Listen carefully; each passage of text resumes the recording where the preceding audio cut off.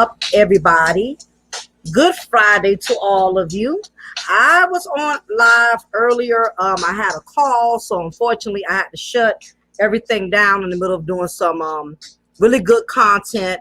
Earlier I was talking about these baby mamas, these baby mama drama, basically letting the fathers know, that if they are dealing with women who they have children from that are making their lives miserable, and they're getting to a breaking point to where they absolutely feel like they cannot tolerate the mother of the child, that it is better for them to walk away than to lose their sanity and blow up and snap and basically hurt the mother of their child or hurt their children. It's starting to become a trend, and it's starting to happen a lot where men are getting to the point to where they're getting frustrated with the control that these women are using when it comes to their children. So some of these guys, they're snapping. They're not getting any help from the court systems. They're not getting any help from people on the outside. Is the system basically favors women a lot when it comes to these women. What's up, Miss Sassy Diva? Thank you for coming back. And basically the content, I just told the men, hey, if it's that much, if it's too overbearing, if it's too much dealing with the mother of your child, it is better to leave her alone completely, and you have to fall back and let her raise the children by herself. Now, this is not to say that you still cannot have a part, you cannot play a part in the child's life. You can still go to the child's school performances. You can still sit in the bleachers and support your son playing football. You can still buy things for your kids and take it to them at the school. It's all kind of ways where you can still be a father. Just be a father from a distance. If it involves having to go through her, having to fight with her, having to argue with her, it is better for you to don't be involved at all, or still play your part as a father, but deal with her very minimum and deal with her from a distance. So that was on today's content earlier. So if you missed it, it is still there. You can view it whenever you get a chance. Now, this was the subject. This was the topic I've been wanting to touch upon. I didn't get a chance to do it because so many people were already discussing this. So I said, well, I'll wait for it to die down just a little bit, and then, I'll speak upon it. And if y'all have not been hearing, it's been all over the news. It's been all over social media. There is this hood rat who's been going viral on social media. And basically, this chick has outed every dude she ever let bang her. She said their names. Not only did she mention all the guys she had sex with, she mentioned their wives' names. She mentioned their girlfriends' names. So this woman had the audacity to brag about all the men she injected with HIV. Go figure. I'm going to post the link in right here for those who did not see it. When you get a chance, that is the link right there. This woman has been going around bragging about the men she gave HIV to. Not only that, you can tell based on what she stated that she intentionally did it. She intentionally did it. And the only reason it was brought to the attention of the authorities because one of the guys that she named called and reported it to the police department. What's up, cool gent? You made it in. If you got time, I could bring you in if you would like, because I have to learn how to do this or whatever. Well, they're looking into it now, Lizzie. They're going to investigate it and see if it's really real or not. But the fact that she was so bold and so eager and how she put it out there, I won't be surprised if she did, because basically her exact words were, Mother effer play with me. I told y'all, I'm an evil mother effer. I'm evil as hell. I get real nasty and evil. Yeah, I always get the last laugh. I'm going to watch y'all die. That's basically what she said. And I won't be surprised if she really did go there. What's up, underrated darkness? Good to see you. I'm gonna try to learn how to add you, Cool Gent. Let me see. I guess I got to send it to your email. Okay, so I'm gonna have to learn at some point. But basically, I don't know if it's real or not, but I find it funny. Everybody's making a big deal out of this woman doing it. But guess what? Do y'all realize how many people are walking around here with the Ninja Turtle? It's plenty of people walking around here with the package, and they won't even say nothing about it. What about the ones who got HIV and they're not bragging about it? They're not going live with it. What about those? She was one of the many that came forth. What about the ones who are walking around here and got it? Yeah, Poetic, I'm going to throw you a link, and I'm going to throw Cool Jen a link if you still have a chance. What's up, Missy? Appreciate having you back, Dallas. What's up, everyone? I was on here earlier. I had to shut it down. People kept blowing up my phone like somebody died. And as usual, it was nothing. They just love to call me when I go live. When I don't do nothing all day, nobody bothers me. That's usually how it works. Yeah, basically, this broad, she went live and she bragged about all the men she infected. Now, my thing is, she went live in telling this. Now, I don't know if this is a hoax. I don't know if she did this to get attention. I don't know if she really got it. They're investigating it now. They're looking into it. But my thing is, how many people other than her is walking around here with this disease and raw dogging people, or letting people raw dog them, and they're not saying a word about it? Because not only that, I'm going to also throw the link where this guy, he knew he had it. And even though he didn't go viral, he didn't post it viral, he gave it to other women knowing he had it. So I'm going to also share that link with y'all as well.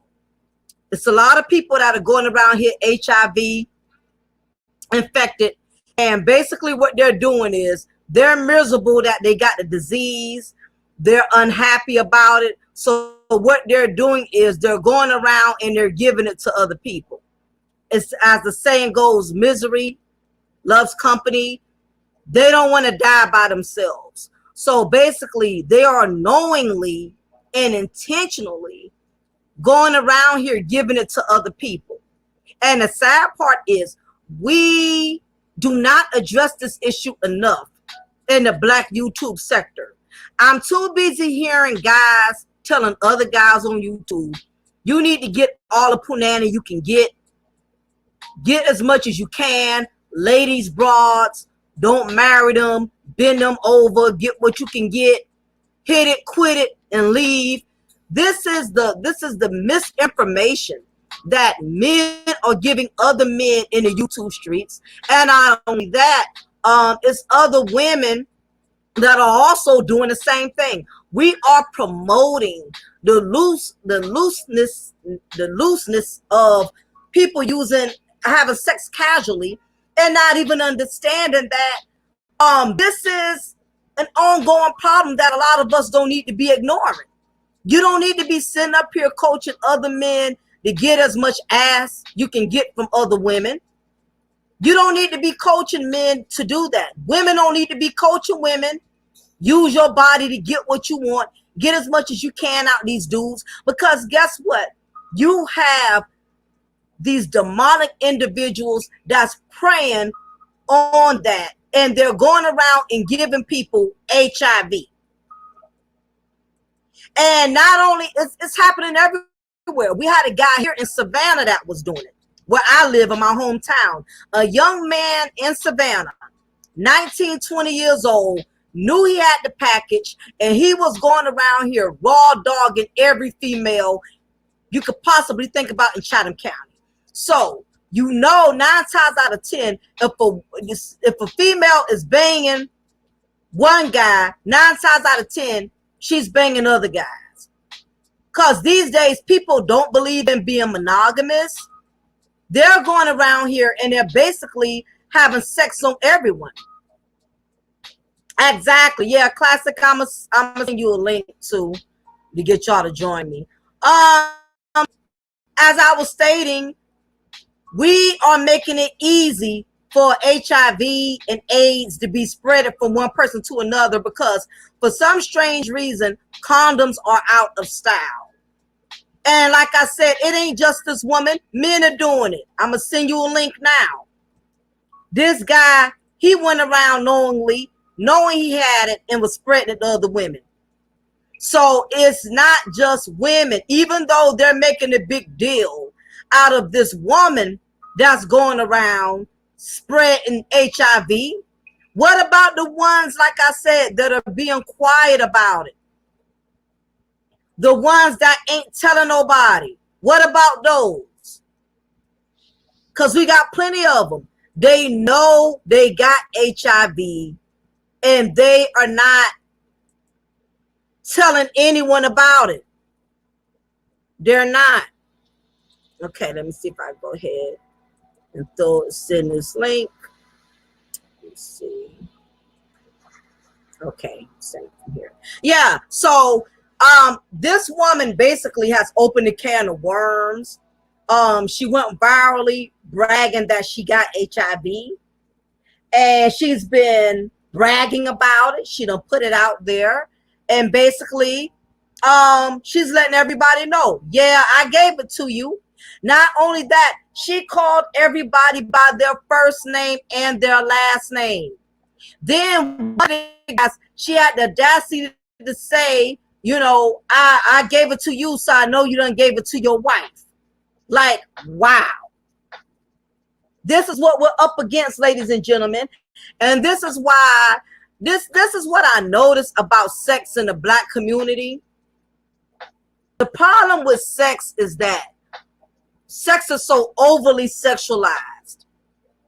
Everybody in the Black community, everybody is banging everybody. Nobody cares anymore. Women are sitting up here getting pregnant from any Tom, Dick, and Daryl. Guys out here is banging out as many chicks as they can get because they feel like they pimping women by banging out as many bras as they can bang out and feeling like they're on top of the world because they laying with all of these women and not being committed to them. But what they're not understanding is some of these women, they want you to lay them because they know they're walking around with this deadly disease. And while you thinking you winning and while you thinking you big pimping, in a few years, you're going to be big limping when you find out this disease is taking over your body and deteriorating you to the point to where you can barely walk, you can barely feed yourself, because HIV is a slow, deadly disease that kills you slowly. It's not like an instant death. It takes a toll on your body year after year after year after year. That's what it does. So while you around here, you know, bragging about how many women you getting, bragging about how many women you laying, bragging about, yeah, I banged this chick last night. Yeah, I had her bent over in a Motel 6. Yeah, I had her in that 3-point stand. I was banging her back out so hard, I had her head hitting the headboard. All this bragging y'all be doing about how you banging these broads and how many positions you had her in and how she was slopping on your top. All of this stuff you bragging about, and you don't even know this broad done gave you the Ninja Turtles. She done gave you that ninja. Because what's going on now is you have a lot of people out here who loosely having sex with any and everybody. And then when they get the disease, they got the audacity to be mad about it. They mad that they had unprotected sex and now they got the disease and they want everybody around them to pay for it. Exactly. Exactly, Cool Gent. Low self-esteem is at an all-time high. And it's not just black women with low self-esteem. You got some black men with low self-esteem. They got to walk around here and share their stories in a barbershop talking about that. And the problem with sex is there's too many dudes. They're trying to get the lowest bidder, and the females are trying to get the highest bidder. You notice that when it comes to sex? It's either the women trying to go after the ballers, the guys who they feel got the most money, who got the most bread. Them the ones the women want to bang. They want to bang a dude they know that if they was to get caught up, if they was to get pregnant or something were to happen, they know they gonna be running this dude to the bank. They know that. And then what I'm noticing with the men, they want the cheapest bidder. They want a woman that's gonna get them some ass for little or nothing. They trying to go for the cheapest bargain when it come to getting some booty. They try to find the cheapest bargain. What's up, Kiki? What's up, Cool Gent? Did you make it in? I sure did. What's going on, Mocha? Hey, what's going on with you? How's it going? I'm doing all right. The Ninja Turtle, huh? Well, that's what we call it in the South. Man, it's new to me. That's new. We call it the Ninja Turtle in the South. Yeah, we call it that ninja. It's a lot of people walking around here with the ninja. But, you know, everybody been making a big deal out of this broad who done went viral. I don't know if you've seen the video. I posted it earlier for those who didn't see it. Or you can just go on Google and just put in woman exposes men for being HIV, whatever, and you know, you'll see her video. Okay, no problem, Ruby. But you know, as I was stating, what about those who are being quiet about it, who know they got it and they just ain't went viral?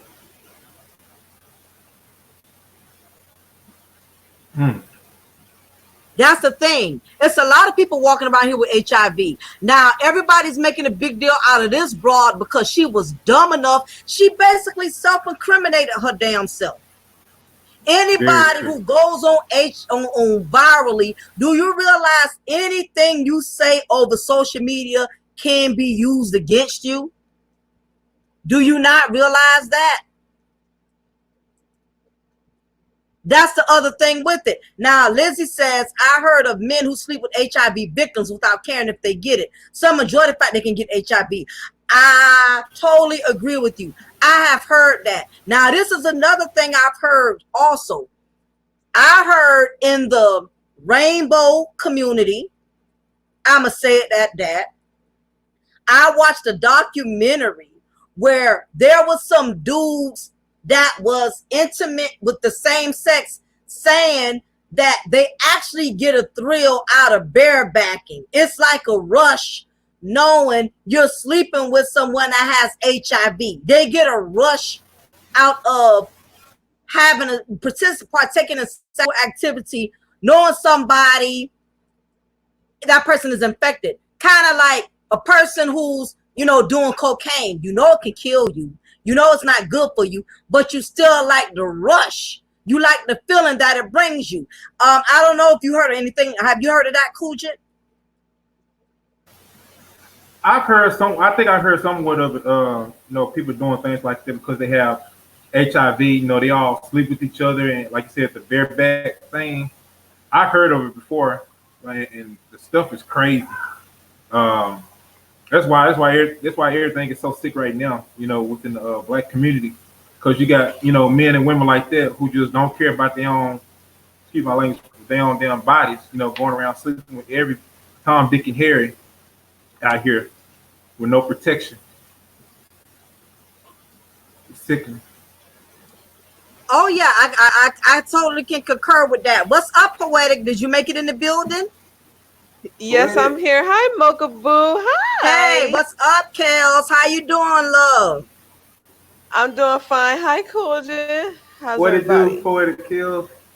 I heard that story about some dumpster juice going around giving folks AIDS, and it's like, I don't know why you running around giving folks AIDS for. It's not going to get rid of your AIDS. You're It's still Exactly. going to yeah, have right. AIDS, and it might shorten up your lifespan. Somebody might take you out.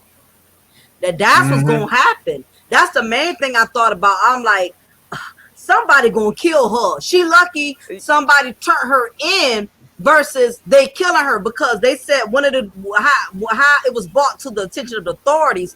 One of the dudes she slept with, he called the authorities, and that's what made them, look into the situation. Sad. Yeah, Very that's sad. very, very sad. Yeah, that's very, very sad. I don't know why. I mean, ain't she out here in Georgia? Wasn't this I story in think so. Georgia, if I Yeah. can remember? Yeah, Yeah. I'm saying, yeah, this AIDS patient running around just like, oh, I'm just going to affect the whole world, I'm saying, because I have it, thinking that hers is going to disappear. I mean, I feel like, yeah, she really is lucky that she got turned in instead of off because somebody will off her. And it's Mm-hmm. not going to stop from spreading because people that she gave it to is going to give it to other people and other people and other people, and then she might find somebody else that's toe up like her and say, oh my gosh, I have it, so I'm going to spread it just like she did. It's going to be an AIDS epidemic in a minute. I Very true. tell you, It's you going to right. be like that movie and the band played on. I don't know if you ever seen that. Oh yeah, yeah. That's an old school movie, and I Yeah, mean, Yeah. you're right, but that movie brings a lot of truth to it. yes Um, it do. the problem. This is how I look at it. When she went viral with that video, I said this is a wake up call for the black community. I It said if is. this don't scare brothers to wrap it up, if this don't scare sisters to protect themselves, I don't know what will. Because the thing is, whoever you sleep with, you sleep with who they done slept with. You know what I mean? And the Right. other part too, she called out these dudes' girlfriends. So my thing is, how does this chick know y'all got girlfriends unless y'all done told her? How does she know this much about y'all to where she know y'all got women and wives and stuff at home? And see, this is the part that men have to be cautious of. That's why you can't be messing around and partaking in sexual activities outside of your relationship or outside your marriage, because you have a lot of bitter, hateful women out here that are lonely, and they're angry that they are lonely. And instead of accepting the fact, okay, I'm by myself, I don't have a man, I don't have a relationship, they are miserable about it. So what they do is they get with these gullible ass men and Yep. sleep with these dudes, lay with them, because again, their job is to destroy and sabotage another woman's household. Because as I stated before, back in the day, a woman used to be happy with getting the two D's, which was the dick and the dollar. Okay? Back in Yep. the day, women was Right. satisfied with getting the two D's. She did not care as long as a brother was breaking her off with the two D's. She would go into church, know his wife was there. She sat way in the back of the church. She didn't sit in the front of the church. Miss Mary, if she was messing with Sister Betty's husband and they seen each other in the grocery store, they didn't say nothing to each other.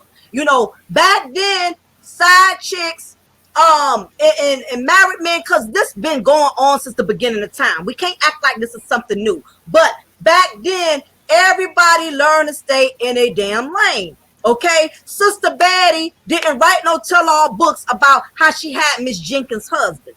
Okay, Sister Betty didn't file no child support. All right, there was no child support letters and none of that came to the house. Mrs. Betty and Brother Jenkins He would pay her under the table. They keep their mouth closed. Kids didn't even know they had other siblings outside of the marriage. You know, everybody kept quiet. But these days they're not keeping anything quiet anymore. They're letting No, it they're not. all out, you know, because what it is now, the women are not satisfied with the two D's. They actually added another D to the game. Originally, it was about no, let me put in there 4 D's. Originally, it was about dick, a dollar, and a dinner. As long as a chick got those 3 D's, she was okay. But now they want the dick, the dollar, the dinner, and they want to destroy. They want to Damn. destroy. They're not happy with just getting your money and you laying them. They want to ruin these men's lives. They want to expose these dudes. What is y'all intake? I definitely agree with you on that, Mocha. And you see, when things like that, what she's doing, that's the reason why people like her can get killed over something like that. She barely lucky she ain't over in other countries like that because they would stone her for doing something like that. And all she get what she Yes. deserved. She get what she deserved though. You know, you don't go around just spreading HIV to everybody, and now has everybody Yeah, that's concerned. not something that you could pop. That's not something you could pop an antibiotic and bam, it's over. That's like a deadly disease that takes your life at the end. Nobody wants to live with It, that shit. That shit sounds nasty. You know what I'm saying? mm-hmm, So Exactly. Yeah. I think she should. I think she should be decapitated. mm-hmm. I Mm-hmm. definitely agree. Yeah. Yeah, Yes, I she think she should be definitely. decapitated. You know, I think she should have a slow death. She need to be locked up and they don't give her no medicine or nothing to medicate that. Just Right. I, die Like I'm gonna slow. say, yeah, Die real slow, slow. die miserable. Die yeah. slow hoe, and miserable. That's what needs to happen. She need to be Die, locked up die in slow ho. solitary. I tell you what it Yeah, is. I tell you what that's needs to what need to happen though. happen. Yeah. Um, if back in the medieval times, what they'll do, like they have like this little tool. I can't think of the name of it though. And they put it in your private parties and like bust it open. I forgot the name of that tool though. Like it's like one of those medieval type of weapons at the time. You know, for going around spreading HIV or anything. Like that's how you get your death. Can't think of the tool, but this what they used from back then at their time. Mm-hmm. Crazy. Yeah. Yeah. That exposed. Yeah, that's what I'm saying. But see, this is a wake-up call because, like I said, see, this is what men have to realize. Easy hot pockets. Because I got to keep it rated G, because you know YouTube is flagging and being picky. Females with easy hot pockets. Hot pockets is a term for vaginas, for those of you who don't know what I'm talking about. A lot of these females come with mental illnesses. What you have to realize is anytime a woman will give it up easily, something is wrong with it. Because it's like anything else. If you notice, like you go to Marshalls, you go to a store, you go somewhere, you notice the items that are defective, they sell them for little or nothing. Like if you buy a pack of meat, right? And if that meat is close to spoiling, you notice they'll drop down the price on that pack of meat so somebody will buy it that day. Or if you go certain places, you buy a vacuum cleaner, something is wrong with it, but it still works a little bit, but something is wrong, like a button or something may be messed up on it, they'll still sell it, but they'll sell our item for little or nothing. And that's the way it works, with these women out here that's giving it up easy. What's your intake on that? Go ahead, Coolidge. I gotta type this. Say it again, Mocha. I'm sorry about that. About that question again. Can you say it again, Mocha? Repeat that.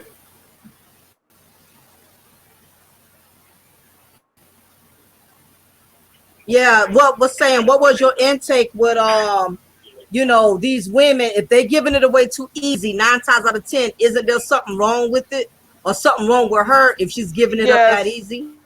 yes, something Definitely. wrong with the Twizzle. You know something wrong with the Twizzard. It's like, why you so quick to want to hand it over and give it out? You know what I'm saying? Either you trying to trap somebody, or you trying to trap somebody. You know what I'm saying? Like, Mhm. it's, it's smelly. You know what I'm saying?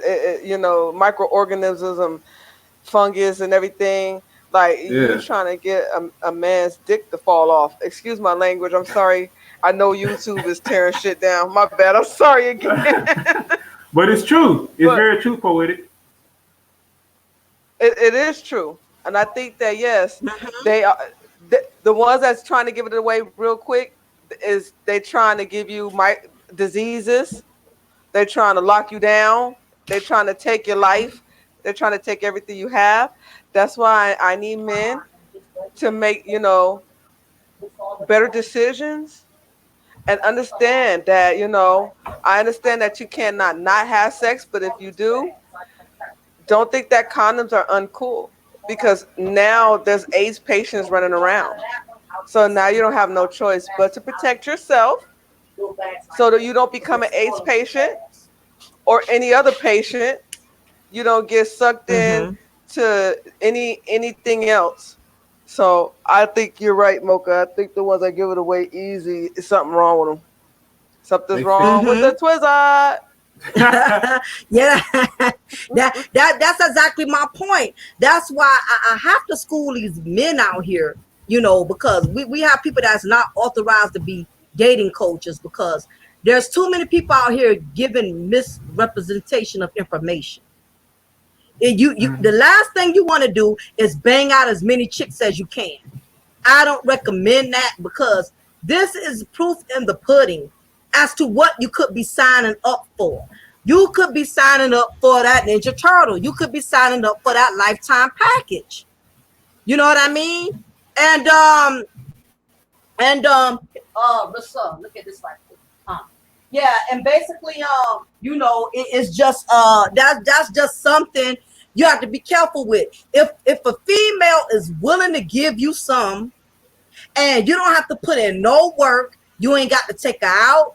You ain't got to spend no time with her. Or you can get away and low budget her by buying her some Popeyes 2-piece with a soda, and she content.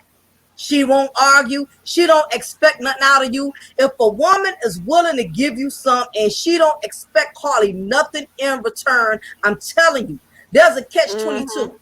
There's a catch It is a 22. catch twenty The two. reason why she's not asking you for anything is because she wants you to be comfortable with giving her that pipe.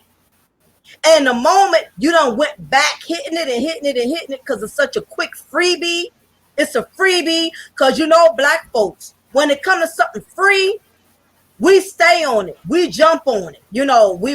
It's anytime a female is willing to propose to you that she will give you some as much as you want, she will let you hit it as many times as you want. You need to question that.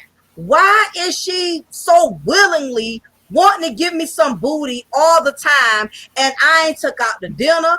I ain't never really did nothing for her. All the little stuff I did for her, it wasn't much of anything. She probably don't mind giving it away at a cheap price or no price, because she knows something is wrong with it. Anyway, she knows she's walking around with this disease. She knows it. And what it is, she wants somebody else to suffer like she's suffering. And it's not just the females, because I put in some links earlier. There are men as well that are going around here also giving women the package, and they mad because a female ruined their life and gave it to them. So now he wants every female to pay for it. He want to give it to any and everybody. Now Virgo says they got nothing to lose either. That's sad. It goes both ways, because guys do it too, sadly. They are so satisfied to ruin someone's life. I totally agree with that. But see, what people don't realize that anytime you lay down, anytime you decide to have sex with someone, they take their pants off, you take your panties down. At the moment y'all partake in this sexual activity and there's no condom on, but and there's no protection between neither one of you. Do you realize you giving that person power over your life? See, Yep. Very true. people don't think that deep when it comes to the penis in the hot pocket. We don't Yes. think that far ahead. All we know is, Yes. and some of you guys, y'all be so glad to get some. She could look like a damn gremlin or the damn predator, and you'll bang her anyway. All you'll do is you'll just do it from the back, so you ain't got to see her face. And then you Yep. females are the same way. Yeah, and that too. And it don't even matter if her ass is clean. It don't even matter if her ass is clean. If they bend her over and crack her ass cheek open and they smell doodle, they still gonna do it. That's what I'm It's like, saying. I'm gonna need them to make better decisions. I'm gonna need them to make better decisions now. That's what I'm It's getting saying. it's There, getting to the point. Hey, you know what? Dudes who yeah. had to sleep with women like that, they had to put trash bags or brown paper bags over their head so they want to remember their face. Or like you say, just keep the lights turned off. But if you gotta throw a no, bag no. over her, if you gotta throw a bag over her head, then why do it? Because that's them werewolf hoes. They only look good Come on, after midnight and after some Hennessy. That's what it's It's called. true. And this is my question. Why some of these guys quit to lie and say I was drunk? That's the excuse for sleeping with a Wolverine slash werewolf slash hyena. That's And now that the bullshit. sunlight done come up, you don't want to claim this broad. You I'ma knew say she was something. a Wolverine. Go I'm ahead. gonna say something. One time I was drunk off of some Bacardi 151 and I was able to walk home. That's no excuse. Dang. Dang, gone. Blame That's it on no the excuse. I alcohol. was Blame still it on able to the walk home. blame it on the alcohol. Blame it on the Hennessy. Blame it on the weed. It don't Yeah. matter. You broke off that Wolverine. So it don't matter what you want to break it off. Blame it on. What's up, Ruby? Yeah, we're on a different topic tonight. I'm gonna do that part 2 another time. Ever since the situation went viral with this broad that admitted to having HIV, that just really, really, really like, sparked the fuse in the Black community. What is your intake on that? Hold on, can y'all hear me? Can you hear me? Yes, Yeah. ma'am. We can Yeah. hear you Okay. Yeah. perfect. Oh, okay, good. I don't know. On my screen, my little speech bubble ain't coming up. So I was like, Oh, okay, maybe you it'll can hear pop me. up. It's like a little bit Yeah, of a delay, but it'll pop up. right? You know, this thing, like, listen, we're all new to StreamYard. So, but yeah, it's funny because I didn't hear the story. So I was listening to it in the background and everything. I wanted to catch up. And, this just reminds me of, I remember it was a big deal. It was a bigger deal when that guy did it. This first one, he was like a young college kid. And, he tried to infect like 30, 40 people before he was caught. And, at the time, it was a bigger deal because, there wasn't as much of an understanding or a handle on HIV. There was no undetectable, so you can't spread it. There was no idea of, women who have HIV can still have babies who are healthy. None of that was an idea yet. So, the idea of this man who, got infected with HIV and then went and spread it intentionally, and because he's mad because some chick he likes, or liked and whatever slept with him and he got this HIV. Like, she didn't do it on purpose. She didn't know. That speaks to how damn irresponsible we all are in this community, especially with our young people, where they're all raw dogging everybody, not even thinking about it. No one's getting tested. No one's in one way, our sex workers and porn stars and stuff are better than the average population because at least they get tested monthly.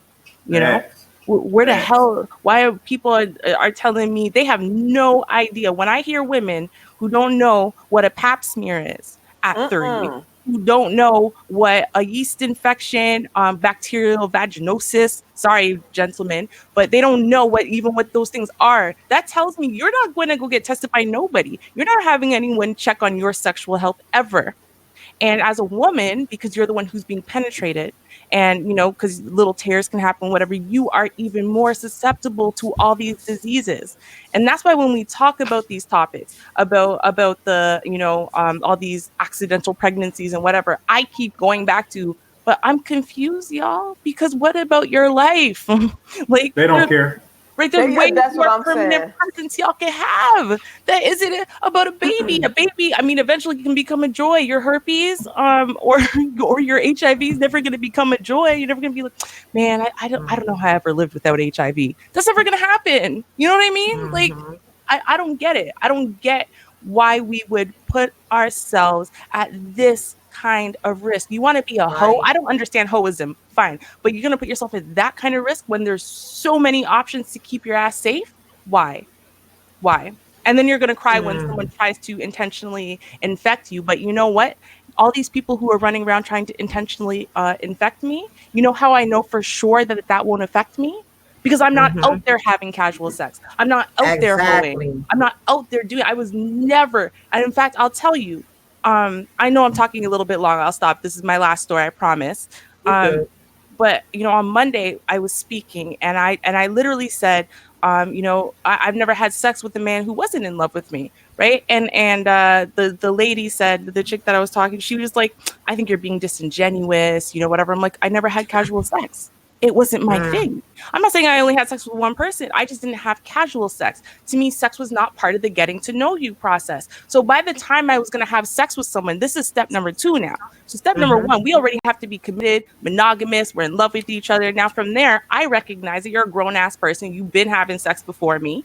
You could have been all having sex until yesterday when we became monogamous. All right. Now we go to the clinic together to get tested.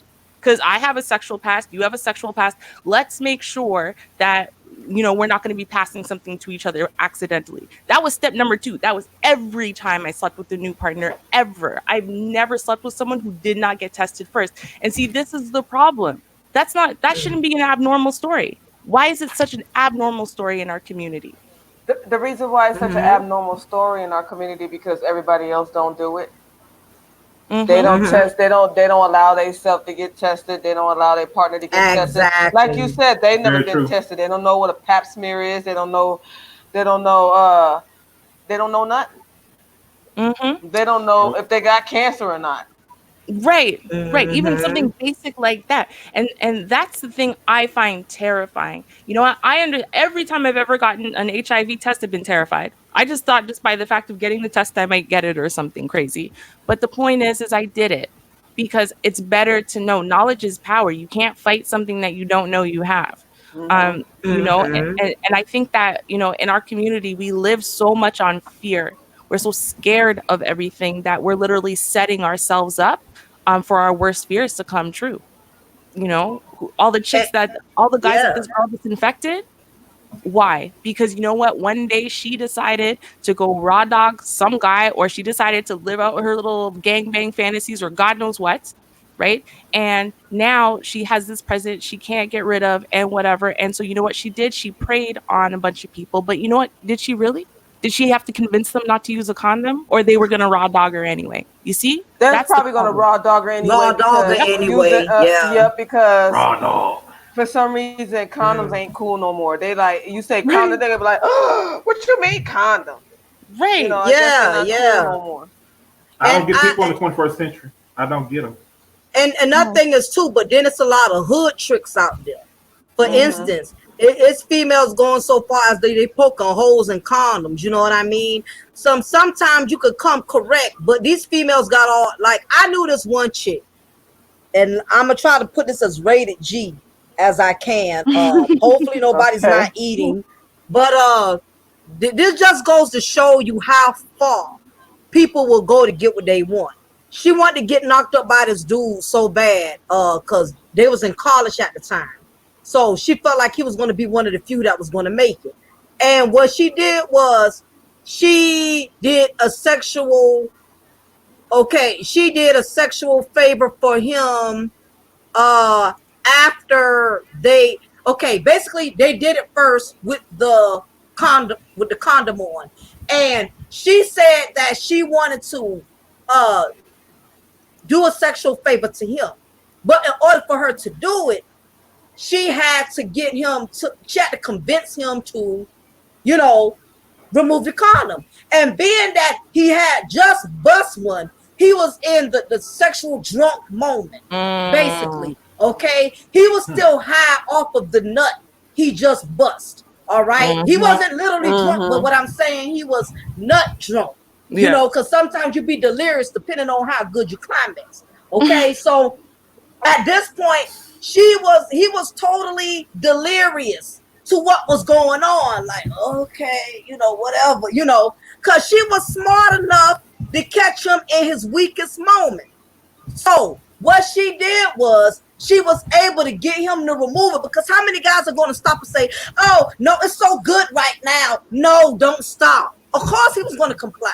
She caught him doing a very weak and vulnerable Right. where he just bust a good one. You know what I'm saying? So, you know, you already pushing the pedal to the metal. Ain't no need to stop the car now. You know, keep on driving. You know, so what happened was she was able to catch him while he's weak and kind of passed out a little bit or whatever. She removed it, and that's when she got him to do it without the protection. Okay, and boom, he became a father. All right. So Yeah. you have to be very careful, because these women are very cunning. And the thing is, as much as, let me tell y'all something, I'm gonna let y'all go and put in your point. As much as men like to dog the vagina, they like to talk about how bees ain't this, ain't that, and PUSSY ain't this and ain't that. But that's the very thing that a lot of them fall prey to. Yeah. They fall prey to it every time, because once a woman catches a man in that state of mind, and he's too busy focused on getting himself off, all of his common sense goes out the door, and then he ends up resenting and hating this woman for making his life miserable. But the thing about it is, you allowed this broad to catch you at a vulnerable time while y'all was in the heat of the moment. Yeah, you was asking her, whose is it? Whose is it? It's yours. It's yours. Now she telling you the child is yours. You know what I mean? So Yeah, that's and a so is whole the nother AIDS. situation. Yeah. Yeah, the child and the AIDS is yours. You know what I'm saying? And I'm Exactly. looking in the chat room, and it says stay celibate until marriage. I understand you can stay celibate until marriage, but shit, they might have AIDS too. Very true. Yeah, Very I true, mean, poet. the thing is, you can only play it but so safe. Cause Right. I know some women or who ain't never cheated, but because their husband stepped out, brought them back the package. I had a Hello. girlfriend, her parents died like Yep. that. Her mama Hello. was a stay-at-home mother, never hold, never been in the streets, but the father was. So what happened was he caught it and he gave it to her. She died first, and then he died after her. Okay, so the thing is, you can only play it but so safe. If people would just learn to use their best judgment and not let their hormones make all the decisions for them, we wouldn't have the problems we have. Yep. Yep. Very true. And you know, and that's the big problem. What we need to realize is that there's a lot of people who are getting screwed over, not because they made the wrong choices or whatever, but because they're with somebody who's weak and made the wrong choices. Mm-hmm. Absolutely. Amen. That's why at the end of the day, and I say this all the time, listen, I could actually deal with a cheater. I could. But I can't deal with a liar. I would rather be with somebody who's gonna go out I there every day, agree. bang someone, come home and tell me. Because you know why? Because then I'll figure out, were you wearing a condom or not? Oh, you weren't wearing a condom? All right. Well, you're getting tested before we ever touch again. I would rather that than a man who goes out twice in 50 years and cheats on me but lies to me about it. First of all, because he's gonna do it when he's Right. drunk. He's not thinking properly. He's more likely to not wear a condom because he wasn't planning for it. He looks Yes. like he was planning for it and blah blah blah. And he's more likely to come home and bring me the disease than the one who's just gonna stand up as a man and say, listen, I don't like monogamy. It's not for me. I would rather sleep around. But yeah, I'll be honest with you and let you know, I would rather that, man, because that's the one where I feel my life, my actual physical ability to live on this earth is more protected and secure. That's what it's And all you're about. absolutely right. Because let's face it, we might as well throw the Walt Disney stories out the door. That a Mhm. man should be faithful and he should keep his penis in one household. Let's just be real. In a Yeah. perfect world, yes, a man is supposed to keep his pee and his pants, and so is a woman. But let's face it, stuff happens. Rather if it was intentionally or non-intentionally. People don't wake up and say, today I'm going to ruin my household. I'm going to ruin my marriage by letting this chick slob on my knob after the club. Nobody Slob wakes on my up and knob. look for, like 3-6 Mafia, slob on my knob, like pulling the cob. You know what I'm saying? That's true. I'm trying to keep it rated G. Y'all going to have to listen to these corny ass cliches that I come up with because, like I said, YouTube is being real extra. So I'm going to be coming up with some kindergarten ass terms. I'm going to be talking about hot pockets and all kind of stuff. You know what I'm saying? So, because they flagging for all kind of stupid stuff. But yeah, but I agree with you. I think I would rather a man come to me and say, I'm out here, this is what I'm doing, so I can school him on how to protect himself if he gonna go there. Because my thing is, if you going, you know what I'm saying, if you gonna go there, you know what I mean, this is what you have to be cautious of. Versus a man who's been with you 50, 60 years. When a man got to sneak and do it, that's where he makes mistakes. Because he's trying to hurry up and get it in. Yeah. Because he knows this is his only opportunity. He got to get it in. It's like robbing a bank. He got to get in there fast and come out. You know what I mean? Yep. He ain't got time to figure out, okay, when I get there, what I'm going to do, how I'm going to do it. And that's just the reality of it. In the perfect world, I hate cheating. I'm totally against it. I can't stand it. That nothing pisses me off more than the person who's supposed to be in a committed relationship. And they step outside of that and they violate that.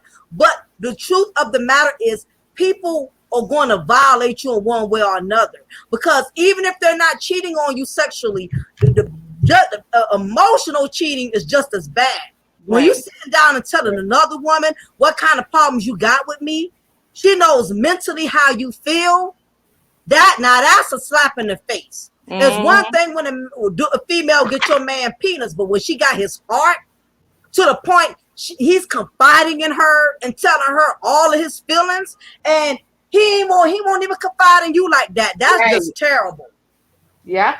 Yep. That's the worst part. It's when a man and a woman too, one way or the other, what it comes down to, when you are putting your trust, when you are bearing your soul to someone, and that someone is not your significant other, not your spouse, not your partner. Listen, I'll tell you, even if you don't think you have big problems, y'all don't fight much. That's a huge problem. You're damn near shattered. Your relationship's damn near dead if that's what you're doing, because the one person you should want to lay your soul bare to, and the one person you should want to give all of that to, is that person that you sleep next to at night. So if you don't want to feel that, and you don't trust each other, or maybe you feel embarrassed or whatever around your spouse, you don't want them to know this and that and whatever, or that's a serious problem. And that's how people get into these positions where they're making these major mistakes that will ruin everyone's lives, where parents are dying off at 45 and 50 because they're HIV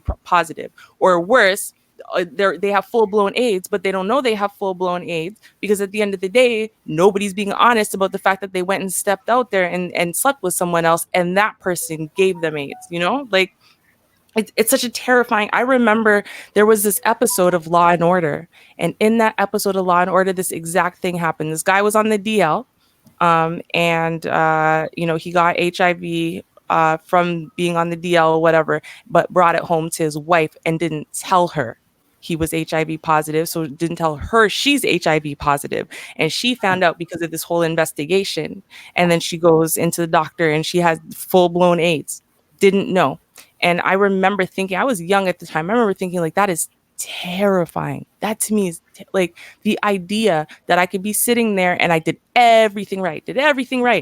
Think now I'm finally safe. I can have, under the eyes of God, I'm not going to get struck down because, I'm having sex in marriage, and, safety as far as, all these diseases and stuff. I was the good girl. So I finally avoided all those things, just to have your spouse be the one to knock you down like that. Yeah. Oh yeah. Much. Also, the spouse going to have to wear a condom too now. Exactly. Oh, give a big shout out to my baby brother, Virgo G. Houston. I knew when I saw your last name, I'm like, what the heck is my brother doing in here? Big ups to my brother, y'all. That's him. That's your real brother? Yeah, that's my real blood brother. Yeah. What's up, Virgo? Salute to you, right, brother. We your sister's other family. Yeah, I saw the last name Houston. I'm like, what the heck? You know, and then that damn cartoon Avatar gave it away because all he does, he plays those damn video games. He's the damn video game like expertise and all that other stuff. So yeah, big ups to my baby brother, Lil G coming in. Oh, And yeah, he said he listens to me chat all the time or whatever. So yeah, that's my biological. He puts here that getting to know someone phase is played out. They don't want to talk anymore. Getting to know is too boring for them. All it takes is looking at developed body parts and win a stupid prize. well, yeah. He's right Like about they that. say, a one night of passion could give you a lifetime of pain. But see, nobody be sitting Yep. there thinking about that. They think that they think AIDS is a joke. They're like, oh yeah, blah blah blah. You know what I'm saying? Or ain't nobody gonna get no AIDS. They don't think that that's for real. right. It's Because Yeah. They they don't think take you can see they it. don't take cautions. They're not cautious because they don't think these kind of stuff. I think about pregnant. That's not the only thing that can happen to you when you practice unsafe sex. Getting pregnant is not the only thing that can happen. Mhm. Herpes, gonorrhea, chlamydia. You know what I'm saying? Urinary tract infections, HIV. Right. You know Like, something and else? this is what I was saying. I'm like, I don't understand when we have this conversation about, oh, well, this bitch lied to me and said she was on the pill. I don't care. At the end of the day, why you raw dogging some random girl you don't know her. Like, and even if you do, like you yelling her cool and whatever, but like so because she says she's on the pill, that's enough for you. The pill doesn't protect against HIV, herpes, syphilis, chlamydia, the millions of different things you could get. And here's the problem with that now, because this is what people think. People think that if you look at someone and you are sexually attracted to them and they're cute and they're popular and whatever and you know they don't have some nasty thing growing out of their eye or on their forehead or something, then oh well, they must be fine. Like, it's so obvious. You could just look at someone and I knew that one had AIDS. That's not the way it works. Right. Very It true, isn't. really. Isn't always the creepy ass brothers. It ain't always the plot. It ain't always the Wolverine sister who live in the projects. It could be people that are very attractive that's walking around with this disease. Because Mm-hmm. my thing is too, the more attractive a person is, 9 times out of 10, the more people they done deal with. Let's just be frank. So you really can't go by looks anymore. You can't go by, you know, how somebody look. They could be well dressed, is what it's called, wolf in sheep's clothing. They could be Mm-hmm. well dressed, played a part in straight up HIV, full blown AIDS Like that to movie the core. Temptation. Oh man. Oh. Yeah, yeah, Hey, yeah, Mm. Mm. And you yeah. know, another thing too, right? Because people think about this. Oh well, she was the nerdy girl. She was wearing glasses. She was listen. That whole thing where somehow again, because all that nerdy girl had to do is make one mistake one time. That could have been the first time she lost her virginity. She made a stupid decision because the football player wanted to sleep with her, and now she's HIV positive. You cannot tell by looking at people unless someone has gotten tested. A and B, between getting tested and when you saw them, you know, and slept with them, they didn't sleep with anybody else. And remember, though, that HIV does not show up in your blood results right away. So if someone slept with someone 2 days ago, but lied to you and said, "Oh, my last sexual partner was months ago," you guys go and get tested together. Now they slept with someone 2 days ago and they contracted HIV, it's not going to show up in their test results right now. That's why they say you have to get tested again. I think it's in 6 weeks or 2 months or something like that, because that's how long it takes to show up in your blood.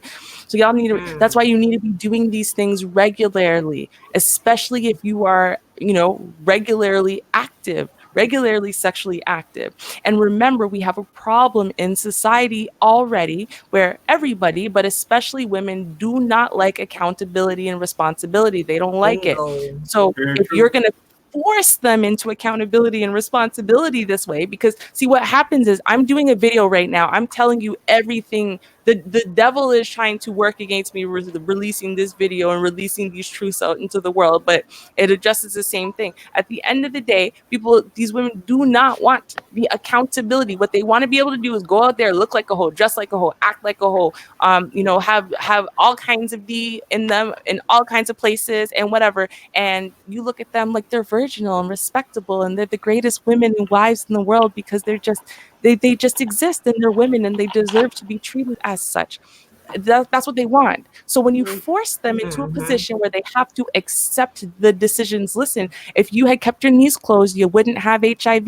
Now you have HIV for life, bitch. This is something you are going to have to tell everybody. Damn, Now, no rude. matter what, Exactly. you kind So of now find a you man. got HIV for life, bitch. Yeah. No, you finally find that great, gorgeous man and whatever, but now you got to tell him you're HIV positive, and then see if he still wants to marry you. And see, that's what happened in this woman. And in an instant, she recognized she was going to have to take accountability for the rest of her life. For the rest of her life, have people look at her the way they should have been looking at her this whole time while she's been an undercover hoe and know something about her. And she couldn't take that. So she said, well, if I'm going to go down, I'm going to bring a bunch of people down with me. It's not fair that I have HIV. I deserve to sleep around without repercussions because I'm a woman and I should be able to do what I want. So I am going to go and punish all kinds of men,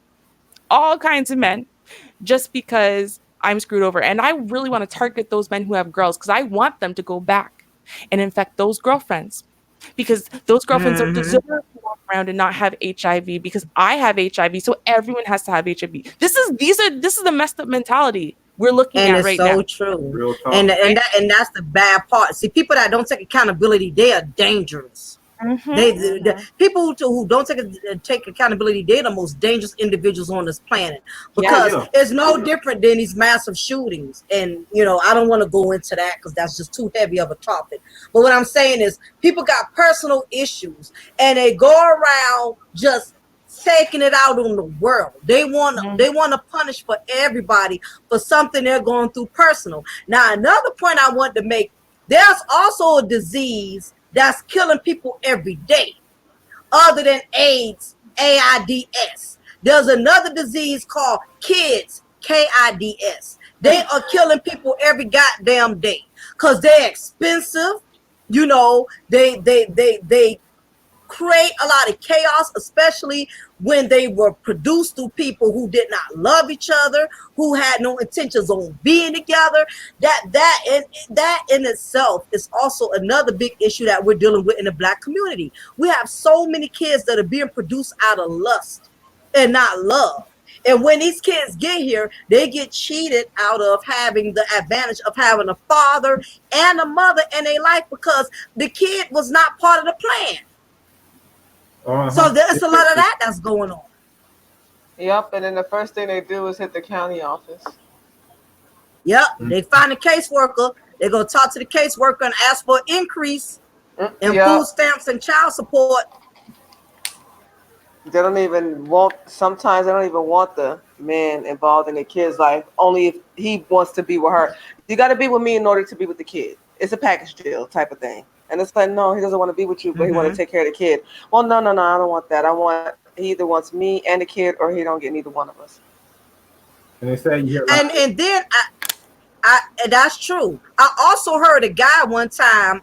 He was mad at a female with the fact that him and her had a mutual understanding that they wasn't using protection. Okay, so his thing was he got upset when she got pregnant because he felt deceived. Like me and her both knew, we both, he felt deceived. I heard a gentleman say this. I'm not going to bring his name up in here, but he's been on more than one chat, and he's expressed this story that he was with this female and he didn't want to have a kid from her, but they had a mutual understanding with their sexual relationship, and basically she made it seem like she did not want any children either, and she was on birth control, and she lied all this time he been banging her. She never got pregnant, so he felt comfortable not using anything. And all of a sudden, this chick comes up pregnant. He felt deceived because from his point of view, his thing was we both was okay with the not use of protection. We both agreed that we didn't want children, and she deceived me. Who do you think is at fault? I mean, I know both are at fault in their own way, but if you had to pick and choose, who do you think is more at fault? The woman for deceiving him, or the man for still trusting in her, even though from the jump they've always did it that way, and all of a sudden she decided to do something different? I mean, like you said, Mocha, it's a woman's job to protect her body. Yeah, and it's, I feel like it's pretty much her fault because like I think they both at fault. I ain't gonna lie. It's like, y'all agreed to have unprotected sex and did not think, y'all really honestly did not think that y'all was not gonna have a kid.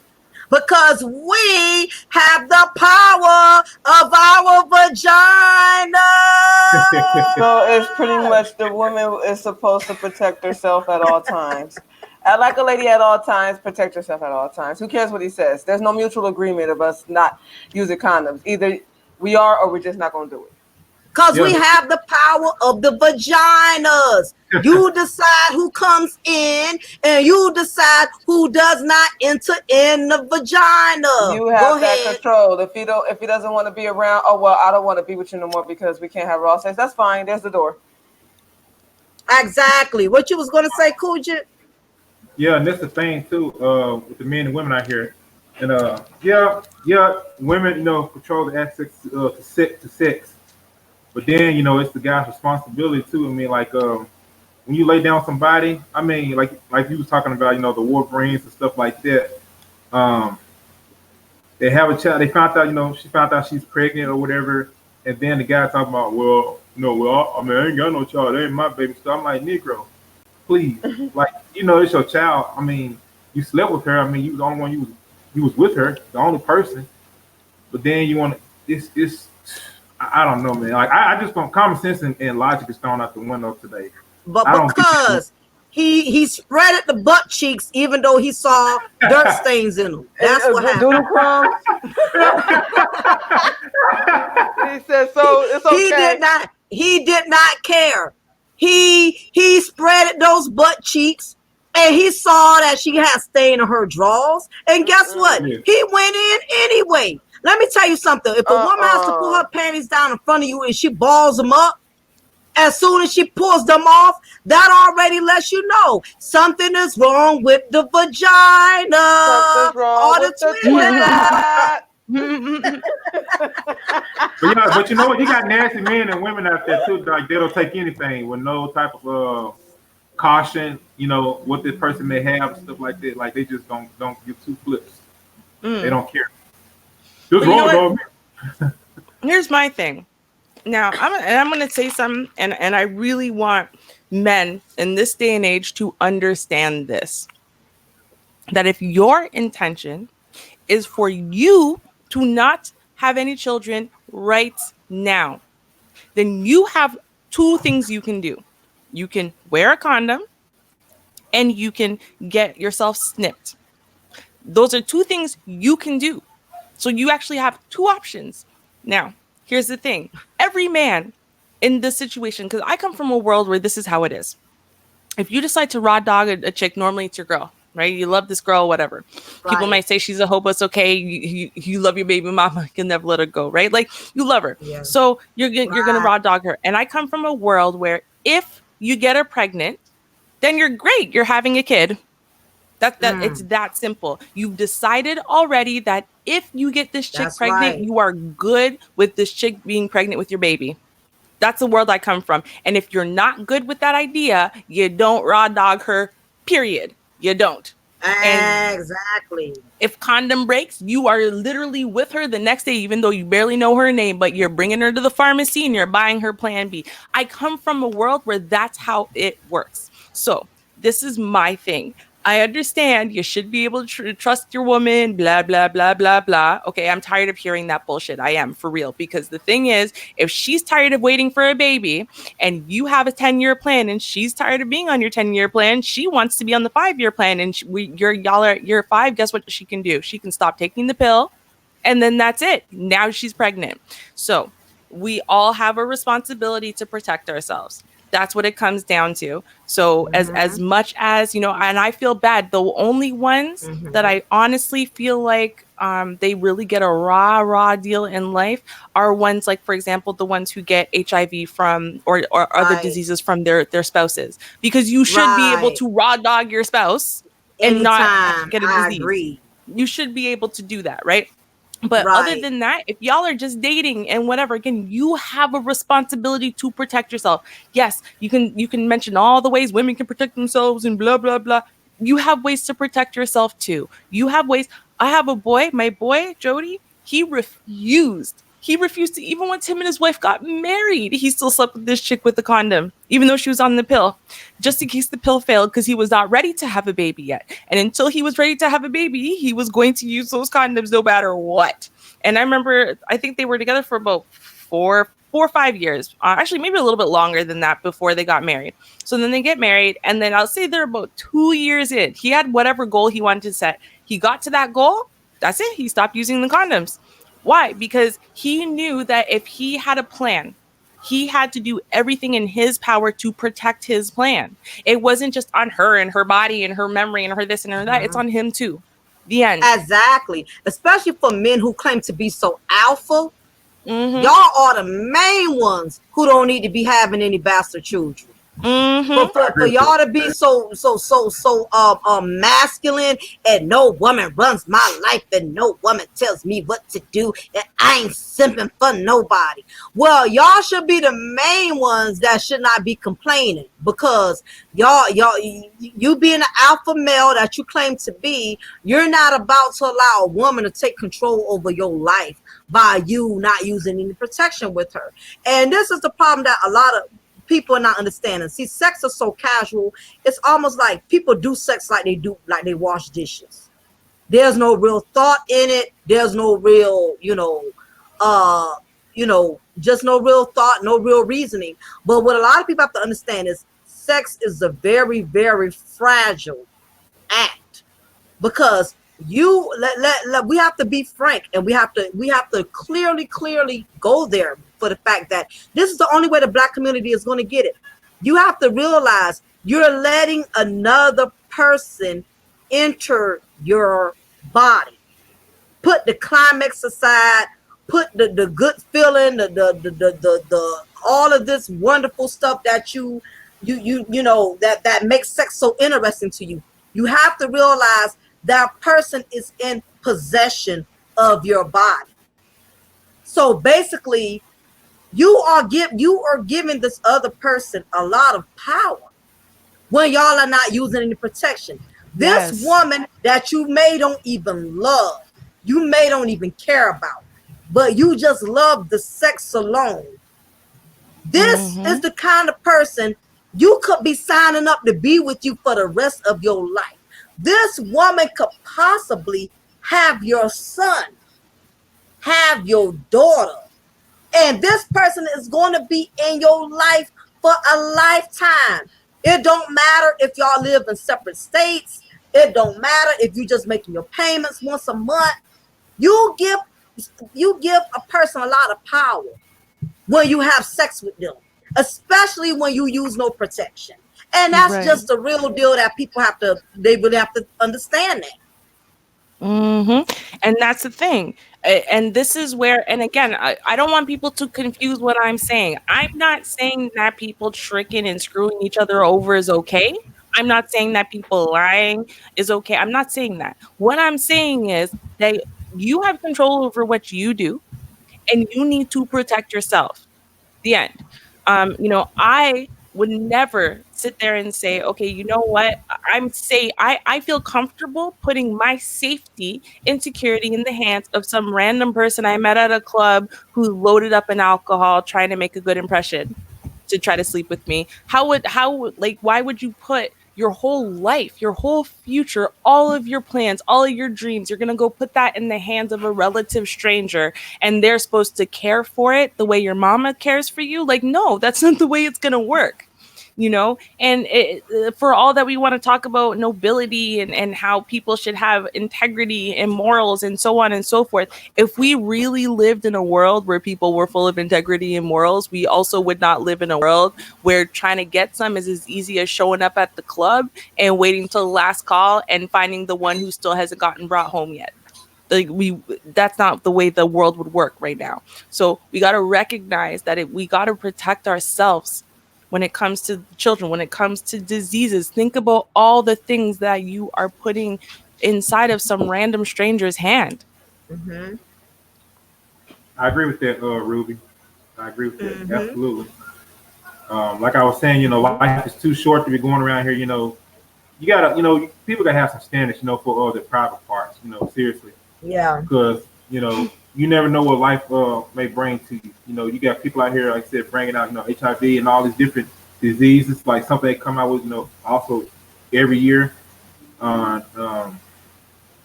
you gotta, live right. You be asking me, live right for yourself and protect yourself. On Mm-hmm. a mental level, of course, physically and stuff in your areas, and just get to know the person. Mm-hmm. Don't just go around Mm-hmm. being like a sex monger, whoremonger and stuff. Just sleeping around. You know. A- exactly. I mean, like my brother had mentioned earlier, it's we've done away with getting to know each other. We've done away with that. We're in a microwave society where everybody wants Mm-hmm. everything quick and it got to be Mm-hmm. instant. And when you rush into things, you miss out on a lot of details. Oh, Poetic, do you need me to send you the link again or something? You should be able to get back in. I don't know what happened, but yeah, you overlook a lot of significant details. When you randomly just hooking up with people, Mm-hmm. you're not dating them, y'all not going out, you're not having a conversation, you're not meeting this people's family, you don't know their upbringing, you don't know nothing about them. And this is the reason why, you have a lot of children that come here dysfunctionally. Because a lot of people are being produced amongst two individuals who really don't know nothing about each other. You could be dealing with somebody that come from a very dysfunctional family with a lot of mental issues, and usually by the time you find these things out, it's too late. A child has already been produced, something serious has already taken place. So this is just some of the things that we have to be cautious about in the Black community these days. I just don't recommend you trying to sleep with as many women as you can sleep with, trying to sleep with as many men as you can sleep with, because times are just too dangerous now. Back in Mm-hmm. the 50s and the 60s, maybe the early 70s, you were able to get away with that. But not only that, you have some emotionally disturbed people too. Mm-hmm. You have a lot Uh-huh. of men and women out there that's emotionally disturbed, that are very possessive. They get in a relationship with you, they think they own you. So it's a lot of people, you got to be cautious of, because you don't know what type of personalities you're dealing with out there. Hmm. Very true, Yeah, Mocha. that for sure. Yes, it That is is. Yeah, for sure. And yeah, that's the other thing too. I mean, when you think about the other kinds of crazy things that can happen from you sleeping with someone who is mentally and emotionally unstable. These people who automatically latch onto you. So because you had sex with them, they're calling their friends in the morning and saying that they found their husband. And they start stalking you right away. You know what I mean? Showing up at your workplace because they stalked you to your workplace, stalked you to home. These things really happen in real life to people in these days. And you want to brush it off and whatever, but these things turn deadly. And it's on the rise. That thing where people are obsessive to the point where they'll start stalking you and then try to kill you and stuff. It's actually on the rise now. yeah. Because people are so isolated and so lonely in society these days. So, rather than like they're at this place in life where they don't have anyone and they don't know how to really attach to people properly or make real relationships. And so the smallest things that aren't real connections, they take as real big connections. And they get obsessed and they'd feel ashamed if they if they didn't succeed at it and they attach that to you. Like there's a lot of things, a lot of risk these days, a lot of risk. Mm-hmm. Yeah, it is, Hello? man. Oh, there I Like go. I said. Oh, they see. I didn't know that. See, I'm learning how to use this thing. I didn't know when the person logs off, you have to have authorization to let them back in. Oh, okay. Uh-huh. Yeah, Yeah, I apologize. didn't know that. I didn't know my laptop was unplugged and the whole thing went dead. So I'm sorry. I plugged it back in. Oh man. Yeah. Mm. Now this is another topic I want to speak with you about. Now we talked about the dating scene and stuff like that. Now, I noticed now, when it comes to some of these marriages, the question I wanted to ask all of you, based on your opinion, is when it comes to marriage, what I'm starting to notice is that some of these married women know they are in troubled marriages, but yet they insist on producing children throughout the marriage, and they know the marriage is in trouble.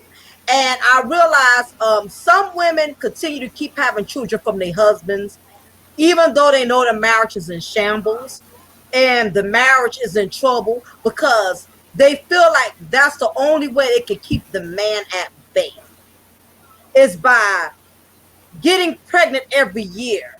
That way, the man doesn't have any room to leave her. Have y'all ever heard of situations like this, or do y'all even think it's even true? Because I've seen some females. I had a friend. She knew her marriage was in trouble. She knew her husband was getting annoyed with her, and he had expressed to her more than one time in every argument that he wanted to leave her, that he didn't want to be with her anymore. And she, instead of accepting that, she kept getting pregnant every year, adding more children to the marriage, thinking that having more kids would keep him at bay, to the point he decided to get a vasectomy. Not only did he get a vasectomy, because I think she had like 4 kids from him in a 5-year marriage. Okay? So when she did it that 4th time, he got a vasectomy, and then he left her. He decided to go ahead, pay his child support, and leave her anyway. Do you think that many women sometimes, when they know their marriage is in trouble, they get to a desperate point where they keep producing children? And so I'll let the women answer that one. And then my question will be to Cool Gent. Are there any, do you think there are married men who are overwhelmed in their marriages because their wives just keep having more children than they could afford to handle? So, Cool Gent, I'll let you answer that question first, since it's just one of you. Do you think that's true? Yeah, I believe it's true. Like you said, like overwhelmed. Yes, that men are overwhelmed because the wives keep getting pregnant every year, knowing they're already in the struggle, knowing the marriage is not in a good place. Yeah, it could definitely be overwhelming and stuff. Especially also maybe depending on the income stuff that he bringing in the home. And we all heard stories about how some guys, went and took their own lives and stuff because they can't really handle, I guess that many children and stuff in the first place. So yeah, I mean, it's stories out there like that. Definitely, yeah. And ladies, what is your intake? Kels, what do you feel about? Do you think there's women who feel like they're on the urge of losing their marriage, and out of desperation, they just keep having children to trap their husbands into not being able to leave them? I mean, but my thing is like how is she getting pregnant? I mean, she's not just popping up pregnant. You know what I'm saying? Somehow they're getting pregnant together. You know what I'm saying? Something is happening for her to get pregnant, so she's just not popping up pregnant randomly. But Agreed. But yeah, sometimes I've been thinking sometimes the women think that bringing more kids in might change the situation, might change. Exactly. And it might be more so. Well, maybe it might get a little better, and since there's since we have a new baby, it might get better. He might stick around, but not knowing that it might make it worse. But again, she's not popping up pregnant by herself. Absolutely. Just to interject on that, and I'll let Ruby take the floor. And I do agree that women don't get pregnant by themselves, because again, you're in a marriage, so of course babies are going to keep coming. But even with me, I had a personal choice. I could have had a child every year in my marriage, but I knew that my husband already had a lot on his plate, and I knew I was still trying to build my future. So I didn't make myself believe that just because we were married, I can have a child every year. I wanted us to just be able to enjoy a marriage, enjoy traveling, enjoy going places and doing things. And I think that's the reason why a lot of marriages are so miserable, because the bills and the responsibilities have taken over the enjoyment of the marriage. And even though like I said, I had that room to do it, I just didn't. I just chose not to. And even though in the case where these women, they're not getting pregnant by themselves, but you as a woman, you have to know when your husband is way in over his head. You have to Right. know the bills are behind. You have to know he's already crying about the child care and the little bit of things he is paying. We see that because we live together. I see our house is in foreclosure. I see that my husband is already coming home every day stressed out, irritated, overwhelmed. Why am I going to have kids every freaking year in my marriage? Because I'm so afraid that I don't have enough of confidence that my husband is going to stick with me. So, Ruby, you can go ahead and add in your opinion on what you think, or what's your opinion on this? Now, here's the thing. I'm kind of on, and I'm rarely on this side, but I'm kind Mm-hmm. of on the side of, women can't get pregnant by themselves. And the thing Mm-hmm. is for the most part, not like I'm saying the withdrawal method is 100% effective. I'm just Mm-hmm. saying that it's effective enough where, you know what, even if you guys are raw dogging and whatever, you don't really like her, but man, she's Mm-hmm. there and it's late, and whatever. You can pull out earlier that you ain't coming inside of her. So my issue is this, and because I know two Mm-hmm. people who ended up in this exact scenario. And in one case, the man is the one who wants to leave. In the other case, it's the woman who wanted to leave. Now, Okay. and it's interesting, right? Okay, so now what I noticed is, so with the one who the man wanted to leave, it's like literally, she can't make him come inside of her, right? Like she can't make him do Exactly. it, right? His Mm-hmm. dumb drunk ass did it, and then she didn't panic and go get plan B or whatever. But the point is, she can't make him do that. So when I look at that, I'm like, all right, he can't stand her ass. He don't want her anymore. He can't wait to leave her. Blah blah blah. Is that true? Because what it strikes me as is, on one side, Mm-hmm. he doesn't like her. He doesn't like her at all. She's gotten really overweight, she's gotten sloppy, she's lost her confidence, she's manipulated, all kinds of stuff, right? He doesn't like her as a person, but he loves her because, Mm. he could have left years ago, but he didn't leave. So it's like, it's almost like, is it that she tricked him, or is it that he wanted an excuse to be stuck with her? And that, Very good. and him coming inside of Mm. her, right? It gave him that excuse. Well, I can't leave her now. She's pregnant, right? I'm not that kind of guy, Mm. but she's pregnant. So, there might be an underlying psychological underpinning. Whereas, yeah, she's Mm. hoping the baby's going to bring them closer together, but he's hoping, first of all, it gives him an excuse to say, stay, but also he's hoping maybe this pregnancy might change her. Right? She's gonna get pregnant, so she's gonna have to stop drinking. Maybe she'll start taking care of herself again. Maybe blah blah blah. I think both sides Mm. kind of get delusional in this idea that, okay, I well, agree. a baby's coming, so let's give it another go. That's what happened in the case where the woman wanted to leave. Again, it was a night no one really thought, okay, this was going to end up in a pregnancy. At the time, interestingly enough, she was detoxing off of drugs, and she was taking methadone. And like, she was 6 months pregnant. You should see the picture of her. You know what? I'll find a way and I'll email it to you guys. You should see the image of her 6 months pregnant. She doesn't even look like she's pregnant at 6 months. She barely has like a little bump. So they didn't actually even realize she was pregnant until she was 6 months along. And they only noticed because she was withdrawing really badly from the methadone. And it's because the baby was sucking the methadone in. So no one tried to get pregnant in this situation, but she wanted to kind of leave him. They had one kid together, and he had been raising her child since she was 3. So like, they had a family together, but it's not working. And she was literally planning on leaving. They had already talked about it and whatever, and he didn't want the relationship to end, because he didn't want to ever be in a broken home. He'd never want to have kids in a broken home. He always wanted to make sure if he had a kid with a woman, that was it. It's one and done, and whatever. And what ended up happening is, in that case, she was like, well, I guess we'll give it another go. And she's now in the position where um that baby is now 3, and she wants to leave. I mean, honestly, things did not get better. They got worse for the most part. She wants to go. And you know what he did? He turned around and he went, well, not like in an emotional way, but maybe we could still just like have sex, like as sex buddies. And I said, nope. Mm. See what he's trying to do?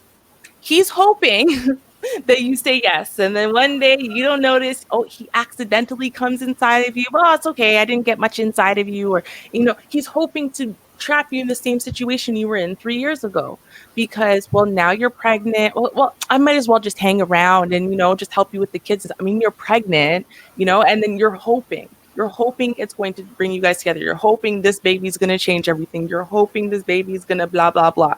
That's what you're hoping. And so, I see the delusion. It tends to exist with both people in these scenarios, whether it's the man who wanted to leave or the woman who wanted to leave. It seems like the delusion happened on both sides because there's no way she could have gotten herself pregnant.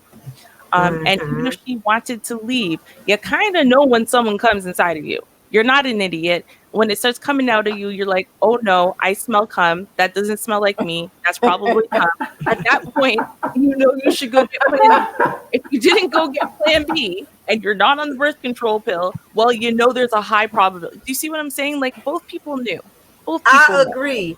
And You're I have right to about do a that, little commercial break right quick, like Coogan did. This show has been presented by the anti-fuckery zone, meaning here we officially kick knowledge, not garbage. Now we will go back to our Like that. scheduled programming. Can I say something? Yeah, Ruby did make a good point. Rubes, you did make a good point because if you couldn't stand her, and if he really wanted to leave, he would leave. He wouldn't keep dipping in the bucket. I agree. It's kind of like, and you made a very significant point. I noticed in toxic marriages or toxic relationships, people know they don't need to be together, but it's that toxic energy that keeps them holding on to a relationship. And I know you're absolutely right because this particular couple I know, both of them just was not good for each other. It was like putting a crackhead with a meth head. It just was Bad doomed from the combination. damn start. You know what I mean? It was a bad combination, And over time, it was like spinning wheels. They were not getting anywhere. The relationship, the marriage just kept faltering. It was getting worse and worse and worse as time went on. And finally, he took the initiative to get himself stopped. And he left the marriage. But the sad part was, I wish he would have not waited so long. You don't wait till 3-4 kids in to realize how much you can't stand a person. Which brings me to my other point. What has a lot of marriages and relationships ruined is more simple than what people think. What has a lot of people glued together is really the sex. If you move the sex out the equation, most people are not as compatible as you think. A lot of people are basing their relationships off of sex. They think because this person makes them feel good in the bedroom. Some relationships, that's the only way they can connect. The only way they feel any type of magical moment amongst each other is if they are in the damn bed together. Now, my thing is, I have to be able to connect with you outside of the bedroom. Other than just, the only time you're really into me is when you're into me. The only time I'm into you, is when we're physically together. And when you come out of that sexual hiatus, that moment, now y'all can't carry a civil conversation. Right. It's like some people do not are in relationships. They don't know how to connect outside of that bedroom. Y'all can't sit down and have a simple dinner and just talk about everyday life. Talk about your goals, talk about your dreams. You can't just be with each other without always jumping in a sack. Do y'all know any relationships? What is your opinion about people only seem to connect is when they're sexually involved with one another, but they can't connect outside of the sex?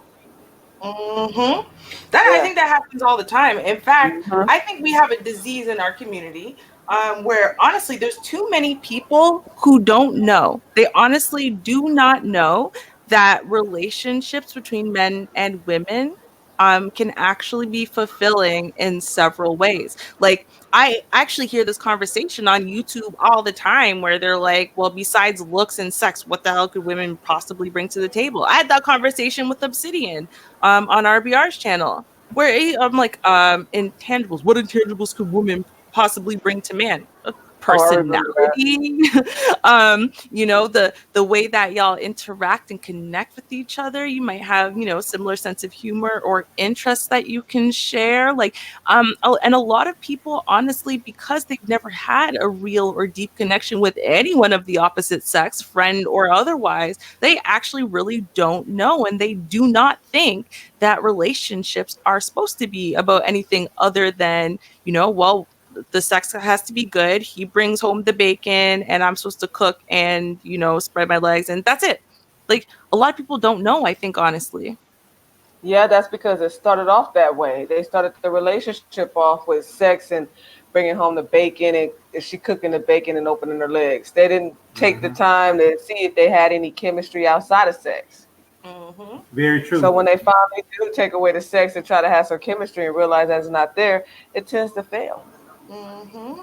Very true. Because they base everything off of sex and not, being able to like connect with the person, and everything will come along.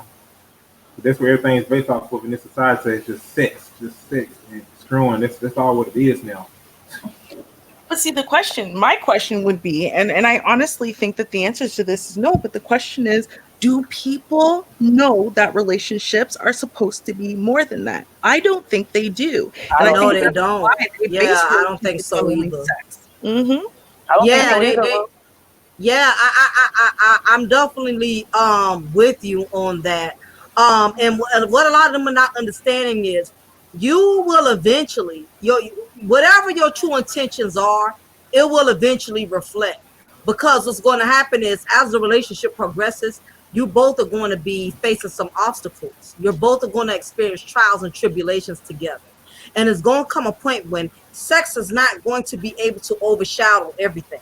You're Mm-hmm. going to have to deal with some real issues. You're going to have to make some real decisions. It's going to be some real life changes that and him, you and your companion are both going to have to experience together. So you're not going to always be able to compensate for that in the bedroom. Your kids get sick. One of your parents died, pass away on you. It's things that are going to happen. And that's when you will really truly see the person, what you really will get to see what that person is truly made of. Anybody could sit up there and promise you the moon and the stars and I'm always love you, I'm always be there for you and this and that. But sooner or later, your relationship is going to get tested. There's going to be some things you're going to have to go through. And I think the problem with a lot of black marriages today is that nobody is willing to hang in there for the long haul.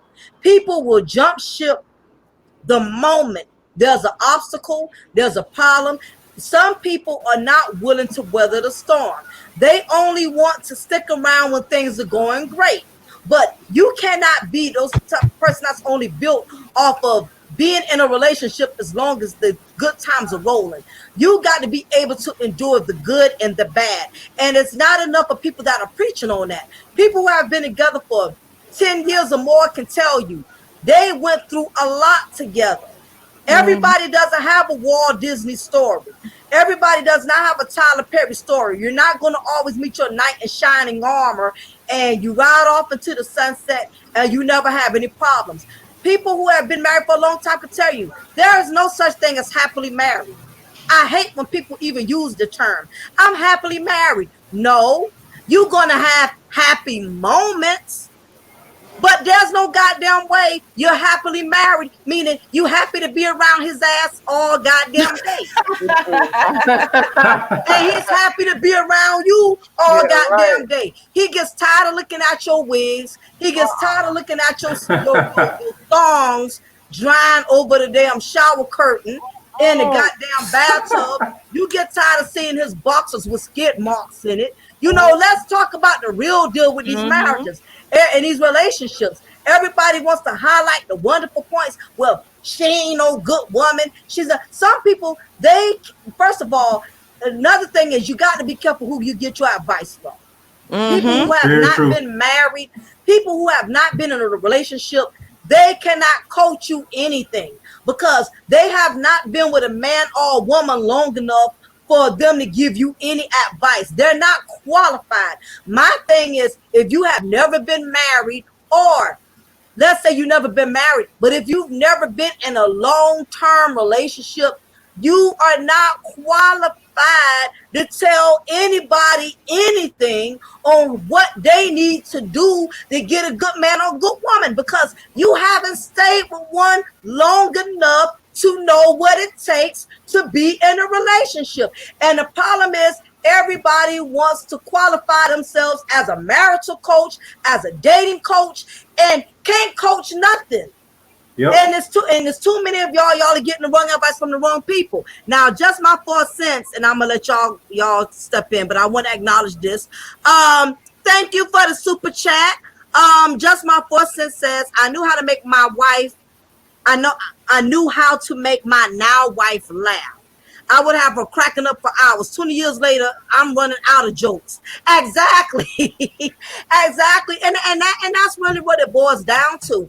I just wish people would listen to people who have been in relationships. Right. You don't need to listen to single men, fellas. Or You men don't that need to date big listen women. to single men that can't show you who his woman is. He could be with a damn buffalo, and you up here listening to him telling you need to get this kind of woman. This the kind of woman. Let me see how your woman look, and based on your taste in women, then you can tell me what kind of woman I need to deal with. And the same thing with these women. Oh, you need to get this kind of man. And she letting Pookie bang her back out every night, wearing out her sofa, watching Netflix. People quit to tell you what kind of man or woman you need to get. And if you see the man and the woman they got, you will shoot yourself in the goddamn foot. Like, I can't believe I sit up here and let this dude or let this broad coach me into what kind of man or woman I need to be dating. And until they can show you some receipts, don't be letting people tell you they qualified to give you advice about what kind of man or woman you need to get with. Amen. Thank you, Juan, for the $3 donation. I appreciate that, because when the super chat is over, I am going to the package store and I'm going to get a bottle of the peach Manischewitz wine. Nice. So I can get nice and tipsy at my house, and I know who the hell I'm waking up to, because I'm not going to the club tonight. So right? Right? Because ain't nothing in the clubs but a bunch of bums and scums anyway. Who still do the clubs? As a matter of fact, who still is even clubbing? The clubs to me done got boring. It's dived out. It's dived out? It's dived out, though. That's still right there. 10 years ago. Yeah, I mean, the club scene to me, I always see guys over 50 wearing throwback jerseys. And I see women in their 50s that got bellies big enough for like a can of biscuits getting ready to bust out and stuff like that. Have on a bodysuit. It's like, I thought with a bodysuit, you're supposed to have a body. That's what I thought. That was the purpose. Oh, them heifers that got them big old water gallon titties and be wearing tank tops, but it looked like stink tops. Titties hanging so low, like goddamn swings at the goddamn playground. Swing low, sweet child, sweet chariot. Thank you, Counselor Murray, for the it ain't showed up on this end, but I see it on my damn tablet. For the I can't damn think of go $4 donation.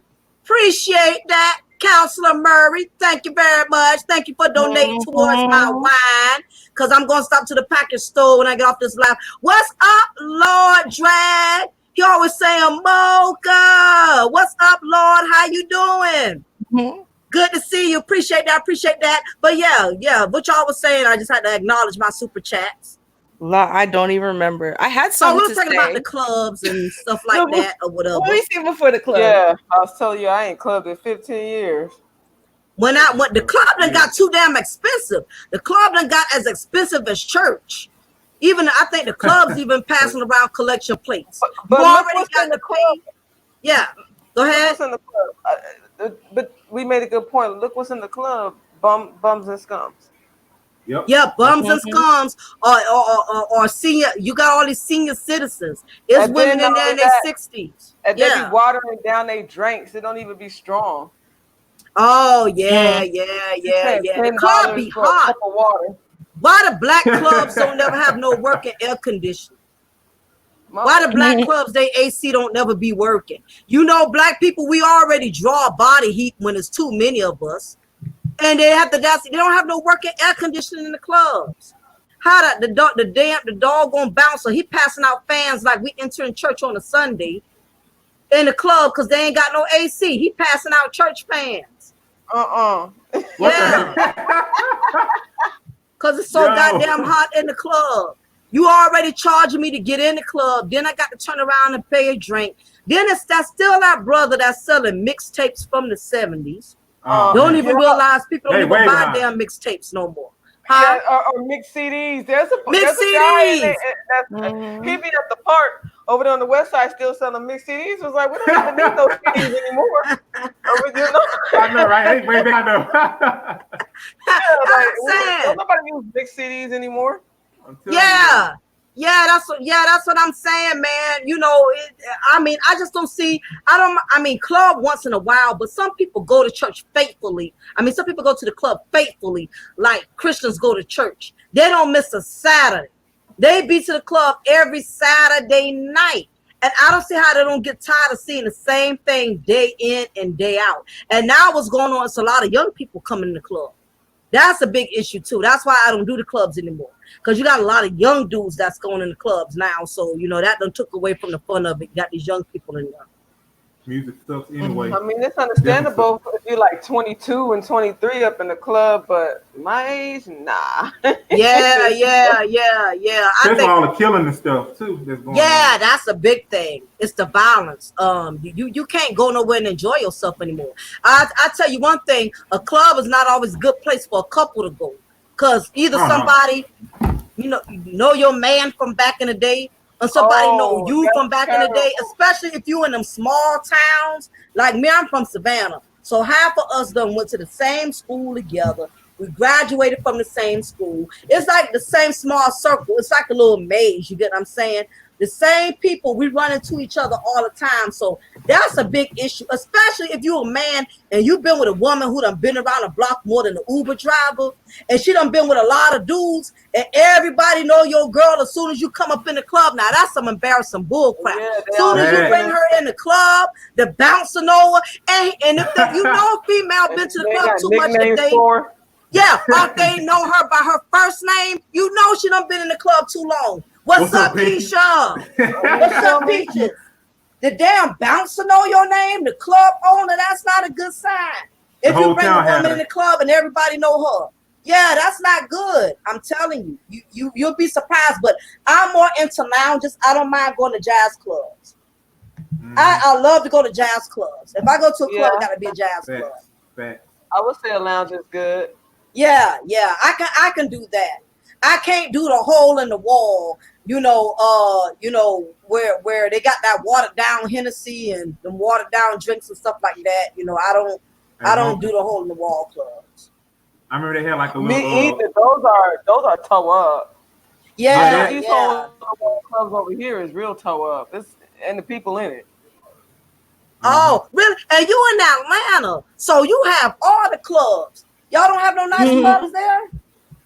There's some nice clubs, maybe like downtown Atlanta, kind of like over there, and like there's about 2 nice clubs on the west side, but I think all the nice clubs is like downtown Atlanta and the Buckhead area. Yeah, I like to party. Lounges and stuff like that. But like the hood clubs over there on the west side, hell no, the hole in the wall. I forgot that one hole in the wall. Yeah. I like to go where the white people go. I love to see white people get drunk. That is the funniest you belong in Buckhead. Yeah. Party over there in Buckhead. They be having a good time. Be beautiful out there. Be nice and conservative and fun. Oh, see, that's different. Yeah, that makes a difference. I don't think clubbing is bad if you just go to the right club. They be having raves and stuff. Huh? No, They be the having one like the that raids. the one on the Raids. west side, the hole in the wall. Everybody be at the park all day, and they transfer from the park to the club. It's like, ew. Really? Wow. Wow. Bad Yeah. combination. Yeah. Now I made a lot of club owners rich. The stuff that reason I don't miss clubs because the stuff I had to go through before I was married to go to the club. First of all, my whole paycheck I blew it in one day just to go to the club. The stuff that a woman got to go through to look good in the club, it's expensive. I would get my nails done. I would pay to get the outfit. I'll pay to get my toes done, my hair done. Before I got to the club, I spent $200 before I got to the club. Then you pay for the gas to drive to the club. Then all my friends, they was both broke ass hoes, so none of them would help me put no gas in my car or whatever. Yeah. So we would ride to the club. We would go to like 3-4 clubs in one night. And it was the same. It didn't matter what club I went to. It was the same atmosphere. It was the same. I don't care, even if it was different people there. It was just so dry. I guess that's why when I did marry, I married in my 20s because I got a chance to do all that. When I was like 18, 19, you get what I'm saying? So, I was tired of that. Like, I couldn't do it. I just don't see how people could do the club every weekend. You know what though, Mocha? I'm telling you, listen, you were a nicer person than me because this is the way I roll. And I'm so serious. I don't care if we are all going to the same place anyway. And all 4 of you are literally at my house. It's a $5 admission for you to get a drive to and from my house to the place. Yes, girl. Okay? I learned If that the the place hard is way. far enough away, it's $10 for the round trip. And I'm being serious. All the other 3 people can get in my car. If you don't also have $5, you're not coming. I don't care. That's how I rolled. And if we got all the way to the place, you said you're going to give me $5 when we get there. If I didn't get that $5, you're staying there. Or you're taking a cab or something. It's not my problem. If you wanted, you would have saved money for gas. I didn't play with that kind of stuff. Girl, I was like young. I was and not dumb. friendly. I was young and dumb. Girl, the second I got a car, those rules came into effect. The only person who could get a free ride is my best friend.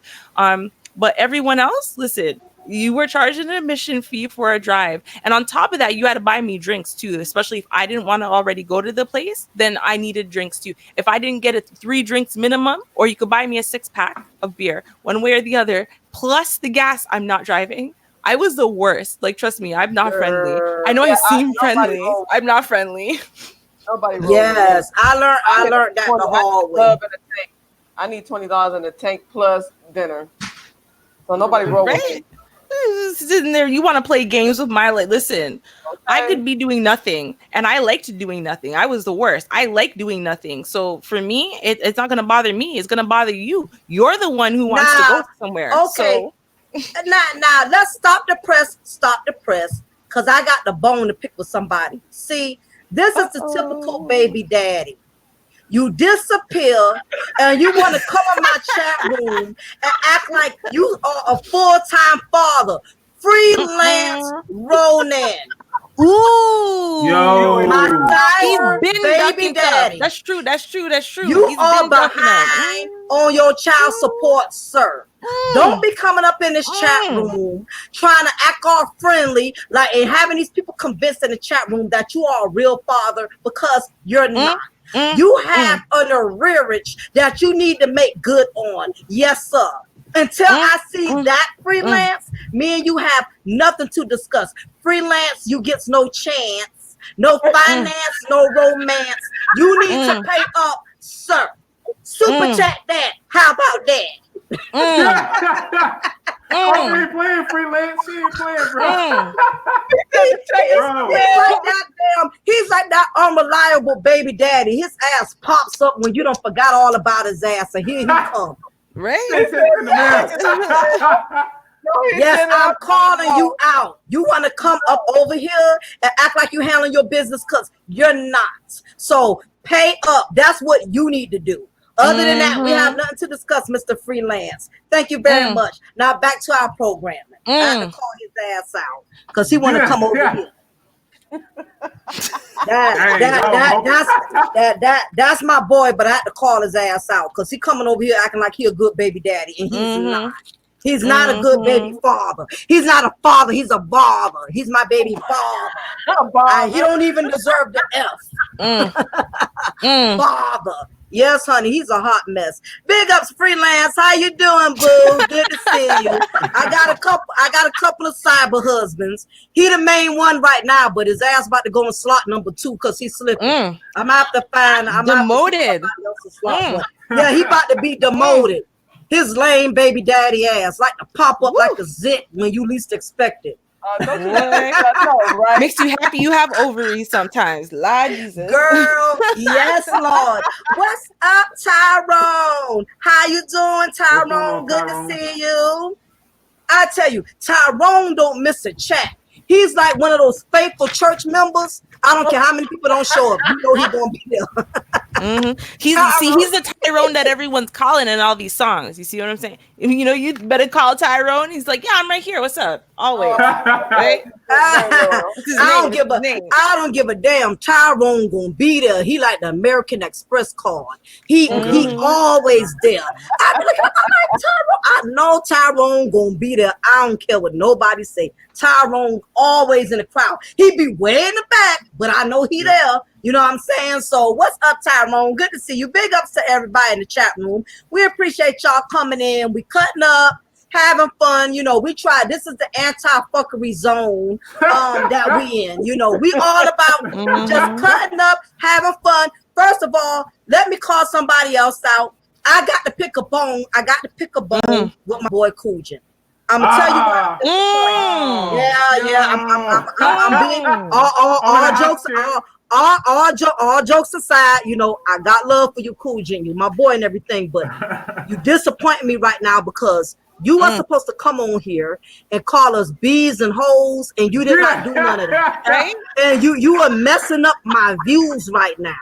I have not been able to get any real super chats because you coming over here, you acting like a gentleman. Who the hell do you think you are? You don't need to be here because you are not disrespecting us.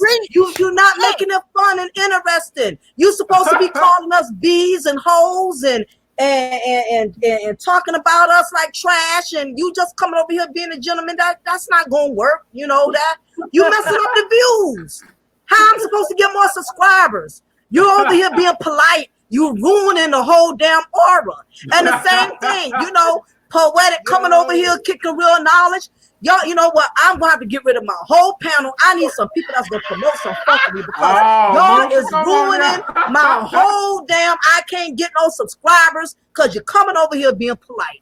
That's not going to work. We're supposed to be throwing chairs. We're supposed to be throwing chairs. We're supposed to be throwing bar stools. That's what we're supposed to be doing. Everybody over here holding civilized conversations like adults. How the hell is my channel going to grow? Y'all is not helping a sister out. I'm serious. You know what? I'm going to have to make a change in life. How the hell I'm going to get more subscribers and they not over here talking trash and insulting each other and screaming at each other? Kujin, I'm gonna need you to use some more bitches and hoes in your language a little bit more. Sir, you is not helping the situation.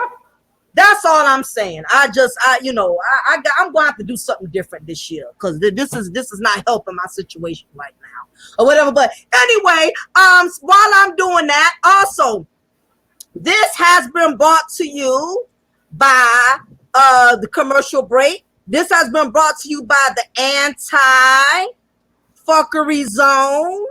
Yeah. Because here we promote knowledge, not garbage. I forgot to put the F in there. Disregard that because I just had some wine. So I'll put Uckery fade. It's the Uckery fade. Don't worry about it. Go ahead. Anti-uckery. I'm trying to work on my profanity anyway. So we'll take the uckery and we'll drop the F. But the anti-uckery zone, yes, because we're all about spreading knowledge, not garbage. Now back to your scheduled program. Now we could go back to where we left off. Where did we leave off? Yeah, I think we was talking about. I know we was talking about the clubs.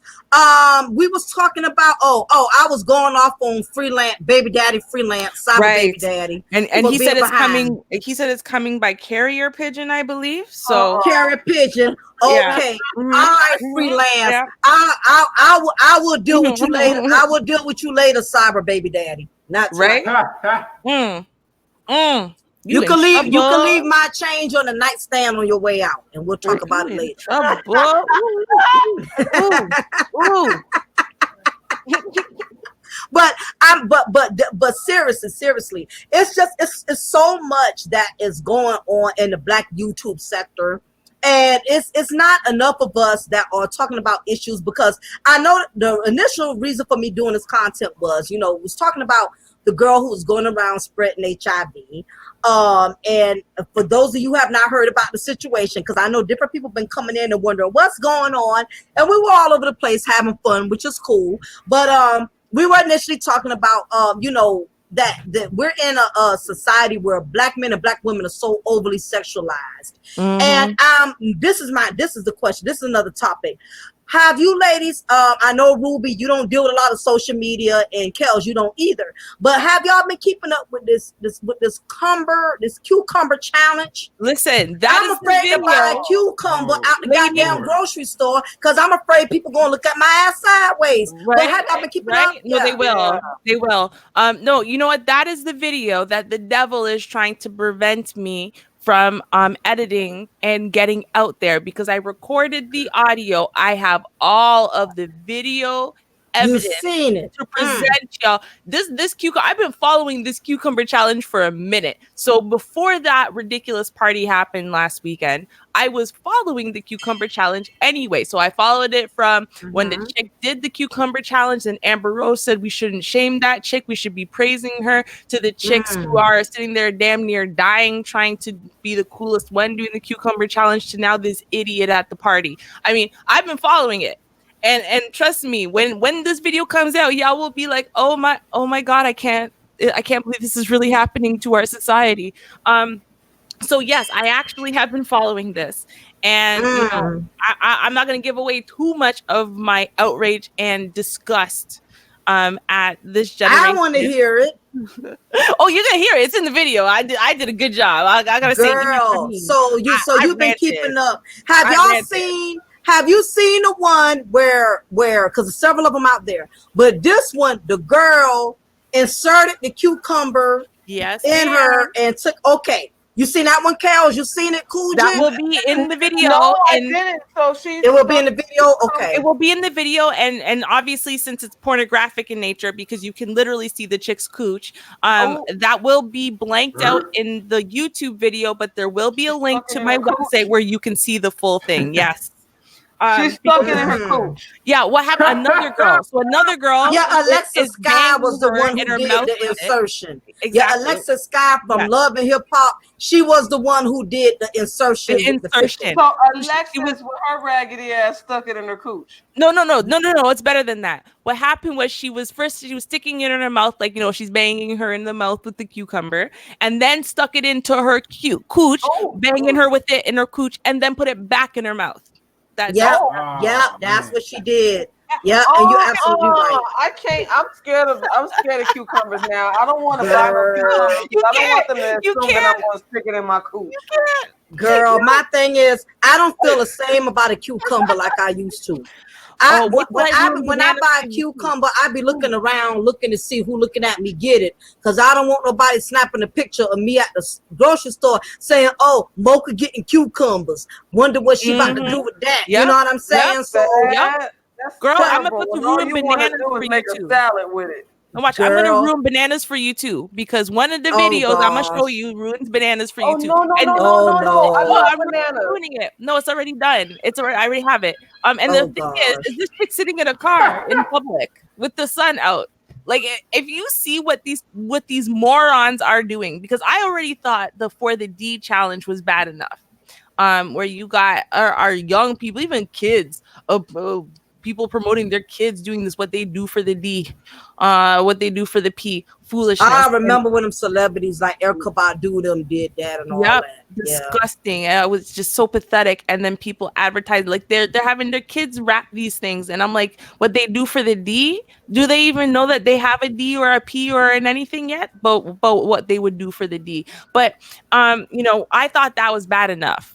I did. I was already ashamed of us collectively. So, you know, I don't know why I'm surprised, but I was. Initially I was surprised, but now I see it. What it is it's a continuum.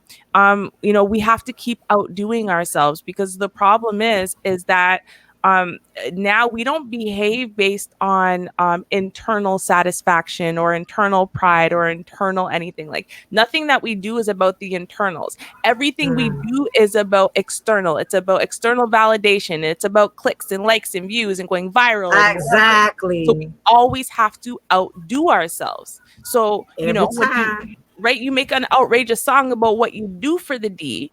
Okay, well, you know, now you have to outdo yourself. You want to go viral. So I guess you have to show people what you do with the D. You know what I mean? Yeah. And you can't do it with a real D, because they'll pull it down and they'll ban it. So you got to do something that you think maybe it could stay up. Oh, look, a cucumber. That's like an extra long D. Let me use that. That's yeah.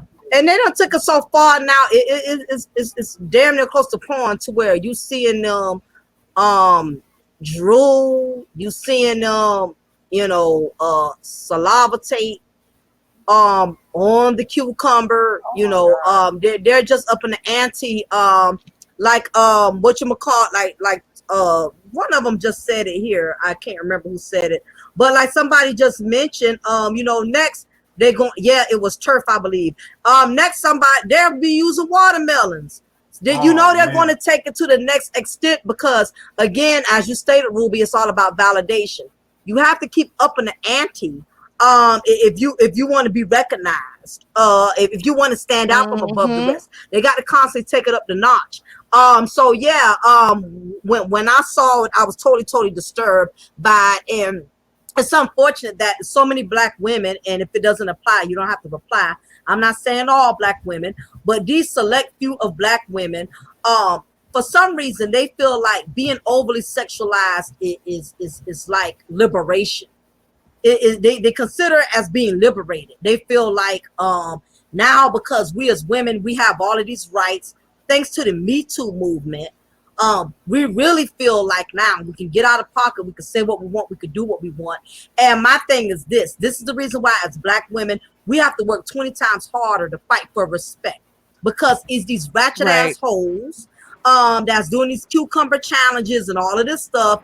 This is the reason why guys come on YouTube promoting fuckery, because these Black females keep giving them new material to cover. And when I saw these videos, I said, great. Now these dudes are going to come together and do a fuckery bash fest. All because these females are up here performing fellatio on a goddamn cucumber. You know, so my thing is, whatever you do, and like this one guy said it. Now, this was a guy that said it. The guy said, I bet all of that they doing to the cucumber, they not that good in real life with it. Because my thing is, if you are good at what you do, why are you going to advertise your skills? If you know how good you are in what you do, you're going to save that for the man who you specifically want to enjoy that. You're not going to do that live for all the men to see. So you can have these hound dogs, these bloodhounds coming at you. Your mama, you gonna give me some, you're gonna give me some top and this and that. You're not gonna make yourself a thought target. Right. No, and you know what? What's worse is, and I think that this is something that several guys have told me, when they sleep with these girls who are these giant thoughts, right? And you know, they're advertising their skills left, right, and center, and I'm gonna drop down into the splits on the dance floor while twerking. So you're thinking like, God damn, she's gonna be able to do that on me, and she doesn't. She basically is just, she lies there like a stiff board and lets you bang her, but she doesn't. And then, you know, she kind of gives some Black China head, you know, and that's about the best she can do in real life, because what they're doing is they're just putting on a show in order for you. And you know, I don't know if I'm giving away game, you call it that or whatever, but in order for you to really um uh put on a good show when it comes to these things for your man, y'all have to be connected, and you have to really care, not about how beautiful you look when you're doing it or how cool or impressive it is that you're doing this, that, or the next thing, but it's about you caring about the connection and about the pleasure that y'all are experiencing collectively, and what you're able to provide him, you know, as a provider and a nurturer for him almost. So in and of itself, since, you know, you can't do that with some random that you met last night. You can't. You know what I mean? So even if you went all wild and crazy, because, you know, guys, you know, I have a lot of male friends, right? So we'll talk about this. Some chick that thinks that she's doing what it looks like she did in the video, but she's not, right? She's not, because she doesn't know how to engage with a real man and a real D.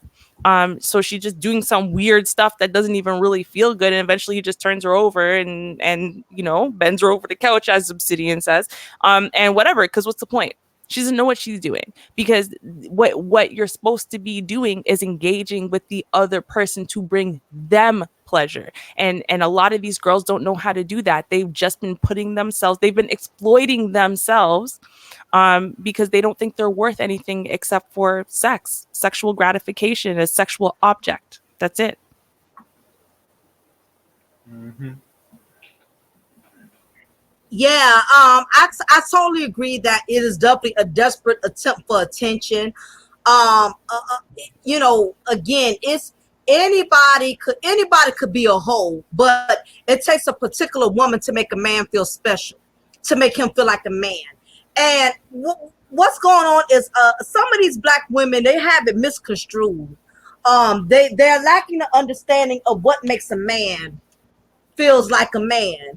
And it's not necessarily just giving a man head, giving a man, you know, sex. That is important. I'm not going to say that it's not important, that a man doesn't desire those things, but you have to have something worth fulfilling that makes you stand out from other women. Because the thing about it is, you're not the only woman that can give head. There's so many other women who can do that. But it takes a special, it takes you to produce something different that makes you stand out from above the rest.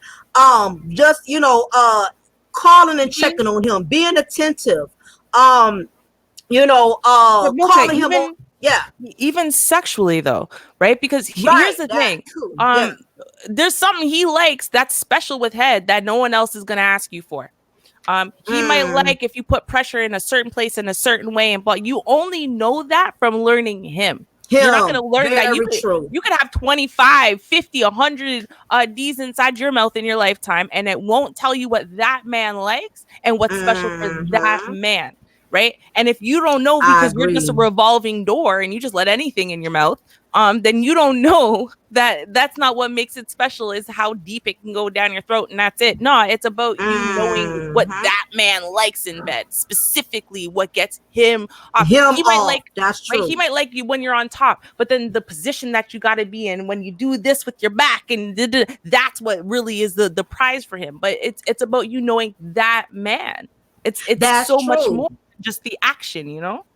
And you made a very significant point, because that's very true. When you know that man, like I said, anybody, as you mentioned, anybody could slob and knob and slob and knob and do all of this and that, but only that woman who knows him knows specifically how to please him sexually. And that's what this is another, and I'm glad you brought that up, because a lot of black women think their sex is good sex. Not all women have good sex. That's the God's honest truth. A lot of women out here, like, you got some men. You have some men who swear they are good at sex because they can stick it in and out and you know, do little gyrates with their hips and stuff like that. But not everybody knows how to please a man or a woman. But and you're in a relationship, is more advantages to pleasing that person because y'all actually communicated. Y'all are with each other all the time, so you kind of know how to please that person. You know what to look out for, because some men are not that great in bed. They really aren't. They're too busy trying to get themselves off. They don't know how to please the woman. They hump the woman like a goddamn rabbit. You know what I mean? So it's just some men have no goddamn rhythm. Some men have no rhythm, like some women don't have no rhythm. She would just lay there like she's a goddamn science project, waiting for you to experiment with her. And you know, and this is the truth. There's a difference between sex and making love. It is not the same thing, because making love, first of all, I'm gonna ask y'all the difference, starting with Kujin. What is the difference to you between making love to a woman versus having sex with the woman? Because it's a lot of black women out here who really got the two confused. They think because a man is sexing them, that the man loves them or the man feels a connection with them. And I know that's not true. I know men don't make love to a woman the same way they would sexing a woman. So from a man's point of view, what is the difference between a man sexing a woman versus a man making love to a woman? Well, in my opinion, starting with the sex thing, I mean, you hear it all the time. You know, it's just, you know, men talking about, I just want to bust a nut in the chick and things like that. You know, the rhythm in the body or anything. So he said now, an alien autopsy. so now with the making love part, you know, you connect with that person, you know, innerly. They feel the same way she feels about them. You know, as when you come to like sexual contact with them, like you'll know each other's bodies. You know, you really down and love that person. That's how I listen, in my opinion. Yeah. Now, to go more detailed, is there a way like, does he take his time more with the woman he loves versus the woman he's having sex with? He's rushing because he's just trying to hurry up and get it done. Is there a difference as to the mechanics of it too? I know emotionally, but what about the mechanics, the actual activity itself? Yeah, definitely. I mean, you love that person. I mean, you take that time with that person, you know, not being a man, you know. You say again, know that person's body, you know, rhythm, how they move and stuff, you know, in the moment and things like that. Was just, you know, now with sex, you know, it's just like I said, you just bang them just to get it in, being a minute man, and just and heading out, you know, because there's always a difference between those two. You know, like I said, people just want to just bust a nut and that's it. To make a little part, man, like you getting to know each other's bodies and stuff, you know, especially if you like connected innerly, like I said before. So yeah, that's my 2 cents. You gotta be connected on that level to really make love, because you know you just have sex, then you know you won't really know what it's like, feel what it's like to have an orgasm. Right. Okay. Same thing. Kels, what you think is what do you think? Is there a difference between a man making love to a woman versus him just trying to hurry up and bust one? Do you think there's a difference? It's a big difference. The man that's trying to hurry up and bust one is just like it is. He's just trying to hurry up and bust one. But I believe a man that makes love admires the body first. You know what I'm saying? He takes his time to get to that point. You know what I'm saying? He love and touch, caress, and embrace the body. So by the time you get down to it, you be like, damn, you got dick too? Right. Yeah. We do love that. We do love it. Yeah. So it's a big difference. But the problem is some of these brothers be bragging about a whole movie when all you get is the goddamn preview. What's up? Girl, why you ain't lying? I gotta be real with you on that though, Mocha. You actually right about that, because I've heard stories with some guys talking about, oh man, you know, I bring this chick out, my dude, yeah. But then you know, you hear from the chick side, you know, she's like, man, he wasn't even about nothing though, because they do be bragging this stuff the most. They be like, that's what I'm saying. She be like, show attraction, honey. That's what, I say. You thinking you gonna see a Big Mac? All you see is a Mac Nugget. I came all the way over here for this. A Mac Nugget, dang. That's Yeah, bad. I mean, I mean, so I can't. For one, I never, even before I got married, I never was turned on by a man who brags about what you can do sexually. Because my thing is, if you Me know you're neither. gifted in what you do, you're going to leave that to the surprise. A man that's Yeah, gifted in what he Fact. does, That's he's you're not true. going right. to You'll go show me around and better than loosely you'll share tell me. that. You're Yeah, right. That's You'll very show me true. better than you'll tell me. Right. that's yeah. Because that's what the dudes that go around and they say that, oh man, I got good deeds, you know what I'm saying? I'm like, first of all, you don't need to tell me that in the first place as a man. But then, when I come and find out, like I said with the lady, she said something else, you got the Vienna sausage. You know what I'm saying? And Yeah. that's what it is. They got the Vienna sausage though, the barbecue. You crazy. Yeah, I mean, sex is so dry. It's like watching paint on the wall. It Sex is Wow. is. so dry, like a box of vanilla wafers that been left out for 2 weeks. Sex Mm. so goddamn dry.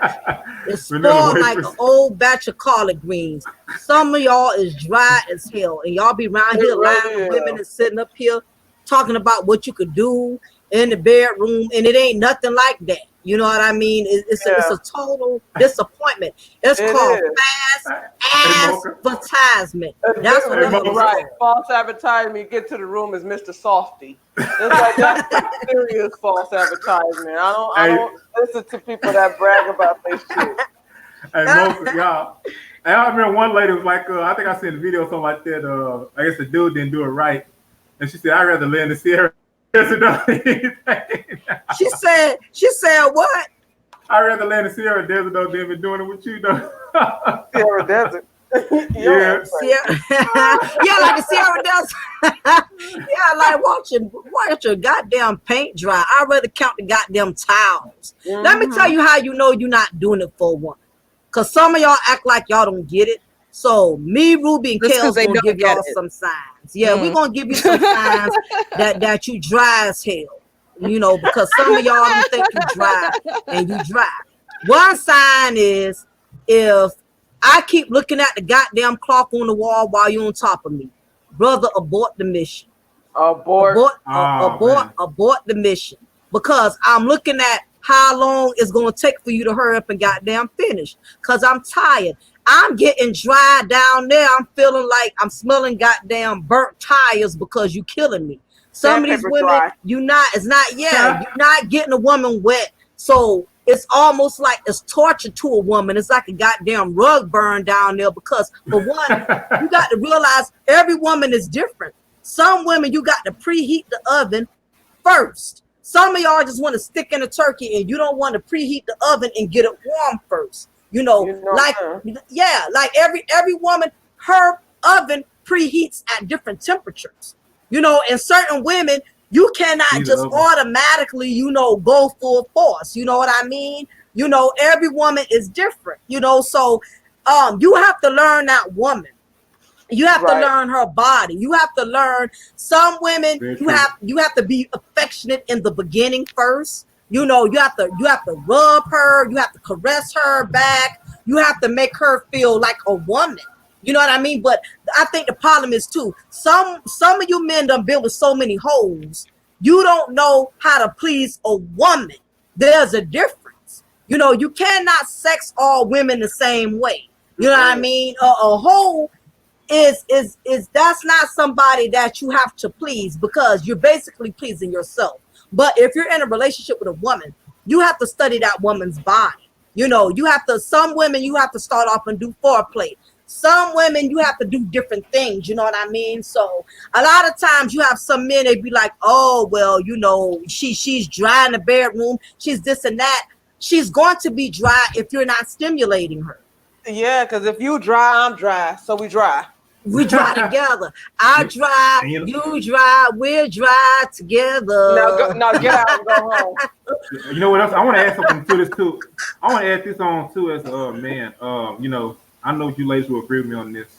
Um, it's good. It's best to stimulate a woman's mind first, and then once you've done that, That, then yes. everything will come along. Everything else A will come along. It's stimulating her bingo. mind. Ding, ding, ding, ding, ding, ding, ding, ding, ding. You You get a got to. prize behind curtain number 2.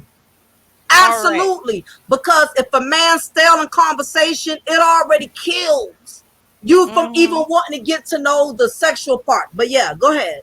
Now, Yeah, I'm going to That say, is very true. it is Yeah. true. It is true. I mean, because like I said, the connection, you have, the stimulating conversations and things like that, stimulating the mind, and then everything will come along step by step, and then Especially that, if you can have long conversations without even yes, talking about sex. That's just really yes, sexy. it is, and that's what a lot of guys don't get though. It's just, That oh is man, I just so want to bust a true. nut, my nigga. I want to bust a nut, my nigga. Bust a nut. But I'm like, dude, you got to stimulate a woman's mind, body. That That's why I is say it's so good to know the true. mind. I'm a sapiosexual, because I don't talk about sex like that a lot. Though like I said, I want to Wait a stimulate the minute. mind, Oh, but hold it's up, wait a true. minute. I had to laugh at this. hold up, wait a minute. T193. Mocha, oh shit. T193. No, you did not just say that. Some injuries Now, you T193. worn out to even start though. Really? Damn. Damn. Really? Hey, A blown out engine? it's true. Yeah, Hey, that car is savage. Oh, goodness.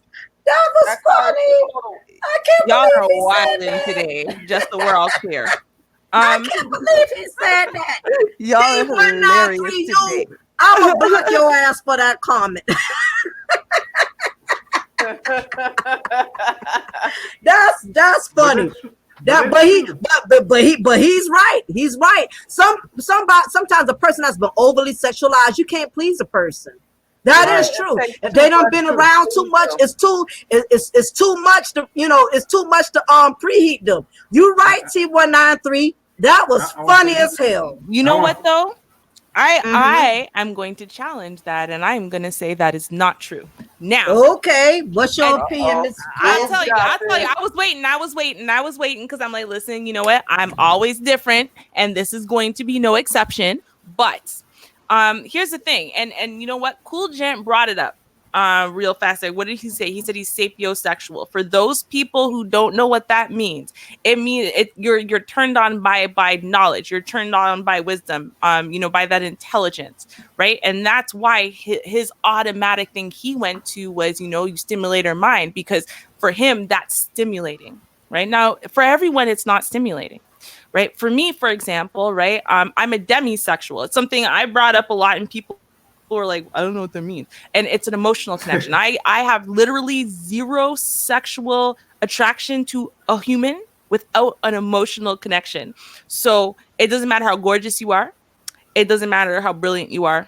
It doesn't matter what you have, what you're dressed like, what you smell like. It does not matter to me. Without that emotional bonding already cemented, I feel nothing. And that being said, now, and remember, I don't have sex with people. I don't do casual sex. So we're already together. We're already in a relationship. We're emotionally bonded, right? Nope.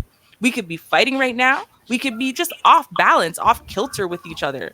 That happens. Sometimes y'all are walking in sync and sometimes you're not. Something's, left unsaid or whatever. And so, the vibe's not there. For me, it's this vibe. There's this vibe, and I think that vibe exists for everybody. It just depends on what builds it, right? So in Cool Jen's case, it's that knowledge thing. For me, it's that emotional health and connection. And so when that vibe is strong, there's no chinks in that armor and whatever, that is what stimulates me. Now, here's the thing, and this is an important thing for men to take note of, right? Because you're going to hear me, Mocha, Kels, we're all going to say slightly different things. We might say completely different things, right? For me, for example, making love is not really soft or sweet or sensual. It's not necessarily about any of that. For me, it has to do with being entirely in tune with that vibe. Because that Yep. vibe might be Yep. rough and dirty right now, for real. It might be, and that will still be making love, because it's more than just our bodies meeting. It's more than just our bodies connecting. Our everything, our soul, our minds, our hearts, our everything are connecting in this moment and creating this moment. And it's heightening the experience. So it's heightening the pleasure, it's heightening the sensations, and we're reading each other. So I'm reading That's what you true. want, you're reading what I want, and we're giving the other person um exactly giving it to us. It's a cycle. And so to me, that cycle can be rough. It could be soft. It could be whatever it needs to be in the moment. That to me is making love. That is the definition of making love to me. Now, and when I was younger, I thought it was about, softness and all that crap, right? So I was like, oh, I'm never going to make love because that sounds boring as hell to me.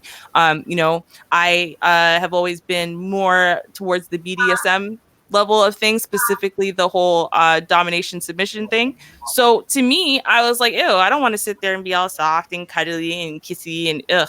And I actually stayed that way. Even in my relationships, I never really understood with my ex, for example, I never really understood what sex was supposed to be. I didn't really even understand that it really had a lot to do with me. I knew foreplay had a lot to do with me. I just didn't know sex had a lot to do with me.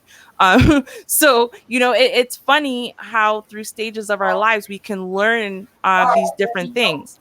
And one thing that I know, and just from just talking to different women at different stages of their lives and talking to different men as well at different stages of their lives, what I've learned is that a lot of people hear the talk.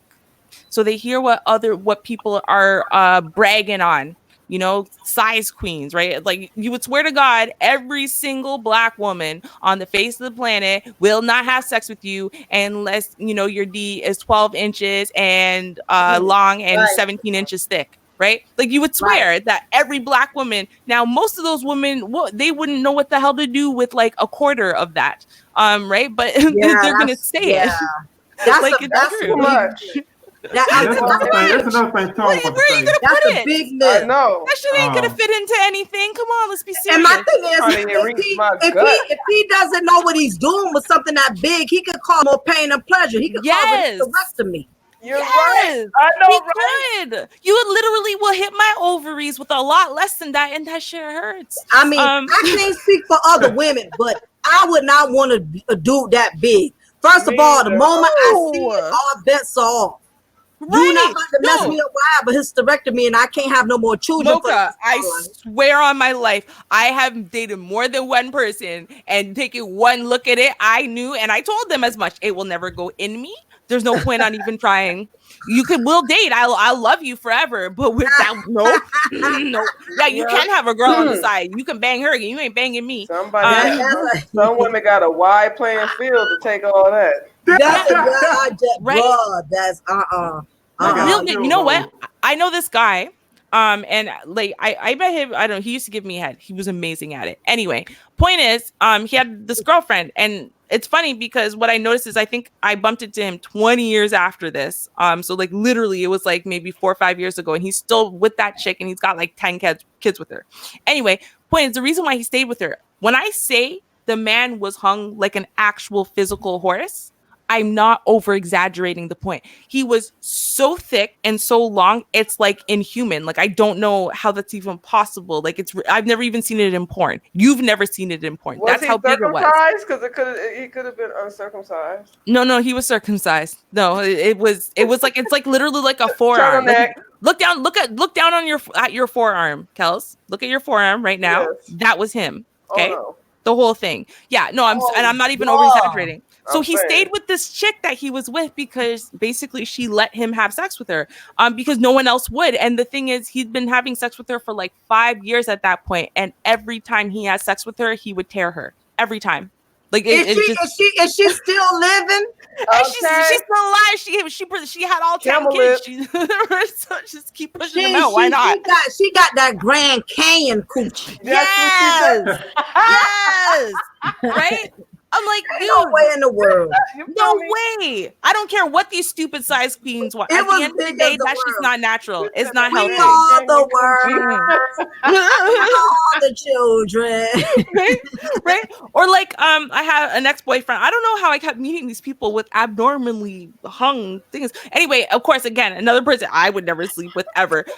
But I remember, like, again, he would date girls specifically just because he could get himself all the way into them. And if he could get himself balls deep into her, he would date her, even if he didn't really like anything about her, just because most people could only take like maybe half of it. So for all the sides queens out there and all these people who are running their mouths about how big they want something, trust me, if they got it, they wouldn't know what the hell to do with it. So, that's bullshit. But what happens is guys listen to this stuff and they believe it's true. Or they listen to a girl going, oh, I need a man who can go all night long and dead. Listen, I do not have that kind of stamina.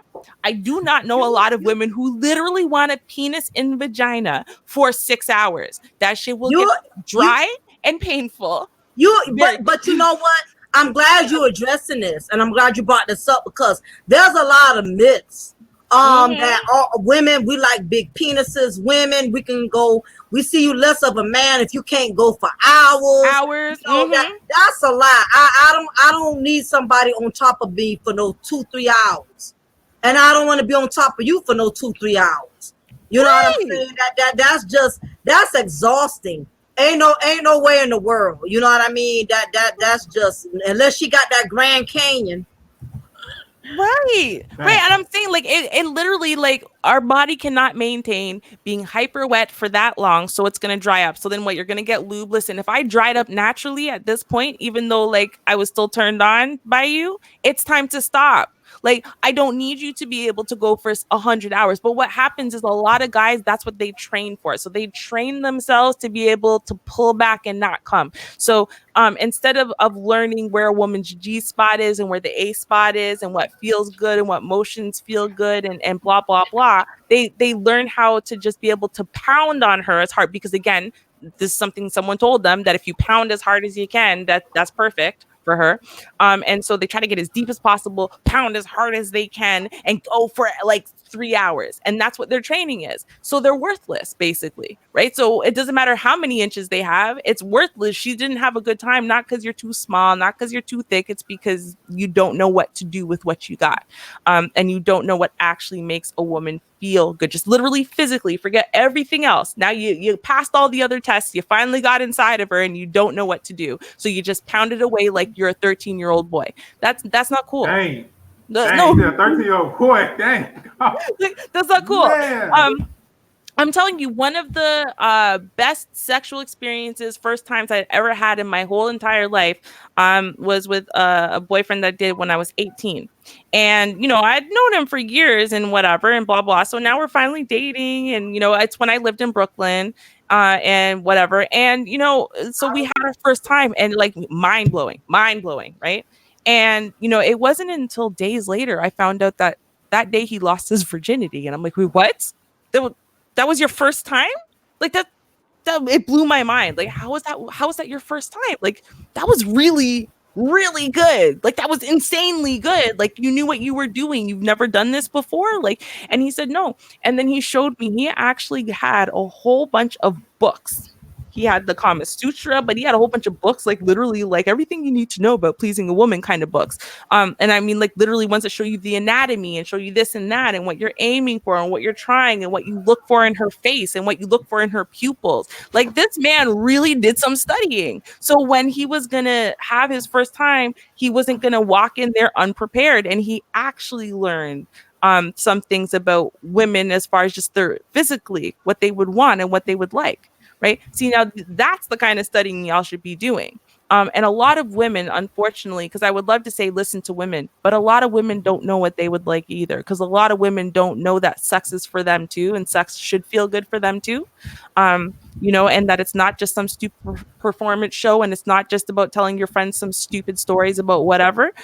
So I can't even necessarily say, well, go to women and ask women. Or talk to her about what her likes and dislikes are. Because honestly, a lot of women don't know, especially in the younger generation. Got a lot of people who don't honestly understand sex and sexuality at all. Now, I'm going to put everybody in the chat room on the spot. I'm going to start with the ladies. Of course you are. There's been a myth that's been going on in the Black community. Yes, ladies, I'm about to put you on the spot now. Only answer honestly. If you're not going to be honest, then don't even answer. I won't judge you. I'm going to still look at you the same. Our friendship will not change. Do you like big penises? If you do, press 1. If not, press 2. Because there's this myth that we love big, gigantic horse penises. If you What's like a horse big? penis, press 1. If you want just enough to fill your cup, press 2. Dang. Oh, don't worry, guys. I'm gonna get them too. I just want the ladies to answer first, because we need to break this myth today. Let me There's a type in myth, chat then. huh? What's considered big? Like a horse, Oh no. like a horse size. No, well, you know what I mean. Do you want a man with a big penis? Because there's been this misconception that women, we love it big, But can I say something? huh? I don't want a horse, but I damn sure don't want no teeny one. Well, we're not talking about the fun size ones right Oh, now. okay. We'll leave that for another discussion. No, Okay. we know we don't now. We know we don't want that small. But I want to break this myth that we're not talking about Vienna sausage. It's this myth that women love big penises. If do you have a Grand Canyon, ladies, where you can handle a huge penis? No. I'll tell you Okay. off the bat, I do not. I can't. I'm sorry, but and I'm telling you, realistically, like yo, like my husband will put his finger inside of me, and I do say finger or one, and I'll be like, yo, how many do you got in there? And he'll be like, one. Yeah, no. I'm Listen. sorry. I don't want a horse. Listen, it's supposed to be an enjoyable moment. I don't want to feel like I've been gangbanged and I've been stretched way far beyond my capacity. I think that's a bit much. Okay, so for the most part, most of the ladies in here, okay, all right, guys. So it has been confirmed here in the anti-fuckery zone, because there's been a lot of misconceptions that Black women love huge penises. We like them huge, but not that kind of huge, okay? There's a difference.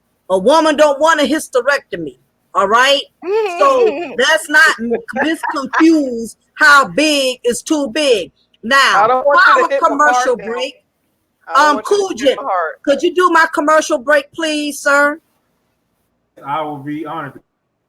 Thank you everybody for watching, tuning in with Lady Mocha Cafe D. Peace. Please be sure to hit that like button, subscribe to the channel if you haven't already. And also, this channel right here is an anti-fuckery. No anti. It is an anti-fuckery zone. Thank you very Just much. let y'all know that. And like, Thank you very much. We promote knowledge, not garbage. Just thought we would say that. Now, Alan Walker, let me clarify on that, because you're right. We have some sisters. Come on, church. Let's church. You said, We damn, need to have a moment. I responding. need some of those sisters to come forth to the altar. It's No, some and sisters you know up what? in here. realistic. Here's the thing: don't be ashamed. Honest. If Yes. you like them big, don't Press be one. ashamed. You know how much can fit inside you, and let's be realistic here, right? Because there's a bunch of varying factors. Let's break it down. In general, in your vagina, okay, I'm gonna give y'all a little bit of a biology lesson here, real quick. The first 3 inches of your vagina are the most sensitive parts of the whole entire thing. Honestly, most of the rest of it is relatively dead as far as sensation goes. So it's really only the first 3 inches that give you the most sensation from your vagina. But we do know that there's the G spot. We know that there's the A spot. We know that for some people, the cervix and surrounding areas are sensitive. And we also know that the length of the vagina can vary, and that when we get aroused, that it extends. So there are different factors. Now, don't be ashamed if you're going to say, you know what, listen, I don't want it to be exactly like a horse, but yeah, I'm one of those ones who like 12 inches. Be real, because we want to clear up the misconceptions here. And if you can explain why, right? Because I can say, for example, for me, every single time I have sex, I'm almost like virgin type. Like every single time you got to work yourself back inside of me, and it hurts, and it's like, okay, I got to relax, and it takes a minute. I don't know why. That's always been my stat back. It's a little bit extensive. I also haven't had children though, so there's a bunch of different factors. Like, let's be honest, and maybe we could all learn something. Don't be scared. Y'all know If you have the Grand Canyon, we will not judge you. you can't call it a Grand Canyon and then say we ain't gonna judge you. You just judge them. You call it a Grand Canyon. Ain't nobody want no Grand Canyon. I'm trying to make a little light in the room, but seriously, it was only 3 women I answered, and it was 2 out of the 3 that's actually on the panel. I know Ruby already put her vote in, but I want us to just break, and it's not to put anybody on blast, but I'm tired of men who think because they have big kahunas that a woman, they're automatically in there. Because the truth is, all women don't like huge penises. There's in between a big penis and there's an enormous one. Some guys are way too big. You cannot enjoy him because he's just too damn huge. He's ripping your walls to shreds. You know what I mean? He's tearing down your walls like a contractor that's building the house. You know what I mean? So some guys are just too much. But okay, if you're not comfortable, understand it's a touchy subject, but we know for the most part that it's not too many females that can deal with huge penises. Okay, now the question for you men, because there's this myth that I've always kind of wanted to know, is that women, we're not active enough. Basically, there's been this myth that men have a problem with women who only want to do it like 2 times a week or once a week. There's an issue that men are complaining about women are not giving it up enough, that women become complacent in the bedroom. My thing is there a such thing as too much sex from a woman? Is there such thing as a woman could be overly sexual? Because I've heard 1 or 2 men complain. I heard a guy said he had to get rid of a woman because she wanted it way too much. So my question to you guys, hit 1 if there's a such thing as too much sex for a woman. Hit 2 if there's no such thing as too much sex from a woman. Because that's what I've always wondered that. And we're asking the guys, right? Yeah, but this is for the guys. Is there such thing as a woman that want way too much sex? And if there's no such thing, or if your opinion is there's no such thing as too much sex. Hell, if she wants to screw every single night, that's wonderful. Not yes or no. 1, if it's a such thing as if it's too much, if a woman could want, is there such thing as too much sex from a woman? Press 1. If there's no such thing as too much sex from a woman, press 2. And if you could identify your age, that would be helpful, because yeah. Good point. We need to know age differences. But hold on, while we're waiting for everyone to grow some cojones and actually respond, honestly, y'all, I'm gonna say 2 things. So Alan Walker, I think it was Alan Walker who said, yeah, okay, so the pleasure spot. So you're talking about the G spot. The G spot is pretty close to the entrance. That's where within that 3 inches. However, the A spot, yes, there's an A spot, my dear, is actually closer to the cervix. Too much of anything. It's deeper into the vagina. So there's actually 2 different pleasure spots. On top of that, if you know anything about the clitoris, then you know that the clitoris is not just something that is outside of the body, but it also kind of almost looks like a wishbone and goes deep inside of the body. So it can actually be inadvertently stimulated from inside. So there's a bunch of different things about the female anatomy a lot of people don't know. And that's why there can be variations on what women like and what they don't like, right? Just based on the way that their anatomy got set up, and how deep or in or out or whatever things are. But I want to ask this, because what you find is that when people are younger, 16, 17, 18, their teens, normally what you find is that men are always like, basically if they could get it 6 times a day, they want it 6 times a day. Let's be serious. And they are coming to look for it 6 times a day. But if you are talking about older, I'm going to say starting in your 30s and 40s, you actually see the problem reverse, because men's libido goes down in their 30s and 40s, but women's libido goes way up. And men's actual, especially if you are circumcised, your sensitivity goes way down. Therefore, it actually makes sex less entertaining for you, and it takes you longer to come as a man the older you get. Whereas for women, we're just hitting our sexual stride and our sexual peak starting in our 30s. So normally you see that there's a crossover. And in the younger days, there's no such thing as too much sex, man. Most men wish that their woman wants to do it 5 times more than she wants to do it. And then there's a switch. And suddenly for women, man, if you can give it to them 7 times a day in their 40s, they're like, yes, finally. And men are like, man, once a week is enough. God, I have a headache. You know what I mean? Now, Cooljet, what do you mean by 1 through 2? Oh, you was putting that in there for the guys to answer? Basically, I was looking at Mr. Allen's response, and I actually do agree with that. Sometimes I guess it depends on it depends on the situation. It's like it's between 1 and 2.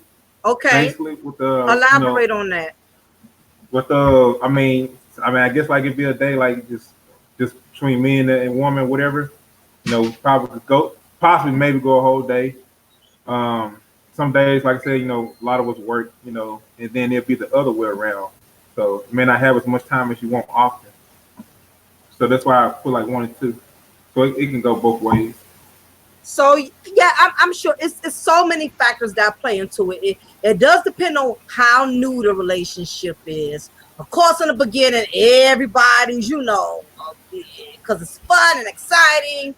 Then it does depend on age. Then it does depend on, what condition the relationship is at that time. Right. If you're not on the best of terms with each other, you're in a dark space in your relationship or your marriage, you're not thinking about sex. You know what I mean? You're right. Thinking about what you're going through emotionally and mentally. So there are okay, now when Alan says a woman can bust whenever she wants to, I kind of disagree with that, Mr. Walker. There are different factors, because depending on what that woman is going through, she cannot. If she's emotionally not getting in a good place, because for some women, our emotions, we connected with our physical. And if a woman is not at her best emotionally, she's not going to be at her best physically. It just, now for some women, it don't matter what they're going through at that moment mentally, they can still be sexual. Some women, they cannot. I can't speak for all women, but I know for me personally, I'll put myself out there. If I'm not in a good place emotionally with you, I can't. It does not matter. I can't even get horny if mentally I'm not in a good place. If I'm sad, I'm depressed, I'm hurt about something that's going on, I'm not, I just can't. I can't naturally just release myself with you sexually, Now, Freelance brought up something interesting. He made this statement before on one of my other contents. He says it boils down to a man should control the frequency. There is a reason Asian philosophies taught semen retention. Protecting your sperm and not freely giving it at all times protects his cute energy. That's interesting. Mm-hmm. Yeah. Okay. Wow. I heard him say this before. Could you elaborate a little bit more on that? Freelance. Some of us in here don't even have GEDs, and you speaking from a master's degree standpoint. We need to break that down just a little bit more simple. Alan says, but yeah, I know Freelance is saying something interesting. I'm just trying to understand it from a more simpler standpoint. Some women think it takes a marathon, some at the moment of contact. It says sometimes it can be mental. Okay, I'm still trying to vibe with what Alan is saying or whatever. I got an idea of what he's saying, but yeah. But yeah, the truth of the matter is, this is the bottom line. I can survey everybody in here all night, but the truth is all of us are different. That's why it's important that you study your man and you study your woman. You get to know that individual you with, their body language, learn how they operate mentally, learn how they operate emotionally from an emotional standpoint. You just got to get to learn and study the person individually, because you don't never want to go off of just one philosophy. Even these philosophies that we are sharing with you, don't take them in wholeheartedly.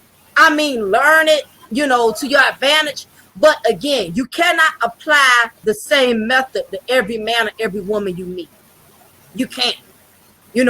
So you can't just say, oh, you could turn a woman on, just flip over and make her lay on her stomach, and you just, ride her like a horse. You can't do that with every woman. Every woman is different. Some women, you got to take your time more, depending on her age, because our age is a different thing. It's like, for instance, it's different being intimate with an older woman and it's intimate being with a younger woman. And you can't screw a young woman and the older woman the same. You can't. An older woman, she has to feel there's an emotional connection. Some young girls, they don't care about stuff like that. I mean, as long as you're getting her off and you making her nut or whatever, she all right with that. But an older woman, you got to handle her a little bit more delicately. You got to handle her a little bit more gently. But then that's not all older women, because some of these older women still hood rats. Mm-hmm. Some of them like to be roughed up like they 22 years old, knowing their knees about to give out, knowing they still using aspirin. Mm-hmm. And you know what though, Mocha? I want to add to that too, because then you see the exact flip side. Where, again, little girls, and I say this all the time to little girls, like little girls have a reason why they should not want to be having sex. And the reason why is, honestly, your body's not as ready as you think it is just because you have a period. And so, at the end of the day, like, whatever, she, like you said, she gets off, whatever. But older women, again, because their bodies are more sexually mature and ready to go, they actually, in some ways, they can handle a lot more. And, they're everything's a little bit more pleasurable. Like, you could be a little less knowledgeable, a little less careful, a little less about, oh, let's make sure we handle your emotions, get you in the right place and whatever, with an older woman, and get her off. Whereas with younger women, I feel like, there's just a lot more that needs to go into it in order for her to, really get off. Not just, pretend to get off to, stroke your ego, but really get off. I think that, younger women, their sexuality is a little bit more fragile. Yeah. Again, yeah, it's definitely different factors. It's going to always be exceptions to the rules. You can't go by one philosophy or one type of theory, So again, that's why it's important that you take the time to get to learn the individuals or whatever. So definitely a good topic or whatever. And I want to switch some gears right quick. I know this is a little off. Where are you but, switching us to now, Mocha? Lord. Yeah. I'm gonna prick y'all brain a little bit and everything. I had one of my subscribers ask me, what did I feel about women that are with men in prison? I actually I had a couple of people who reached out to me and emailed me, and they was curious and learning my perspective about women who are for some reason attracted to men that are in prison, men who are incarcerated. And I do know personally some women that specifically deal with men in prison. And I really think that it's definitely a low self-esteem issue with a lot of the women that are dating men in prison. Now, this is not to say that all guys that are serving time in jail are bad guys, or their equation is judgmental. There, what's going on with my laptop? Yeah, the truth, rather date men that are incarcerated. Have y'all heard it? Are y'all familiar with situations like this, Kujit and Ruby, as women just only wanting to be with men in prison? Mm-hmm. And you see it, I mean, it's crazy when you see like these serial killers or like the really famous like murderers and stuff like that, how many women fall in love with them and how a lot of these guys end up getting married in prison to these crazy women who are so in love with them. And oh, you're just misunderstood. Sure, you murdered 17 women, raped them, and then ate their corpses, but you're just misunderstood. No one loved you. And then crazy things like that. uh and I definitely think, you know what, when you said low self-esteem, I think where that's definitely where it's hidden. And you get a lot of these women, and they're the kind of women who want to mother boyfriends, right? They don't want to have a man to lead them, or to, you know, be strong. They want all the control, and they want to be able to mother and care for you and save you, you know, the Captain Build a Bum, and whatever, but it gives them safety, because they're never really at risk of this person hurting them. I don't mean physically, I mean like emotionally. They can't cheat on you. Where are they going? You know, you're never going to see them walking with some next chick. They're never going to leave you because they're in prison. Um, so I think, you know, and that's where that insecurity comes in. If you were a secure person, you would want a human being who you could lay in bed with that night, not just imagine it, but really have it. But you feel safer with this man because he can't leave you, he can't cheat on you, he can't this, he can't that, and you can basically create an imaginary world with this man instead of you know, having something in the real world where it won't work out the way you want it to, or maybe he won't act the way you want him to, or won't treat you the way you want him to. But you know, you kind of have so much more control with this prison guy because, you know, he can just lie and just pretend to be whatever you want him to be, because what difference does it make? You don't live together. Mm-hmm. Yeah, it's, you know, I think too, and you definitely spoke on some valuable points. It definitely gives a lot of these women who date these men in prison, it gives them a sense of control, because again, they don't have to worry about where the hell he's going. They feel more secure about, okay, I ain't got to worry about him messing with other women. That don't mean he ain't gonna mess with other men, you know, and that type of situation. But it gives them a sense of security. And I do know some women, some women, they love to be nurturers. They love to be the ones to take care of the man because it gives them a sense of purpose. I knew this one particular female who would put money on a man's books faithfully. She'd always put money on his books. She'd always go to the prison and see him. She would always write him and things of that nature. And it made her feel whole that he depended on her. It made her feel validated. It made her feel special, that anytime he needed something, he always called her. He always reached out to her. So, you know, it's sad that we all look for validation in the worst places.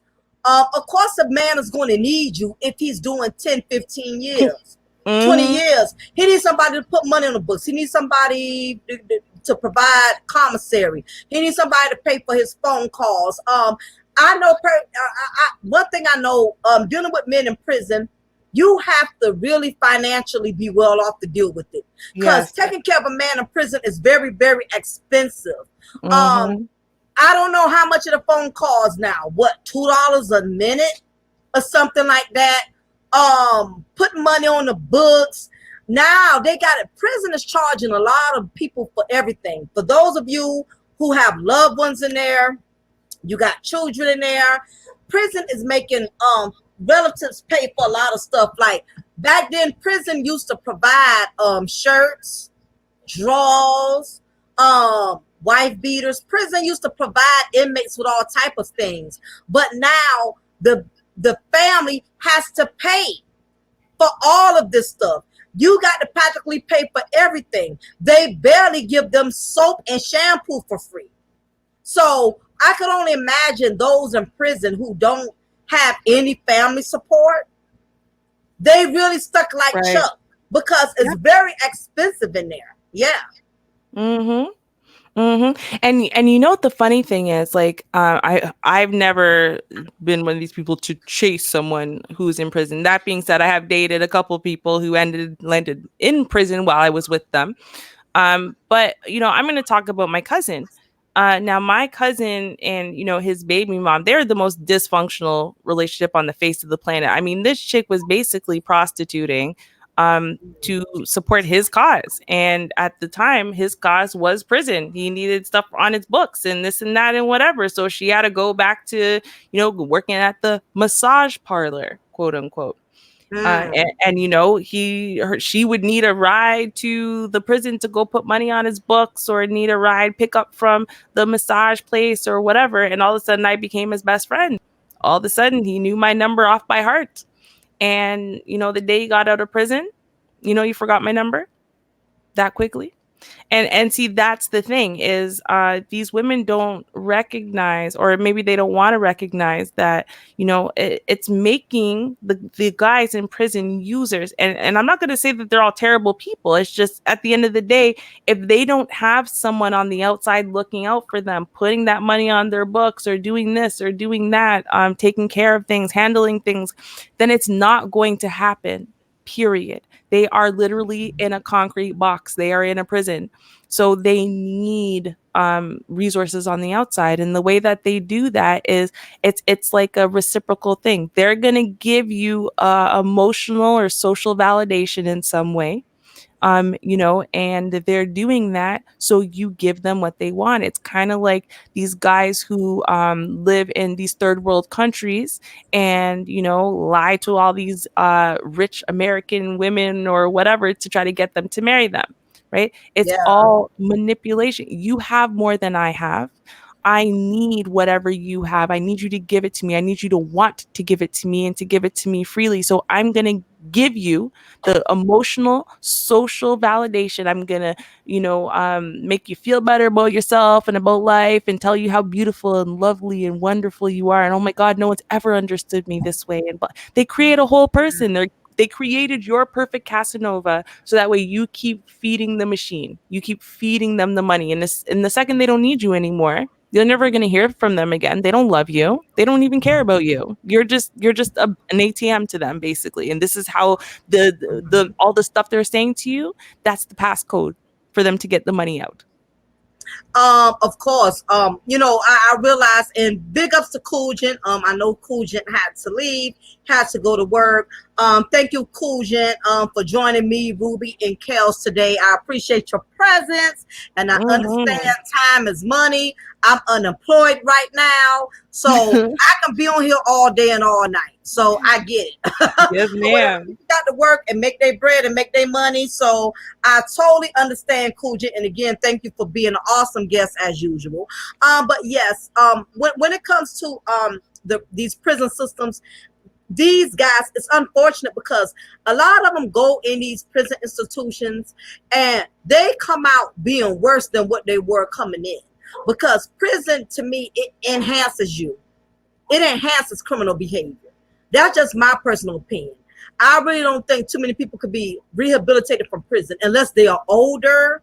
I think older guys have better chances of being rehabilitated to compare to these young men that are coming into the system 18, 19, 20.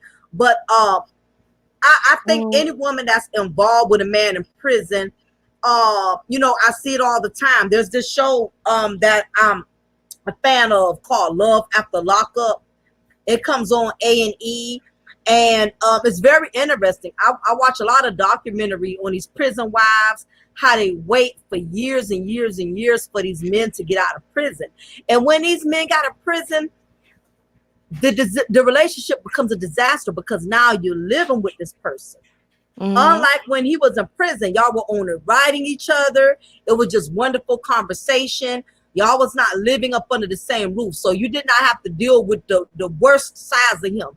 But when these men come out of prison, um, you know, you got to deal with the real them. You got to deal with the real personality. You got to deal with the real attitude. And the part is, some of these women, when these men get out of prison, they try to put restrictions on these guys. They don't want these guys going all kind of places, doing all type of things, because they worry about, okay, he just got out of prison, he's on parole. I waited for him all these years. You know, I don't need him going out and messing up and getting involved in something, and he goes back in jail. But the problem is, if these men have been incarcerated for 15, 16, 20 something years, what makes you think they want to be out, get out, be out of prison and be under your rules and authority? Mm. They don't want a woman, a man who's been in and out of a man who has been incarcerated in a correctional facility in the prison system for years. He is not going to get out and still be controlled, especially under a woman.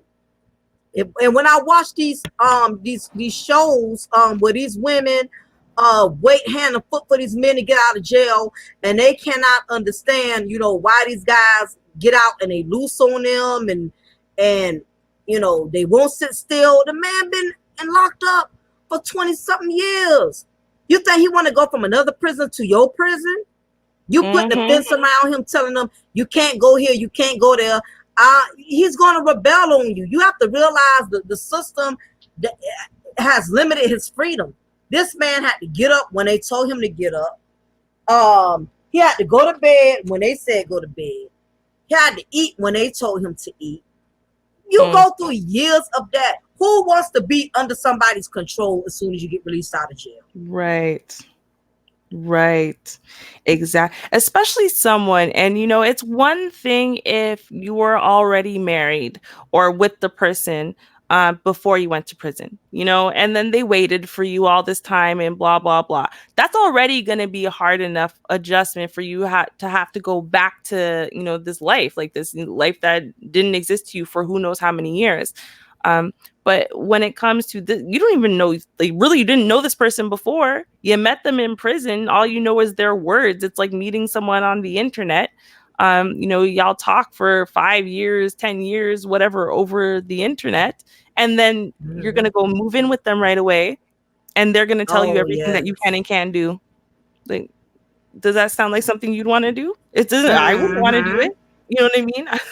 I get why you would want me to do it. I understand you'd want oh, well, I was there for you through all this time. And blah, blah. So I get why you'd want me to do it.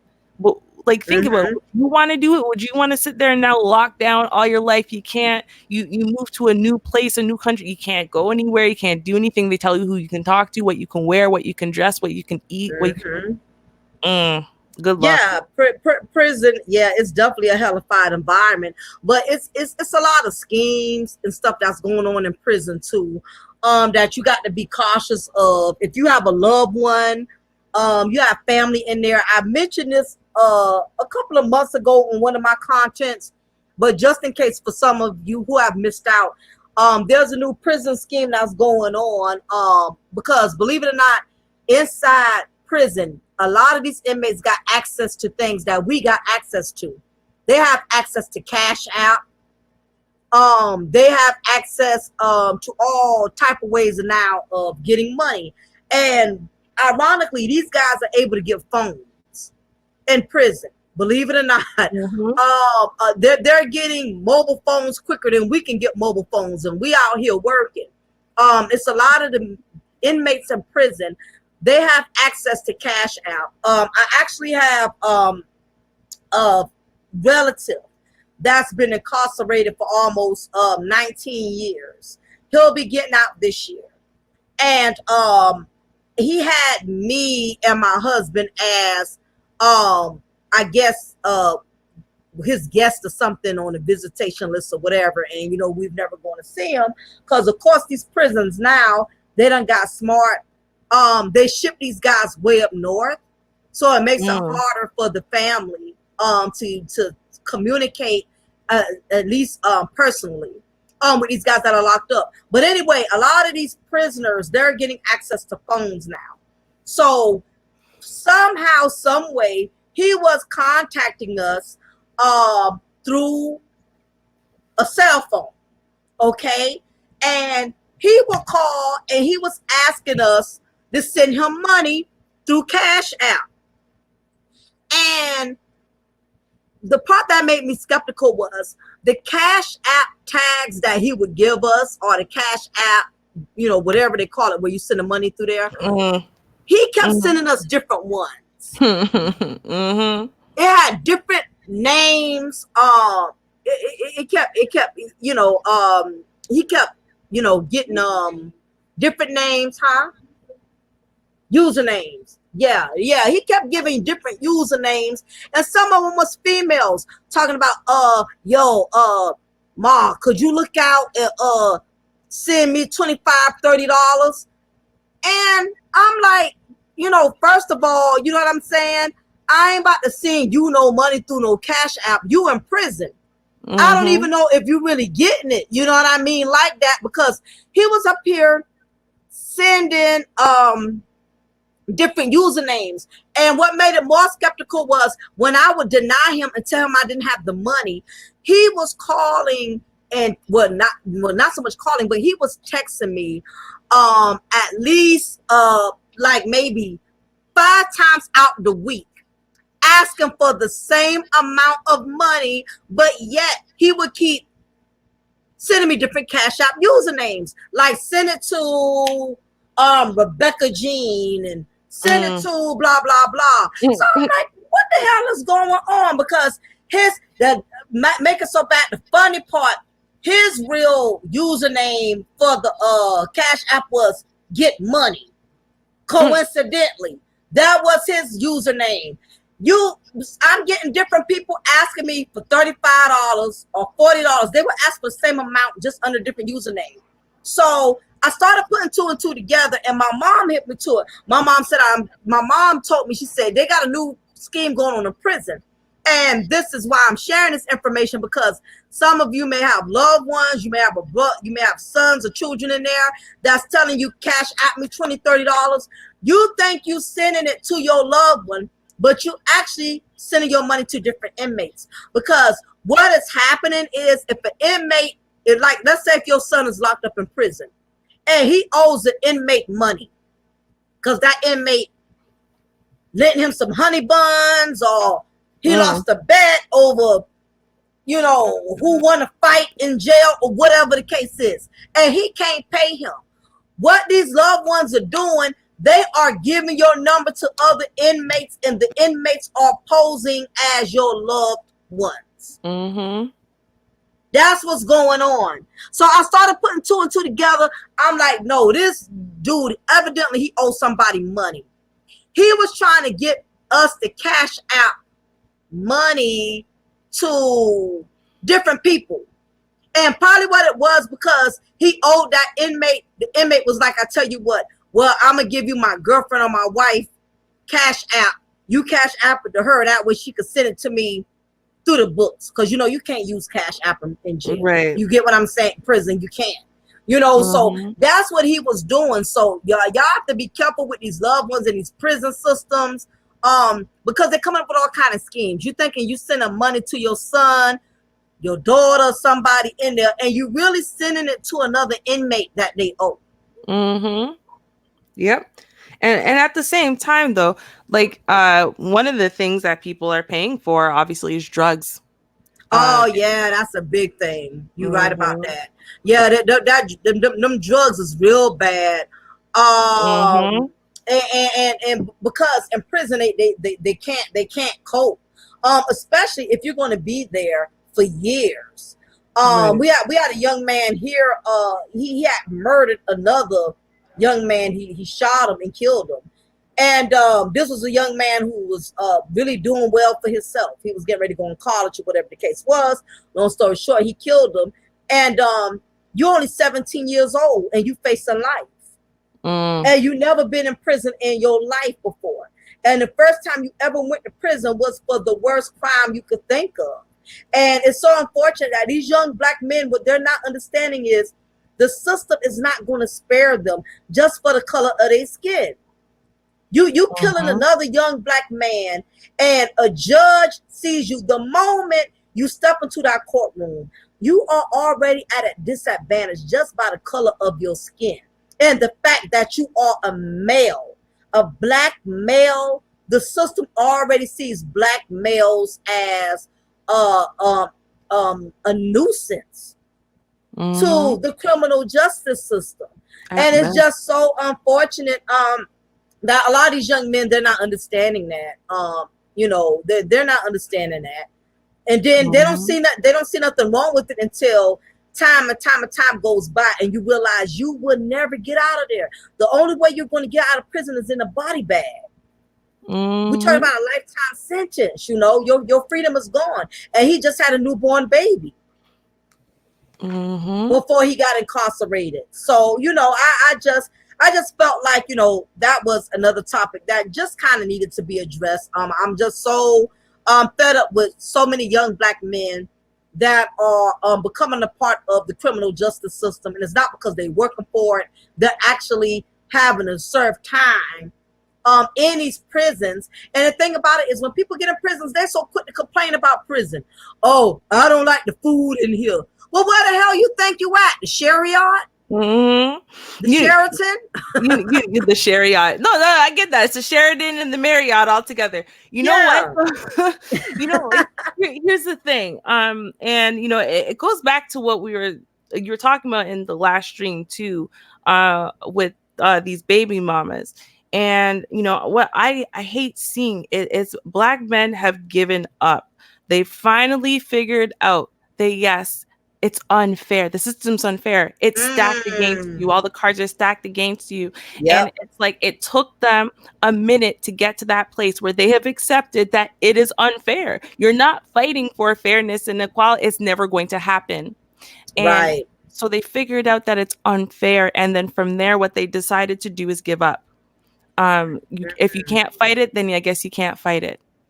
And that's it. And they've left it there. And so instead of recognizing that, no, it's not about you understanding that it's unfair. So why bother trying? Why bother fighting? The point is for you recognize it's unfair. So you can't walk into court but it's unfair because no one cares. They know it's unfair. I totally agree. Yeah, when you already know, and you said a mouthful, when you already know the odds are against you. And like TD Jakes would say, if you don't want to have to end up in a fight, don't go in the ring. Don't even go in the ring, to begin with. And I did a content earlier today for those who didn't catch it, about black fathers are giving up. They are tired of the way women are taking advantage of the system. And that they are not able to get the same rights as women. There's so much favoritism when it comes to these family courts, and it's too many women that are getting the upper hand, and the men are falling back because they're getting frustrated. They go into these courtrooms, they're not being heard by the judges. They're not being heard by the child support court systems. They're not being heard anymore.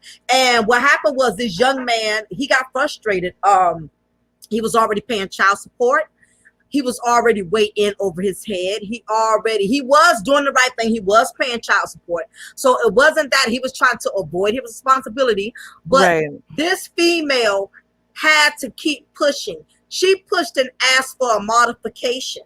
And the child support went up. Okay. And evidently he knew, because he knows her, I'm sure he knew what he was dealing with, that she did it maliciously. And what happened was, he went to her house, knocked on the door, bammed on the door, and he basically told her, I know you did that on purpose. You asked for a modification on purpose, even though you knew I'm already struggling, even though you know I'm paying you money. Wasn't like you wasn't getting anything. You being greedy. So that man killed her, and he killed his 4-year-old daughter, because he just couldn't take it anymore. He got tired of the odds, child support bucking him. They didn't want to listen to this man's story.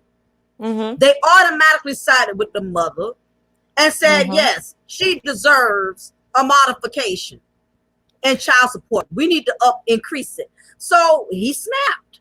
Mm-hmm. And I guess he felt like the only way he could get rid of his problem was, let me just kill my daughter, kill her, boom, it's over. No, you know I don't what? have to worry about it no more. Yeah. You know what? Men who do stuff like that, right? So this is still Right. would be categorized under what they would call in psychology family annihilators. Mm. And for men, family annihilators, men who kill their wives and children, and yes, men do this who are married. And like it's not like a situation like this. They'll still do this. And it's a trigger in your head. It's almost like one of those emergency buttons where you hit it and it just destroys everything. Because what happens is you recognize that you can't take care of your family. The burden has become so high. You're going to lose your house. Your kids are going to be homeless. They're going to be this and that and whatever. And so a trigger goes off in your brain. And it's like you said, to solve the problem, if they're not here, then they don't have to suffer through the shame and pain and embarrassment and starvation and blah, blah, blah. I'm about to inflict on them because I failed. So it's actually the same trigger that went off in this man's head.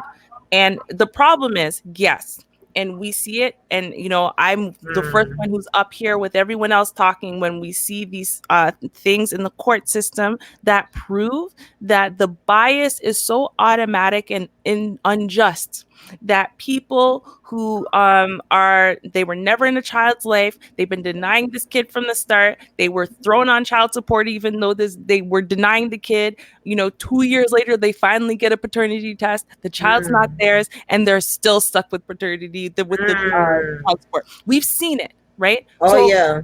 I'm not saying, right, and this is where I want to be careful to make sure everyone understands. I'm not saying that we do not see that the system is automatically biased and unfair against men, because it is. There are serious issues with our system as it is. But and this is where I was saying, but the difference is we need to recognize the bias, but the bias does not mean, well, learned helplessness syndrome, give up then. Oh, well, Right. whatever this woman wants to do with the system to screw you over, you might as well just let her just lie down and take it because, oh, well, the system's biased. Because here's the thing, they're not publicizing these stories because they don't want you to know you could fight back and win, but it is happening. And there are men, even in the manosphere you could talk to today. Jay Shine is one of those men. He went and got his daughter. Yeah, he fought. And then you know what happened was this evil little malevolent woman said, oh, well, I'm going to go and try to still get money from him anyway. Went to court. And you know what the court did? The court went and put her on child support and raised the amount up because she was sitting there trying to be malevolent, even though she didn't have the custody of the kid anymore. So what I'm saying is you can win. But the problem is you can't go in there and think that, well, it would only be fair or it would only make sense, because you know what? Fairness and sense don't mean nothing in court when you're a black man. They don't. So you can't go in there with those things. You got to go in there because you asked Jay Shine. He went in there. He kind of evidence. I remember him with that story. Yeah. You listen to him with this story, and he will tell anyone because he wants black men to know that they can fight and win. That you build up your evidence. You don't give that woman a whiff of evidence, because trust me, for everyone who keeps saying that black women or women don't have logic, they're only emotional. No. Women have logic. They just think through their emotional, but they got lots of logic, and they will use all of that logic to defeat you and to destroy you. So remember, while you're sitting there and you're getting drawn into her emotional bullshit plot, she's sitting there and manipulating and conniving and planning against you to win. So you just need to do the same. You don't get drawn into her emotional bullshit. You let her say whatever she wants. And you just build your evidence. You let her sit there, and all the ways that you know that you can trigger her, so she's going to leave you those nasty messages where she makes threats about hurting your kid and whatever. Let her leave those messages, and you leave them on there. You bring them to your lawyer's office. You record those messages. You get all of the evidence you can. right? You don't just lay down and give up because that's what they're expecting you to do, because they know that you know the system's stacked against you. And that's true. And Mhm. I totally agree with that. But again, the problem is that Jay Shine was one of many. And it was he was very blessed and fortunate in a situation where he was able, he didn't give up, he didn't just throw in a towel. But the reason why, I pretty much stated that sometimes you have to give up and you have to walk away, because when the man has exhausted all sources, he has been to lawyers offices, because all of these men don't have that kind of money where they can keep spending time going to the courts fighting over and over and over. Not only that, it's hard to prove a woman is unfit if she's not on crack, she hasn't abused the kids where they got a black eye or something. Him just saying she keeps her house nasty, that's not enough for a man to win custody of his children. So my thing is, if the baby mother is totally disrespecting you to the point where you just can't ignore it. Now, if you can ignore it and you have that type of stamina where you can block out what she says and block out what she does, and it doesn't interrupt you from being a good dad, and it doesn't intervene, and you having a relationship with your child, then that's different. But this man was on the edge. And if a man feels he is on the edge, I'm trying, this chick is pushing her luck with me. She asked for an increase. I was already paying child support, and she had the audacity to push and want more money. Then on top of that, she's not letting me see that child. That man back was against the wall. Oh no, I'm not judging this man. No, what I'm saying is this. I know you. I know you wasn't judging him. No. But for any man who's in a situation, before you snap and you have done like Ruby said, go to courts, like Jay Shine did. There's some brothers out there who can help you, who said, I've been there, done that. And whole organizations. There are organizations out that are doing this. If you don't have them where you're located and you don't have the money, because let's face it, money talks, BS walks. Nobody's going to help you for free. As wonderful as that sounds, people are not going to help you get your children for free unless you're coming up off that money. Organizations still need to be supported. They need money. And sometimes when you don't have the money, you just a regular man working paycheck to paycheck. You're not a drug boy. You're not somebody balling like that or whatever. These women, they're smart. Like you said, they know their logics. They know the father of their children are limited in power. They know when a man doesn't have money, he can't do but so much. Some of these women, they know how far they can go, and especially if they're not going to mess with the fathers who they know have a lot of power, or the fathers who they know got a lot of money.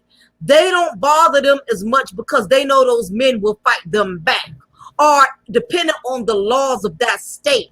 If that state is a non-bias in the court system and it allows men to have the privilege of having their children just like it does women, then there's a win-win.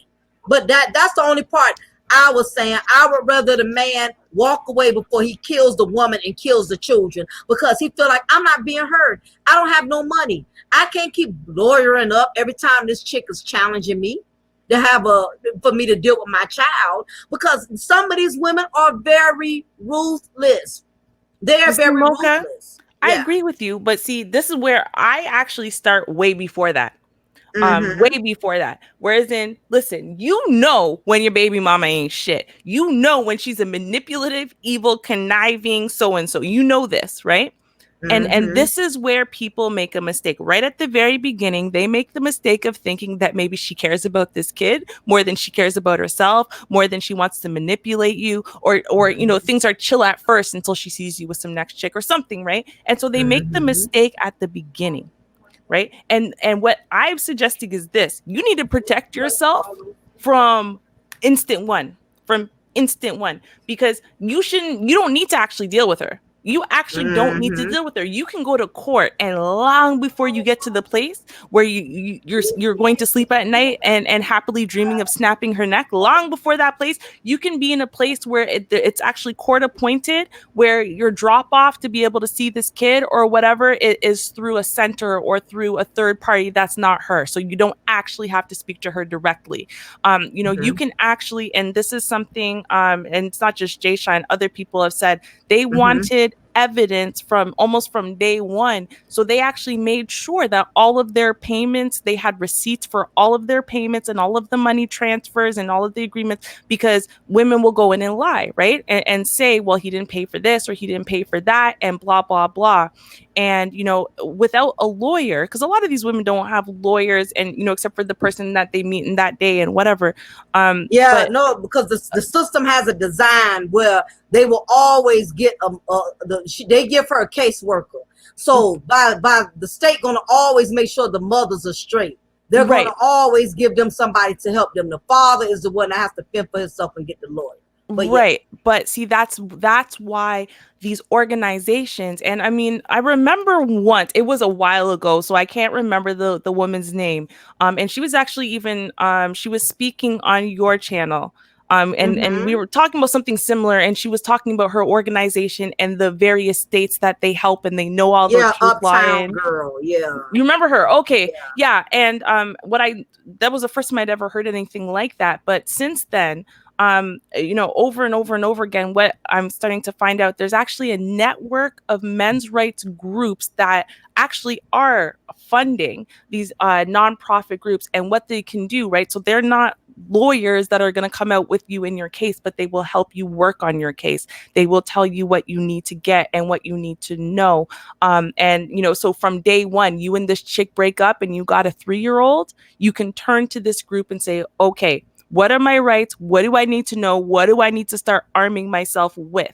Right? Don't ever count on her sense of human decency, because what we see in society is that more often than not, you can't count on her sense of human decency. You can't count on her to think about the kid first and whatever. And you can count on that sometimes she's going to get bitter. It could be cool for 5 years, then you get a girl and now she's going to try to ruin your life or whatever. And you want to set yourself up long before any of that happens, as much as possible. Protect yourself. And so these groups, they're not just helping you just like when it's already bad. You know, I'm speaking to everyone right now. You know what I mean? Start setting yourself up from right now. Start protecting yourself from right now. Start making sure you're getting those receipts and that evidence from day one, from before day one, because, you know, the only thing you've got right now is knowledge and receipts. That's all you can do. And you know, everyone, there's only so much, right? The system is going to sit there and stack things against you. The outside system, the underground system, is trying now to say, hey, listen, we can't force the law to change overnight. But what we can start doing is trying to help our men. And see, the problem is, right, is the less people that fight, the less people that start arming themselves from day one, the less people that sit there and just say, you know what, forget it then, you win. You can just have whatever you want. And the more people who start fighting back, the more that these women aren't going to do this. The reason why most of them do it, because they're lazy as hell. A lot of them are lazy as hell. A lot of them won't show up at court. A lot of them won't. The reason why they do it is because they know already that they have you in a state where you've given up. And it's true, but let me tell you, there's also some advantages to giving up, because sometimes it's a saying, you have to give people what they want to show them that sometimes it's kind of like, a person doesn't appreciate your presence until they get your absence. I know from personal experience, because my husband has children from a previous relationship, and that's why I can relate so much more to the men, because I have personally witnessed my husband go through it, and we tried to do it the logical way. We dealt with lawyers, we dealt with programs, we dealt with organizations, with all of this support. You still can't do so much with an evil-minded, twisted bitch.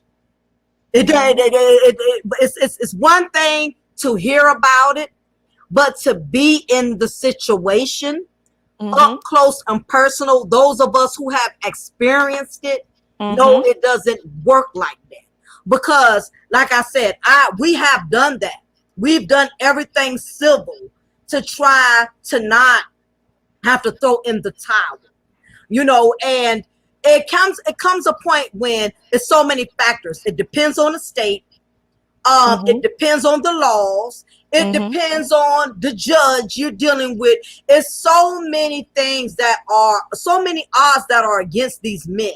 And sometimes I realize we proved a point more when we backed up and we allowed her to feel the funk by herself, because this does not mean when I say you got to walk away, you have to do that to prove a point. It doesn't mean that's going to shut you out of the kid's life forever.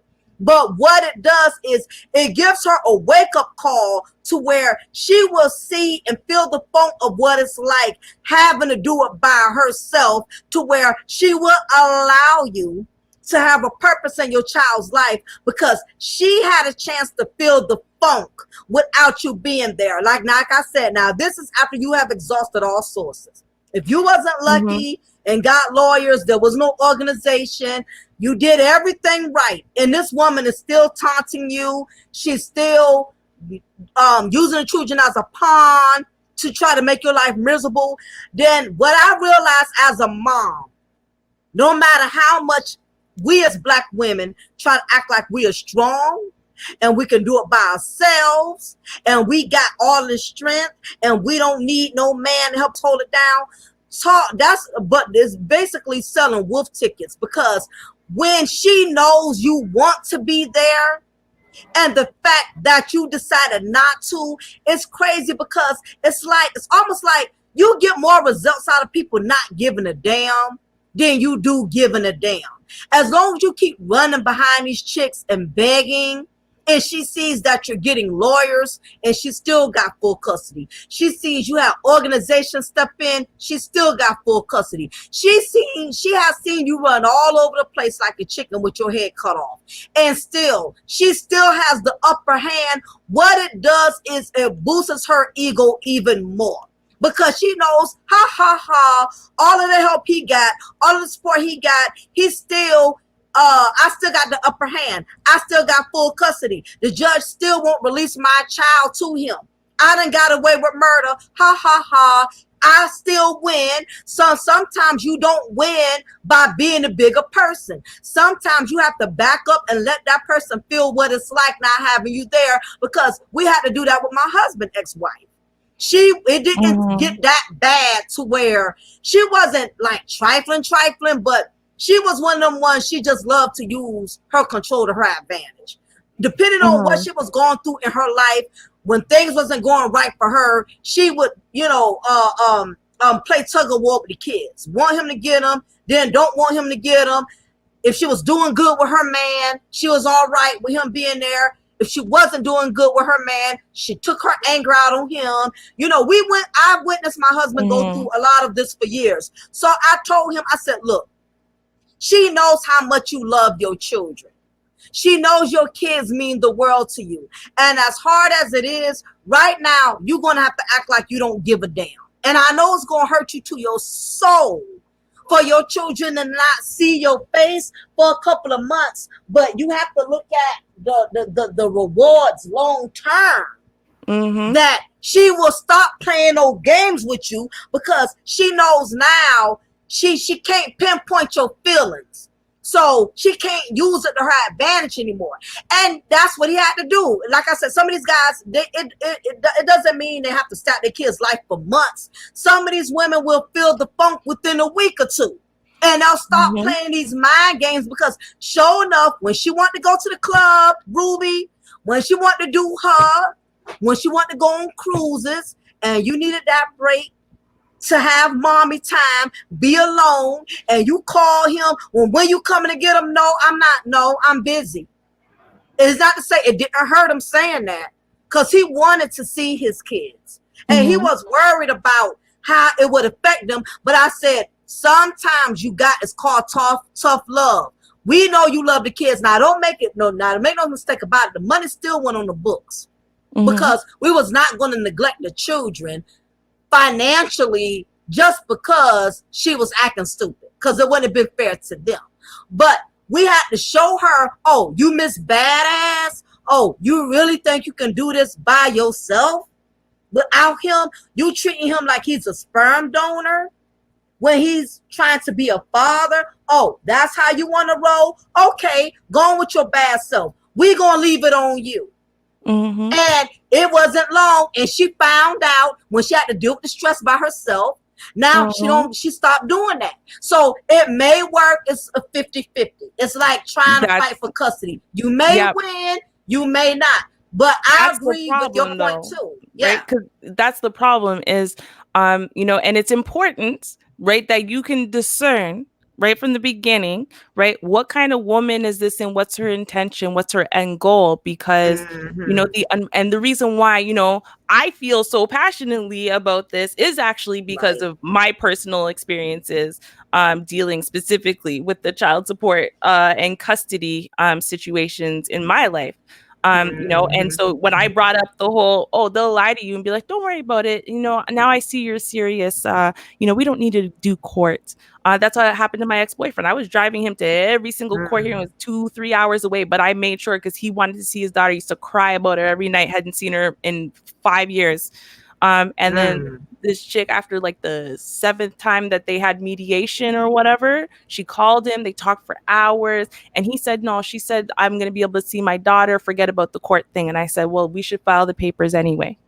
And he said, no. She said, don't worry about it. But you know what she did? She went and filed the papers. She filed her side, and she showed up to court. And he didn't, and that was it. And you know, when he saw his daughter again next, when she was 20 years old, so this was now 13 years later, and she went looking for her dead father. That's what she thought, her dead father's family. You know, when I look at my little cousin, my uncle's firstborn son, and you know, I remember when Sandra took him and ran away with him. Literally, we just didn't know where she was. You know, and see, this is the problem: is you have to look at what kind of diabolical and what kind of damage does the woman you're talking about want to do. With my mom's husband, he has 2 kids. So when he was getting married to my mom, that was 12 years ago. He had like a 13-year-old, and then he had like a 3-year-old. Right. And so both mothers, because they're 2 different mothers, both mothers acted basically the same way initially. But then the one, when he fell back and said, forget, I'm not dealing with this. I can't, I will literally slit both of their throats. Like, I can't do it. The one of the younger baby, she turned around and said, okay, you can see your kid. Yes, your kid can come to your wedding. And now, like, you know, he's an active part of everyone's life. He has not seen the elder kid since before he got married 12 years ago, because that woman, every single day, she gets to wake up and tell whatever lies she wants to tell, and just know in her heart and soul that she's ruining a piece of this man. You know, and that is, for me, that's the situation I have seen. That's the kind of diabolical I have seen. The ones where, at the end of the day, especially if they can get the money from you, all the better. And if they can't get the money from you, if they can use that child support system to ruin you, to put you in prison, to do anything like that, to jack up the money whenever they can, to screw over something because they heard something good's happening in your life. When, you know, but what they want to do actually is they specifically, if you're not going to leave that girl, if you're not going to do this and that and that and that and that for them, they prevent you from seeing that kid, and you're just not going to do anything. So fine, you'll never see your kids, and they'll stick to that until these children are grown and can come look for you. And most of them don't want to come look for you at that point, because you haven't been around for 15 years and, you know, or 10 years or whatever. And so they think that you abandoned them, because that's what mommy's been lying to them. I sat there and told my ex-boyfriend's daughter, I said, I was there fighting for the case. I know what your daddy went through. I know he wanted to, and she couldn't believe me. She could not believe it, because who raised her? Her mother did. So why would her mom lie to her? Do you see what I'm saying? Yeah, and I totally get it. You know, when the father is not there, it does give the woman an advantage at the same time. So, you know, you know, we both made some very valid points, because either way, you taking a gamble, you rolling dice. If you stay, you rolling dice if you go. But also at the same time, if a man decides, okay, I had enough, I can't do it, like you said, just to get a woman advantage to lie because she's the only one there, like your father don't give a shit about you, blah blah blah. But this is where the man could start collecting what I call memorabilia, meaning that you can still go to shows, you can still go to those events, meaning that you can deal, but deal at a distance. Show up to plays. If you got to sit way to the back, show up to events, take pictures and all of that. Keep all of that in the memorabilia box. Go to little teacher meetings, and stuff like that. If the teacher's cool with you and you seem sincere and you say, look, if you got any pictures, if you could collect any drawings from my child, and I'll come to the school and get these drawings, collect memorabilia.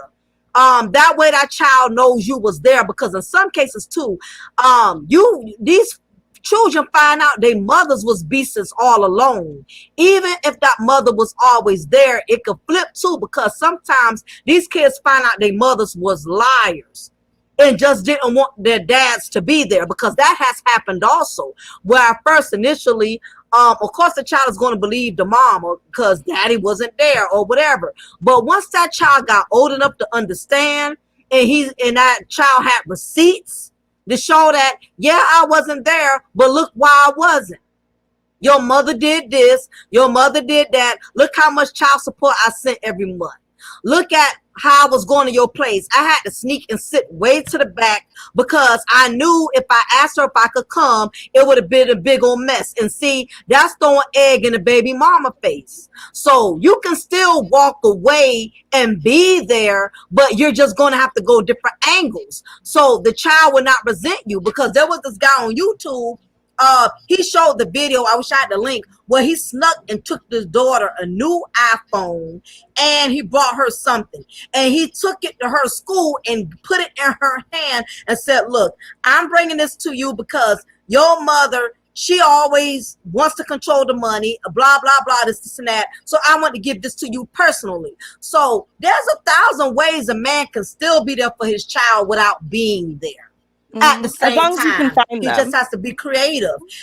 He just has to be creative. And if she's not nasty and it can move way to goddamn Africa somewhere, where he can still put his hands on them, have a connection with the child, then so be it. But we, again, you made a lot of valuable points. You taking chances if you walk away completely. But then stop making babies with beastie women, and then we don't have these discussions. That's what it really. Let's be frank, Ruby. We can give 20 different analogies, but if they keep sleeping with these doggone low common denominator hyenas, we're going to get the same results. Because some of these men are just as gullible as the black women they complain about. It's all kind of signs to look for that a woman is going to be a headache to your life. You go to her house, you see her house is nasty, you see she don't cook, you see she don't clean. I don't care how good the sex is. Why would you want to give this broad a kid? You know what I mean? Yeah, a lot of this could be avoided if they just use discretion. I don't care how great she is if she gives the bomb head. But does she have a clean bathtub, or does she have a big ass ring around that tub that's been sitting there for almost 3 months? You know what I mean? So, really, does she cut up your clothes or light your stuff on fire when she doesn't know where you are today? There's all kinds of things that tell you she's crazy, she's vindictive, she'll try to ruin you, and you're gonna forgive her or take it as, oh, but she loves me so much. Love can turn to hate real fast. And remember that most of these crazy ass people, most of these dysfunctional ass people grew up in dysfunctional homes where they were missing at least one parent. They were neglected. No one raised them properly, so on and so forth. You don't want to be the one to help them continue the cycle and just do it again, because that's what they're trying to do. They don't realize it, but that's what they're trying to do, is continue this broke down cycle. And you're going to be the star of that show. Do you want to be the star of that show? And true indeed, like T19 says, you don't always know people. who people are until you don't always know who people are until you know who people are. Some people are great at being deceptive, and that's very true. And that's why it's very important that you take the time so you can catch the deception. Because eventually, they dirty ass ways are going to come out. People can't conceal them, but yes. But that's why it's important you take the time to see Thank the you. full package. Not just the good sex, not just the good, the good parts. It takes time. I get it, because women, we can be deceived too. When women, men a man can come into your life and present himself as a totally different man, and by the time you got pregnant from him, and he done live with you for a year, now you seeing all of this stuff. But that's why I say it takes time. I would say the average person, you would at least need to be with them for 5 years. And I know that's like a killer to somebody. Like, I got to wait 5 years. It would be best. The more years you wait, you will start to see those sides. People start revealing themselves. That friendly mask will start coming down. Matter of fact, and then another thing is too, sometimes men, y'all don't know the language of women, which is why y'all are easy to be deceived. Sometimes you don't catch what that female was really about until the end. But there's little signs that you can we'll give you a few signs here. For instance, one sign I tell men is, watch how she treats her other baby daddies. That's a big sign. If you are dealing with a woman who has children, and I know the majority of you refuse to deal with women who have kids, and I get it, I don't knock that. But if you choose to, watch how she treats her father's kids. If she's beastie towards them, if she's calling her baby daddy in front of you, cussing them out, good son of a blah, blah, blah. Watch how she treats the fathers of her children. If she's beastie with them, guess what? You're not going to be an exception to the rule. That's one sign to pay attention to. Another sign is to learn more about her past. Because one thing about women, when you ask women questions, we will spill all the beans, because by nature, women are very talkative. But it's not always what you ask, is how you ask her. For instance, you don't ask a woman, well, why your last baby daddy left you? Because automatically she's going to get defensive, like you automatically saying it's my fault. What you can say is, I want to make sure that I don't make the same mistakes that other men have made from the past. So what are the mistakes that other men have made that made you no longer want to be with them? She's going to tell you her whole goddamn life story, because in her mind, you're showing concern about her. You get what I'm saying? Versus, well, why your baby daddy ain't with you no more? So she's going to be less reluctant to sharing with you if you make it seem like you're concerned about her. And when she's telling you this, that's when you key in and you listen to what she says. If she blames everything on the man, and she does not say nothing about what she did, everything is about what the man did. But he left me because he was just too controlling, and he was this and he was that. And she can't take a piece of accountability. Well, I'm not gonna lie, I was out there, I was still talking to my ex on the side. I was being difficult. I really wouldn't let him get his son that much because I was mad. That's a big sign. A woman who won't say none of what she did. And also, if she does say she did something, she goes something like, I guess I was just too naive and trusting. I was just too open. I was just too committed. If everything that she claims still makes her look like an angel who's perfect, if that's what she does, that's worse than her just not claiming anything. I'm telling you, she will be a nightmare in Yep. That is just the tip of the iceberg of what's to come. If you already see, she has blamed every guy. She can tell you her past about every guy that did her wrong. That's a big red flag. that this chick don't take accountability. So that's another sign. Another sign men y'all need to look out for. Look at the type of women that's an influence over her life. If her mother is if her mother is a possum, meaning a hood rat over the age of 25, her mama still wearing boom boom shorts, her mama out to the club, her mama still wilding out a little bit. Now, this is not to say all women are going to be just like their mothers, because some women go the opposite way of their moms. But you need to meet the woman who raised her. That will give you a big indication. If she's wearing boom boom shorts and she has children, look at her mama. If her mama wearing boom boom shorts, okay, that lets you know, okay, she got waist like her mama. Now, if her mama out there and she's the total opposite of her mom, she doesn't have 8, 9 kids, even though her mom has 8, 9 kids and stuff, and she's living the total opposite of her mother, then that's different. But if you're seeing her do anything similar to her hood rat ass mama, that's a big sign. No, I don't want to have any kids from this broad. Also, Freelance said her bitter, manless friends. Big red flag. I agree with that. If she's with them, with these low common denominator females, that's up there telling her, yeah, you don't need no man. Yeah, get what you can get out that NIGGA, and do you, take what you can take. You don't want to be around a female like that, because if birds of a feather flock together. Yeah, a woman is going to only be around a woman who she can relate to. You're not going to catch me hanging with hood rats, because I'm not a hood rat person. I'm not on the level of a hood rat. I'm not going to be in the company of one.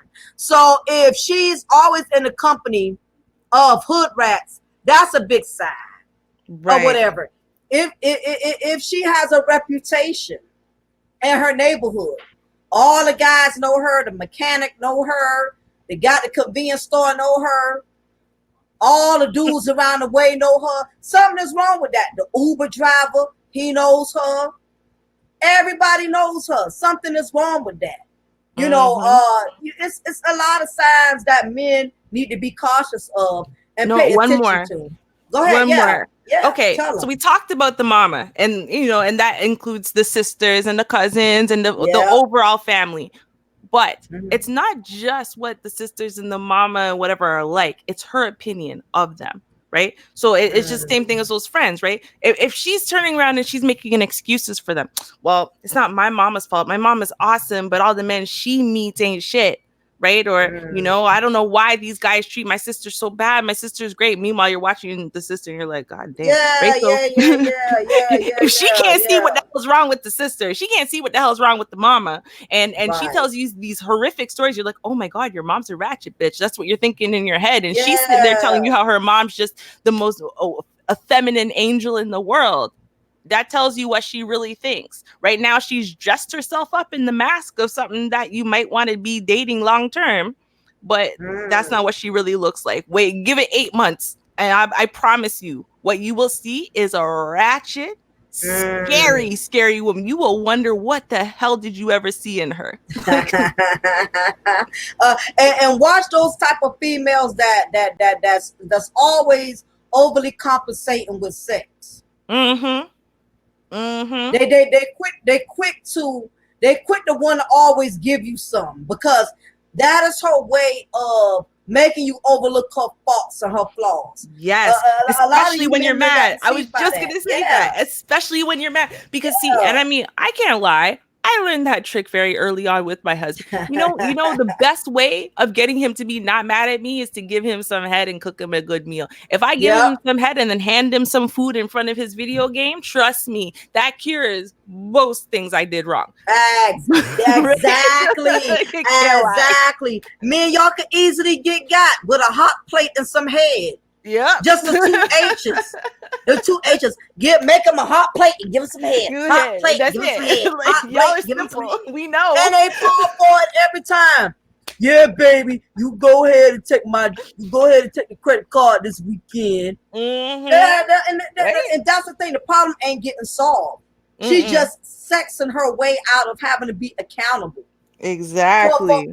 For the disrespect that she's doing to you, and you being the gullible dude that you are, you fall into better male mode. When a woman, all she has to do is give you some sex and make you a sandwich, and you don't forgot all about it. But guess what? The problem gonna come up next week, or it may come up again within a month. You're not resolving anything, And then another thing is too, a lot of what's hurting a lot of these men is they still going by how these females look. Now, I'm not saying you got to get with a Shrek looking broad. I'm not saying you got to get with, a girl a female that's struggling in the face, that got the struggle face. But what happens is a lot of these women that are really, really beautiful and really, really attractive, these women are used to men rolling out the red carpet for them. Yep. They're used to getting what they want. So these type of women are most likely going to give you a run for your money because they have gotten by with their looks on a lot of things. And I've heard some men say, I was with a beautiful woman, I was that, but she made me miserable. Right. I caught hell trying to please her because she wanted to be a princess all the time. Wanted her hair done, her nails done, everything for her. What was all about, me making her look good, me making her happy. So be careful when you get these trophy wives because they expect to be treated like trophies all the time. Huh? Yeah. And I know that 100%. I mean, and I'm not going to toot my own horn or anything, but I have to tell this story. So, when I was younger, and in the dating world, what I realized is I could get away with a lot, and I could ask guys to do a lot of things that they probably wouldn't consider doing if they weren't so attracted to me. Now, with that, I wasn't even sleeping with them. I wasn't even promising them sex. And that probably added to they were hoping if they just do enough things, maybe, just maybe, I might give them some, right? And you learn that when you're young as a girl, you learn that kind of sexual negotiation you have with the world. What can you get away with? What will men give you? Blah, blah, blah. What do you have to do? How do you have to giggle? How do you have to act? What's your sexuality? And so you learn that. And what ends up happening is for some women, they love having control and power over men. They do not want to be led by men, and they do not want a man to have control and power. They want to have the control and power, and they will do just about anything to maintain that. So they're going to sit there and tell you, run their mouth about how men should be leaders and men should be this and men should be that. But they don't want that. They want men they can control. They want men who will bow to their every whim and demand and whatever. And if you're not going to be that man, it's on to the next. They don't care because you're just disposable to them. Men are there as an ATM or as a personal wish fulfiller. That's it. Yeah. And it's like that song, right? A woman with good looks who cooks and cleans. It's basically, it's like that, the mythical woman with good looks who cooks and cleans. A mythical woman with good looks who has a great personality or who cares about people or whatever. There's a reason why we portray very good looking women in a certain way. Because it's true. Because those women learn they don't have to have all of those things like personality and life skills and, integrity in order for them to still get what they want from men. And a lot of them trade on that for their whole lives. Yeah, it's just, again, you have to understand the language of a woman. You can't be manipulated by her looks. You can't be manipulated by, her sex game. And by, whatever other manipulative methods that she uses to make you overlook her faults and flaws. You just have to pay attention to details and look at stuff like that. Watch how she treats other men. Watch how she treats her father. Like, we hear all the time, my mom always taught me, watch how a man treats his mother. Watch how a woman treats her father. Does she talk to her father like a spoiled princess and daddy, you was gonna pay my rent this month and you ain't tell, you'd be surprised. You got grown women who still depend on their fathers to cater to them. And he Mm-hmm. probably spoiled her because she was the only daughter or she was the oldest princess, whatever. And she's gonna look for every man to fill her daddy's shoes. Daddy always did everything for her, and never denied her anything. So this is stuff that you definitely have to look at and consider. But Yeah. yeah, it's definitely, we definitely touched on various topics today. And Mm-hmm. I definitely appreciate your your input, with men connecting with their children, and all of the other various topics we talk about, because now they have more than one way of looking at things. So again, we try to give, this is the reason why I have other people come on my panel, because I want to share a difference in opinion. I want to Mm-hmm. give you more than one way of looking at things. I don't want you just going by what Mocha says or what Mocha thinks. Right. It's important that you have more than one way looking at things. That way, you can kind of decide, okay, Mocha has a point. I think I may feel more comfortable going this way. But then again, Ruby has a point. I think I want to go this way. Um, so the good thing is you got more than one way of how to perceive your situation. And again, only you know what's best at the end of the day, regardless of what we say. You know what type of female you're dealing with. If your baby mama is worth challenging.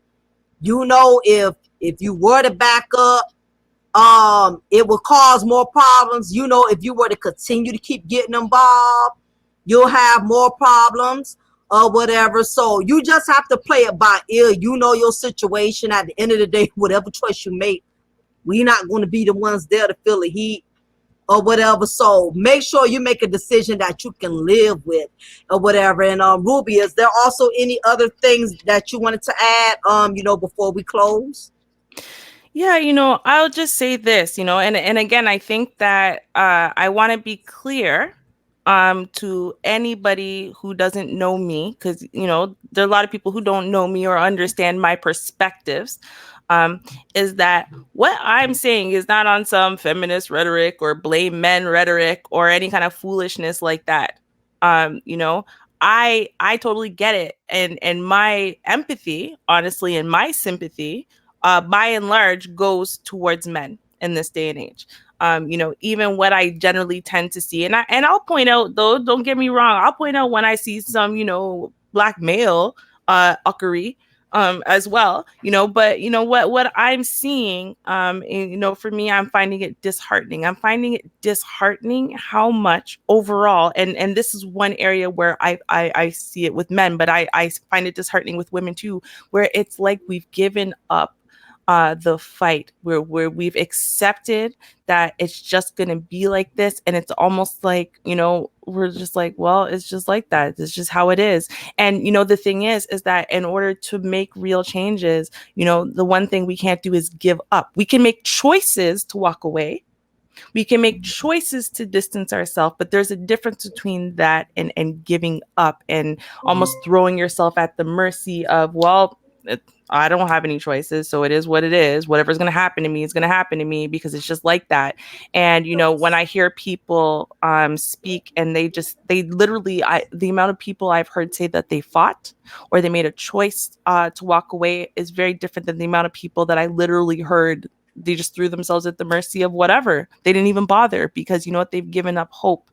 And that's where I don't want, our men to be, is at the place where they've just given up hope. And that's why I'll bring up, even if it just feels like it's like one in a blue moon cases, and it's an example I brought up on the other stream. I said, listen, if you got set up for murder, so and you just got arrested, like literally you're living your life right now, and they showed up at your house and they arrested you for murder. You don't even know the person who was killed. They're arresting you for aggravated, premeditated murder. There's a death penalty attached to it.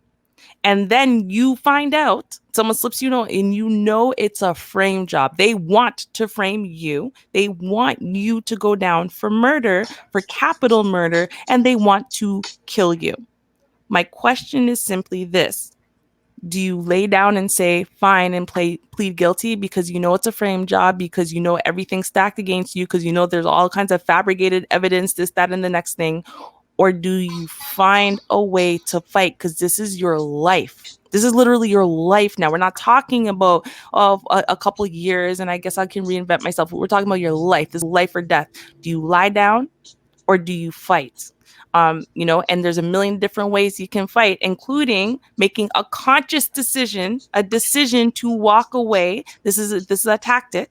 There's a difference, or do you, and that's what I'm talking about. Because what I see this is your life, and this is the life of your progeny, and this is the life of our community. And these dysfunctional ass people don't just pop up out of the sky. Right, they're created too, and they're growing up into the next generation, of people being raised by beastie ass mamas, no dad around. Wasn't the dad's fault. He wanted to be around his kids, but instead, what happened is the court decided his money was important, and the mama could do whatever the hell she wants about the custody thing. And then you know what? And then we're upset at these beastie ass mamas. So that's just where I'm at. I'm at the place right now where I'm ready, willing, able to fight. I've been helping men fight, for honestly over a decade, really within my life. And obviously I'm not American. I've only really helped out with research and whatever with one case in America.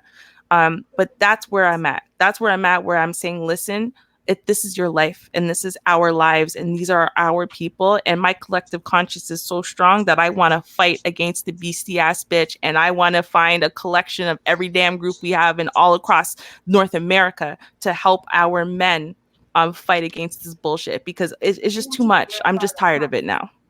That's it. Oh, I'm just put on silence just 1 second, Ruby. Okay. All right. Well, since Mocha's still there, I was trying to keep myself short, but I got some seconds to fill. So what's up, y'all? No. But seriously though, I'll just say that simply is, it's disheartening. It's disheartening when we look at community and our society and we see it where it's at. Like I did this video, and it was really on these challenges, the cucumber challenge and for the D challenge. And, our women are buying into this bullshit and giving up. Our men are buying into the bullshit of, these Instagram thoughts somehow or another can be wives now and giving up. And I'm just tired of us just accepting the bullshit and giving up and being like, well, I guess that's the way things are now. Yeah, things are like this now. And as long as, we collectively choose to accept that this is how things are, as though, well, since things are like this, that means that they're just destined to be like this forever. They weren't like this before. Things change all the time, just like fashion. Trends change, things change, but nothing changes if no one's fighting. So that's where I encourage people to fight, and fight smart. Don't fight emotional. Don't fight direct. Don't, she wants you to set yourself up to punch her in the face so she can win, right? Like that's all I'm saying. And that's where I said I 100% agree with Mocha. Listen, if you're in the place where she's trying to trigger you and whatever, yeah, you need to make that decision to keep yourself as far away as possible. But that's where I say, I mean, if you're already there, you're already there. But if you're at the beginning stages, start fighting from right then. Protect yourself from as early as is humanly possible. Even if everything is going well, you have to recognize that some of these women get bitter and angry and want to destroy your soul after years go by because you're about to make a change in your life. In the case of my stepfather, it was because he was going to get married to my mother. And neither one of his baby mothers appreciated that overly much. They were fine with him dating. They were even fine with him being engaged. The second he was about to get married, that was it. And one kid, yeah, he got that one back pretty quickly. It was like under 6 months because that kid was at the wedding. The other one he hasn't seen in 12 years. At all. And last we heard from the family that his son doesn't want to see him because his son thinks that he was abandoned. My dad chose a woman over me. That's how this woman's phrasing it to him. So, when the more that I see this, the more I realize like, no, there's a lot And, you know, it starts with protecting. You have to protect yourself, of course. You cannot set yourself up. Do not meet her down in the muck. Do not meet her on an emotional level. Do not set yourself up, and definitely don't trust her. Don't. You know what I mean? You need to arm yourself with the knowledge. You need to arm yourself with whatever power you can have, and you just get as much of it as you can from the very beginning. Prepare for a war even before there is one. Prepare for a battle long before there is one, because recognize she could be one. She could be one of them. The second you break up with her, she could be one of them, even if everything's cool now. If you can, and this is something that a friend of mine just recently did, on the advice of another friend of ours who's in a custody battle right now. And he went and got legal papers drawn up between him and his girlfriend about custody. And so it's shared joint custody and whatever. It's already legally set up, already legally set up about what they each agree to pay for, and so on and so forth. So even though him and his girlfriend are together, he's already got a paper trail started. So just in case anything goes wrong, you already have some things set up and at your disposal. And that's what I mean when I'm just saying, like, you know, you look at every angle, start trying to protect yourself from above the beginning.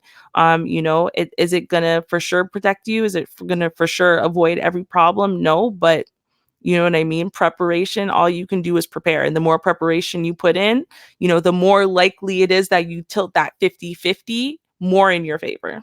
That's all I'm saying.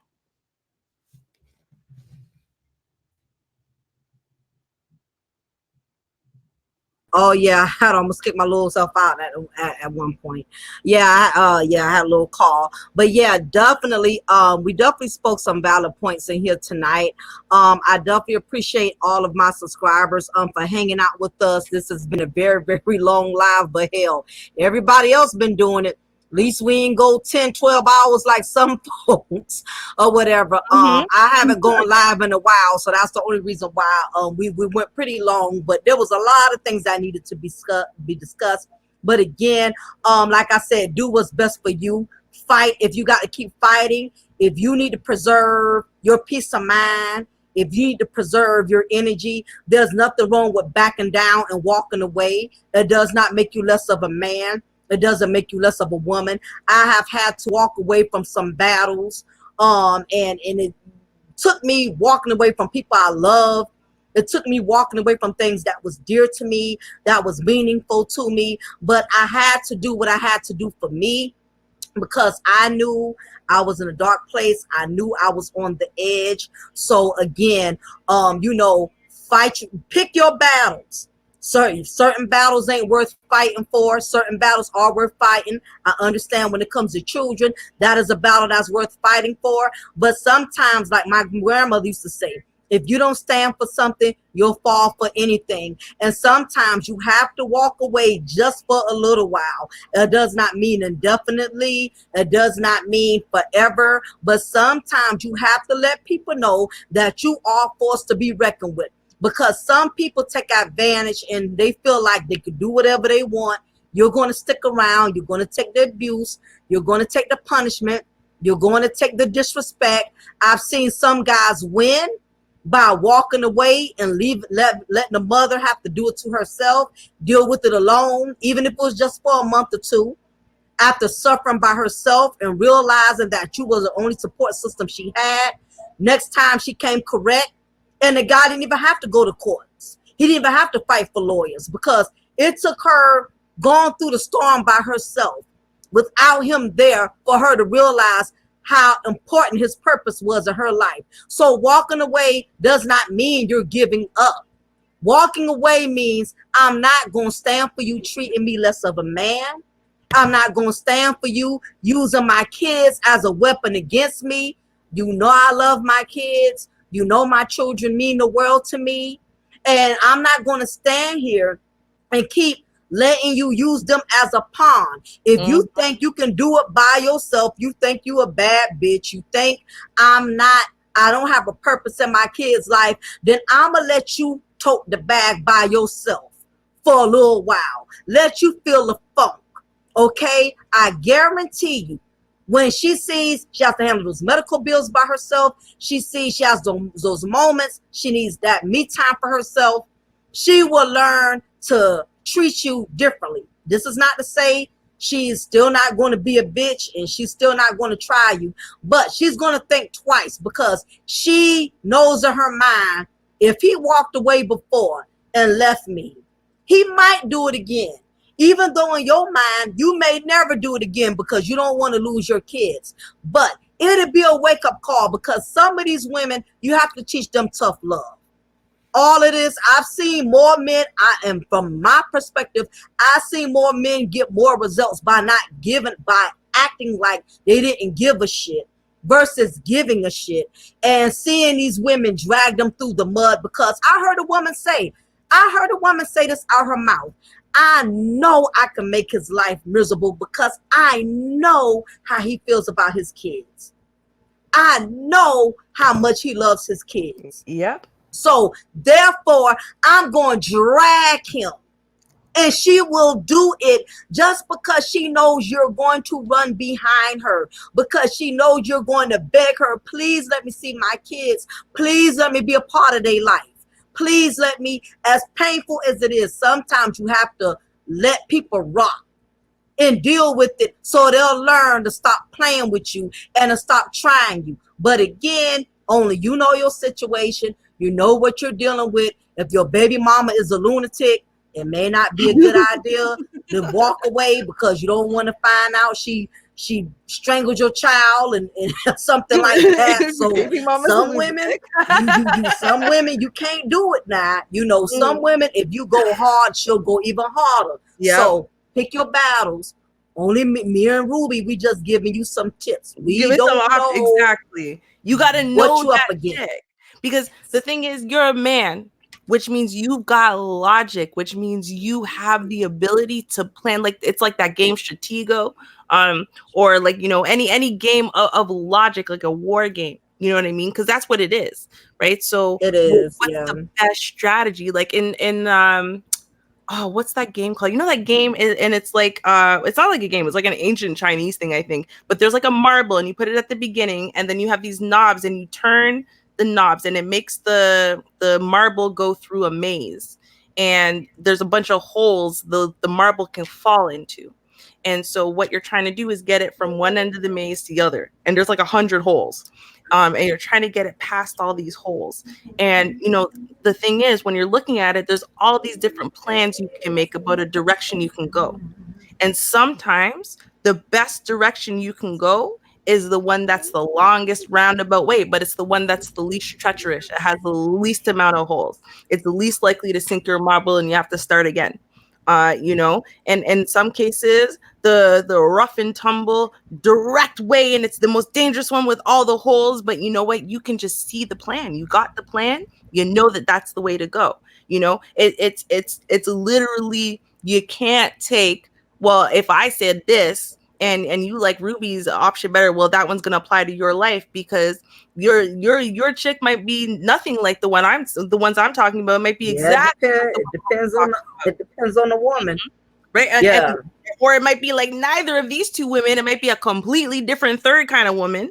It may be that we ain't even mentioned yet. We even mentioned her, and it's about you using your intelligence, your knowledge of this woman, your strategy, your logic skills to look at this as a war, as a game, and say, listen, how do I fight this war so I keep my life, I keep my sanity, and I win?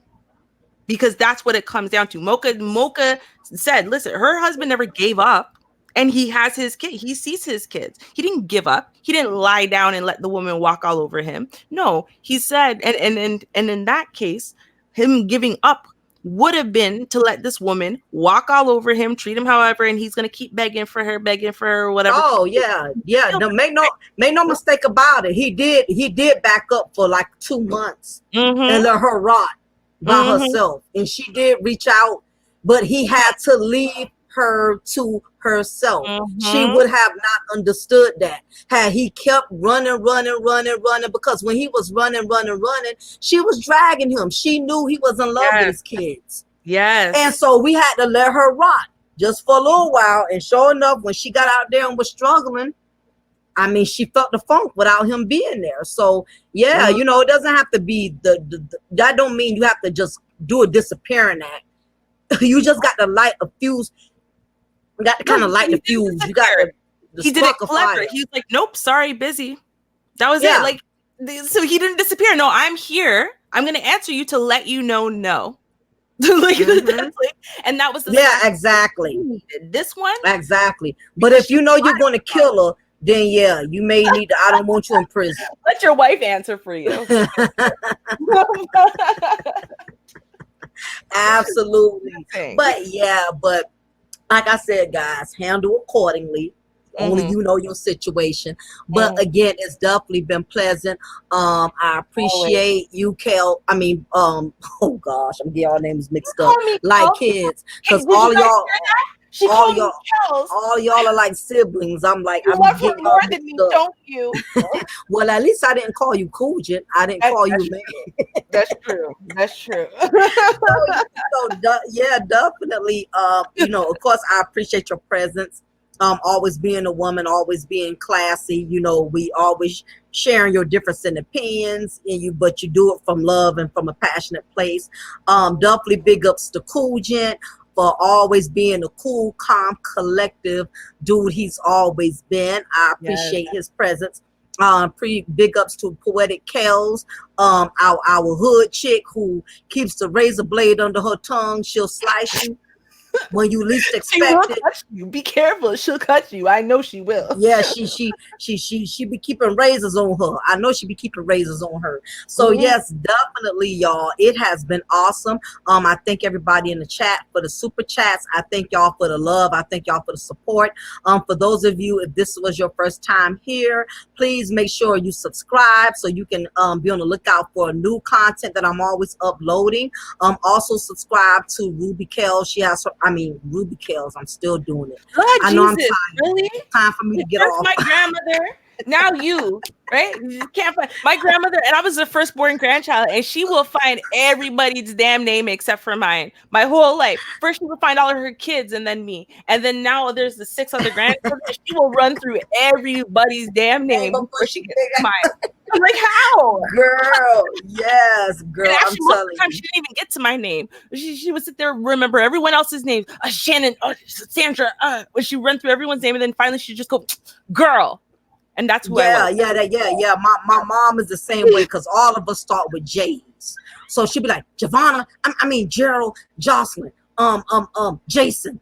You shouldn't name all us with J's. Because when you get mad, you mess up everybody's name. You butcher the hell out of everybody's name. You know what I'm saying? So yeah, definitely again, Ruby Classic has her own channel. Make sure you subscribe. If you liked all her info that she produced in this wonderful content tonight, imagine how awesome she is on her own channel. If you liked her here, you'll definitely love her there.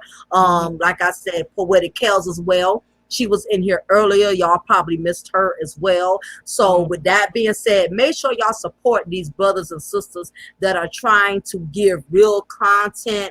It's not enough of us that are getting acknowledged. It's not enough of us that are getting enough of support. Make sure y'all support more brothers and sisters that really care about the Black community. We just not about your donations. We just not views look good. We actually care. These are the brothers and sisters y'all need to support. So with that being said, everybody enjoy y'all weekend. Again, Classic, I appreciate you being here, girly. And you know we're going to do another panel again soon. Now that I'm used to how this StreamYard works and everything, I've gotten comfortable with it. So yeah, we're definitely going to be doing some more anti-fuckery movement material. Absolutely. So with that, all you gotta do is call. All you gotta do is call. Yeah, of course, or whatever. So this has definitely been awesome. And again, y'all, I thank everybody for y'all support. This is your girl, Lady Mocha. Remember, I'm gonna always pour you a cup of truth, and I'm gonna always break you off with a slice of knowledge. Y'all be blessed. All right, cheers, y'all.